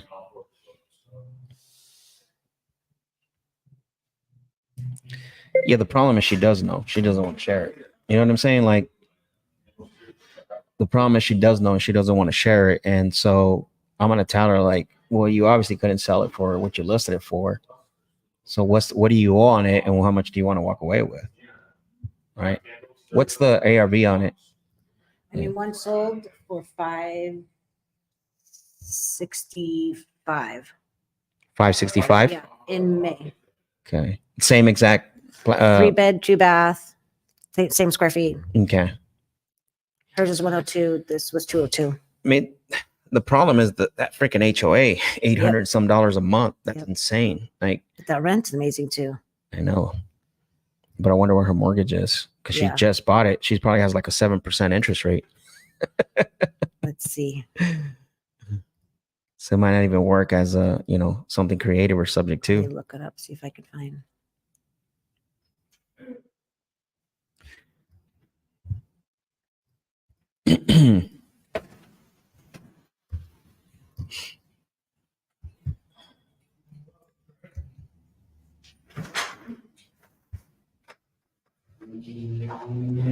Hello? Hello? Yes, I'm still here. Can you hear me? Yeah, I'm still here. Sorry about that. I guess I'm more understanding what an offer would be and to negotiate, but I don't want to draw out the number because I just don't know. I was told by the realtor that the price I put it at is the market. It didn't sell, so I have no idea. Yeah, it's unfortunate. And, I'm not here to, beat up competition or realtors. A lot of times, people, what I found out is a lot of times realtors will, tell you a price just to get the listing and then, nothing happens. I know you just bought this. There was one that sold recently, same floor plan. What did it close at? 565. Sorry, I have my Reddington here. 565. And it looks like it's somewhat of an identical floor plan to yours. And I don't know if that's the range that you're trying to be at. I mean, let me ask you this. I'm assuming that there's a mortgage still in place since just bought it. What do you owe on it? Like, what's the balance that you still owe on it? I don't have a mortgage on that place. I have a different mortgage, so I don't have to consider that necessarily. I just have to figure it out on my end. So it's not going to be based on what I owe. Okay, so you don't have a mortgage on it. I mean, I gotta check too. Are you aware or know if potentially, let's say like, these tenants that are in here, because we have multiple strategies what we do with properties. Do you know if they do anything, if they allow any other type of rentals here, or is it just strictly long-term rentals? I think at one point they were going to allow short-term rentals. Okay. Like Airbnb. I don't know if the amendments got changed because I think initially it was like 30 days or something. What do you think the ARV is on it? But I know that one of the listed under contract are 539. owners wanted to do it, but I don't know if it ever got done. Most recently. Got it. Okay. I want to do a little bit more homework because I don't want to just give you a blind offer on this one. That's right. Obviously I want to, whatever offer we come up with, I want to make it an offer that you can depend on. And so, I know we're trying to maximize and get the highest. I know you've been on the market already. If for some reason, the one lump sum that we offer doesn't work, there is a way, and I don't know if you've already been, talked to about this. There's a way where we can potentially give you what you had it listed for. But that would entail where you would give us a time frame of where we would make you, the equal monthly payments, obviously, and then once that time frame that you allow us to make you those monthly payments comes up, we would have to refinance or sell. I just want to throw that out there because that could be another option, as far as giving you the most for the property. Okay. Okay, so you would be open to something like that if we put something together? No, I don't know. No, I don't know. I prefer to sell it. So yeah, I mean, and I get you. that. I get that. And, and the thing is, like, if I was to make you an offer under 400,000 for this, you probably would hang up on me. I mean, I don't have to take that because it's rented. It's not. It's cash. It's cash flowing right now. So I take that low of an offer at this point. Okay, you don't have to. No, I get it. And so I'm assuming you want to be closer to like 500, 550. on a cash offer? I would like. I mean, it just depends on like if you could close in 1 week, 2 weeks, 1 month, 2 months. So that would be a factor as well. You would like to be closer to what again? You cut out the 550. I mean, I would prefer that. It depends on when you could close, like how quickly.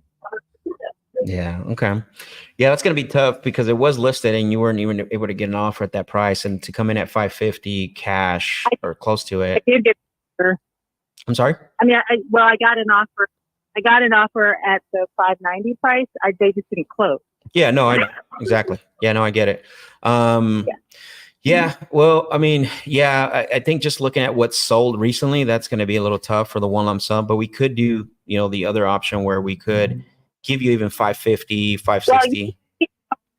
Well, you can let me know what the cash offer would be. You can let me know what the financing offer would be. Mm-hmm. Okay. Sure. But it has to be not theoretical. Of course. Yeah. I mean, okay. I could tell you right now, I think the cash offer is going to be off the table, but definitely I could put something together where it's, where it's going to be, something a lot more feasible. We can even come in with some down payment and try to structure that, just because I know our cash. I would need to know the terms. So I can't just say, I'm interested, because I would prefer just to sell. I would need to know the terms. Mm-hmm. So, you have to come up with that. Yeah, of course. Now, so one thing that I would need to know in order to structure some, very, some real terms is the timeline, because there's a difference from you saying, hey, Max, I can only give you 12 months. And hey, Max, I can only give you 8 years. Like, you know what I'm saying? So that's the only thing that's going to be tough. Well, I mean, I'm sure you have. Well, I didn't call you with that particular option in mind, so I don't have a time. So this is what I'm trying to tell you. Like, you're pushing me to give you my terms. I don't have terms for a loan. I have terms for selling it. So if you don't have that on the table, then you'll have to structure your terms for the loan. And I can react to those. No, I have it. I do have it. Other sellers that have done this, they usually have given us anywhere between 120 months to 240 months. So I do have that. But I don't know that's going to work for you. Yep. 10 years? Yep. Yeah, I don't know that'll work. Exactly. That's what I'm saying. That's the critical part that we're missing. So, yeah. But I don't know, because here's the thing. You're calling me out of the blue with this option, right? Well, I didn't call you out of the blue. You filled out the form. I don't know. Yeah, I'm just telling you, giving you another option. With that option. I'm saying with that option. So I didn't fill out the form with that option in mind. Yeah, no, for sure. So I agree with that. I don't know. The only reason why I'm continuing to have this conversation on that option, because you said you would be open to it. If you would have said no, then I would have ended it, right? That's the only reason why I'm talking about it. Yeah, but I don't have any terms. I don't have terms at the moment. And I don't have any terms.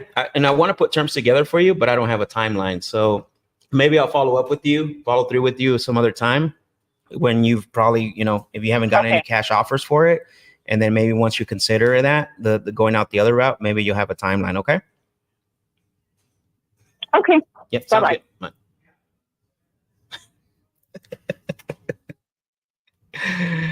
Oh, people. Oh, goodness. Funny. Offer 400 cash. I did. I did. I anchored her. I said, you're not going to. Good job, buddy. I anchored her at 400. I said, if I made you a cash offer at 400,000, you're probably not going to take it, right? How much? You're probably wanting to get closer to 550. And she said, yes. Yep. Yeah. I mean, sometimes you have to. Here's the thing, and we'll wrap up with this. Number one is, don't forget, dial to the last minute, right? It's a lesson learned there. Dial to the last minute. Now, the other thing too is that a lot of times, we're going to go back to the pendulum, which is Brooke's favorite. A lot of times, people that are neutral, you have to swing them either negative, or you have to swing them to what is it called? Positive, right? Either way, it doesn't matter. You got to get them out of that situation, and you got to have them start thinking, right? Like, literally, the property had been listed. She couldn't sell it, right? She's in a bad position. And then now she tries to lie to me and says that she doesn't have to sell it. She can keep it because it's cash flowing. When 5 minutes before, what did she say, Brooke? 5 minutes before that. she said she didn't live in state, right? Oh, She right. She didn't. didn't live in the state. She didn't live in the state, and she didn't want to have another property in another, Right. She didn't know how somewhere it would else. be. Huh? She didn't know what it would be. She doesn't know Exactly. what this market. Yeah. And so all I was doing was presenting another solution. And she said, oh, I might consider it. And then she tried to say that I'm trying to push that solution on her. So anyways, your terms. I don't know my terms. You're trying to force me on my terms. Yeah, exactly. So again, say that again. And then you said, well, I do have that. And she says, well, no, that's not. So now there you go. Exactly. That's what I'm trying to get to. I know. But anyways, a lot of no answers today. It was a real interesting day. But we definitely had some interesting conversations. We got some follow-ups. We have a new lead source that's supposed to be hitting our CRM as well. Hopefully we can start dialing some of those calls next week. Listen, we started this off, with a bang. We've had some really great conversations. Next week we're looking forward to having another lead source provide lead to us. So that way we can, hey, this is a lead calling in. She's going to see if she wants to take my offer. Do you want to take it? Go ahead, take it. Let's call. Hello. Hi. This is Brooke. Hey, Brooke, this is Senator. How are you today? I am good. How are you? I'm just fine. Sorry, I got your text message. I've been busy. I'm moving to a new city and just trying to get things in order. And I've just been a little flustered here lately. Got you. Okay. Well, I'm good. I'm glad to hear from you again. Yeah. So I know we discussed the subject too. Right. I'm happy to go ahead and move forward with that. Okay, fantastic. So let me just pull up your information here. Okay.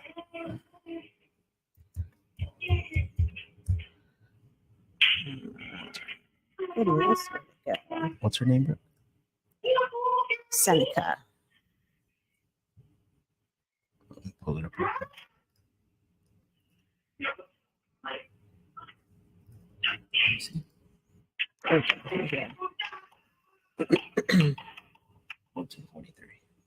Okay, excellent.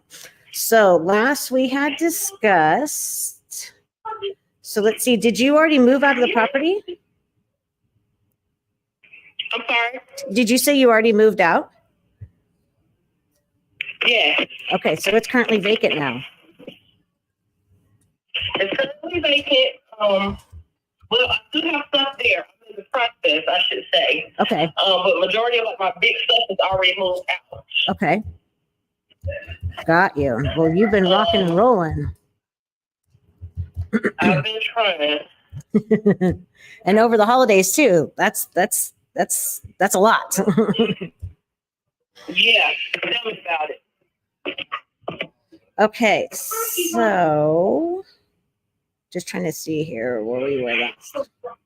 Okay, so the last we had discussed was a purchase price of $255K, 25K down.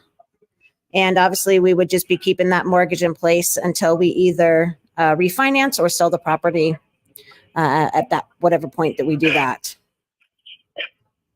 Yeah. Okay. All right. So what I'm going to do is have our transaction coordinator send over the purchase agreement to you. And you probably had seen that from the last one too. So, but I'll refresh that because I think that was already voided since we weren't able to keep in touch at that point. So. You said it was 25 towards me, and for how long will y'all be paying on my mortgage? So we'll keep it in place until we either refinance or sell the property. So that just really determines on what our time frame is. But likely we would probably keep this in place for years. So the benefits to you on that part as well is that that mortgage is, even though the mortgage is still in your name, the payment's being paid. So it's also benefiting your credit score. And then in addition to that, since we're obviously making those payments, and then, so you're renting for a little while right now, right? Or did you purchase? Right. Okay. So then at whatever point that you want to purchase another property or get another mortgage or whatnot, I always kind of let people know if you wait like 6 months to a year, then that gives enough time for them to be able to see, for them being the banks, to be able to see that that mortgage payment has been made and a track record for it. And then it will show toward, you can utilize that payment income or payment amount as income for your debt to income ratio. So just to kind of handle all that. Okay. Yeah. The benefit for us is that, we're able to get to that purchase price and get you the down payment you're wanting, get this out of your hands.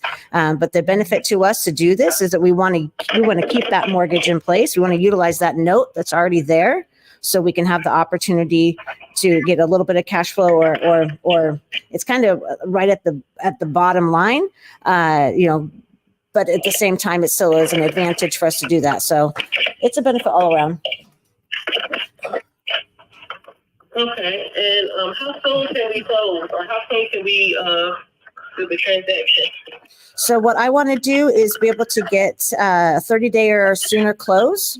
Obviously, we want to go as fast as possible as well. We need to get our contractors and our funding partners into the property so we can do our inspections and all that.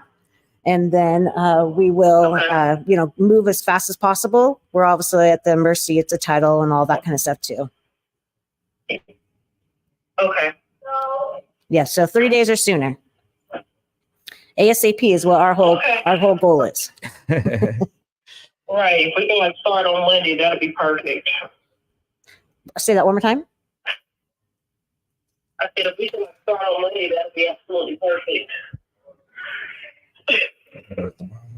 Okay, so and then let's do this. So are you going to be in front of your computer here in the next 30 minutes to be able to sign the purchase agreement?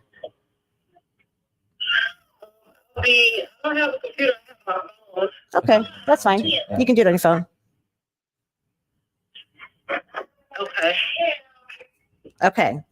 So what I'm going to do is get this sent out to you, and then I will give you a call so we can go over it together and then get everything signed. Okay. So we can open escrow and get the process started. Okay, thank you. Okay, very good. And I'm going to send it to the same email that I had before, correct? Correct. Okay, good. Okay, so you'll be, I'll give you a call back here in about 30 minutes. All right, thank you. Okay, thank you. Talk soon. All right, bye-bye. Boom, Brookie, let's go. Let's go. Let's go. See, this is why you go to the last minute, right? We had a wild call, and then Brookie's like, oh.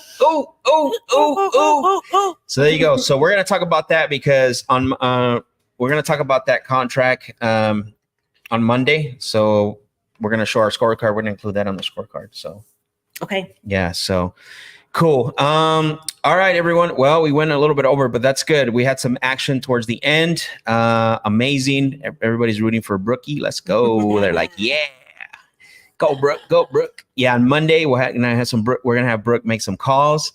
Everyone's saying, nice work, Brooke. Yes. I love it. I love it. What did Seneca say? She wants her money on Monday. What? Oh, I didn't hear that last part too. I didn't get it. I want to ask her again though. I think she said she didn't want to borrow money. I thought that's what she said. That's why she wanted to do it quick. She didn't want to have to borrow money. Oh, yeah. I should have clarified that more. Well, you can clarify that when hearing it in my ear, and then Yeah. Clarify it when you get on the call with her. Cool. So we're going to wrap it up. Hopefully everyone got value today. I mean, it was a ton of stuff. I mean, even all the way up to the end, right? Like even all the way up to the last minute with Brooke getting that agreed upon offer, and she's going to send the contract out. We'll have more updates on that on Monday. Don't forget, we're going to continue it next week. And so, I mean, Brooke, is there anything else to say? I'm like burnt. I know.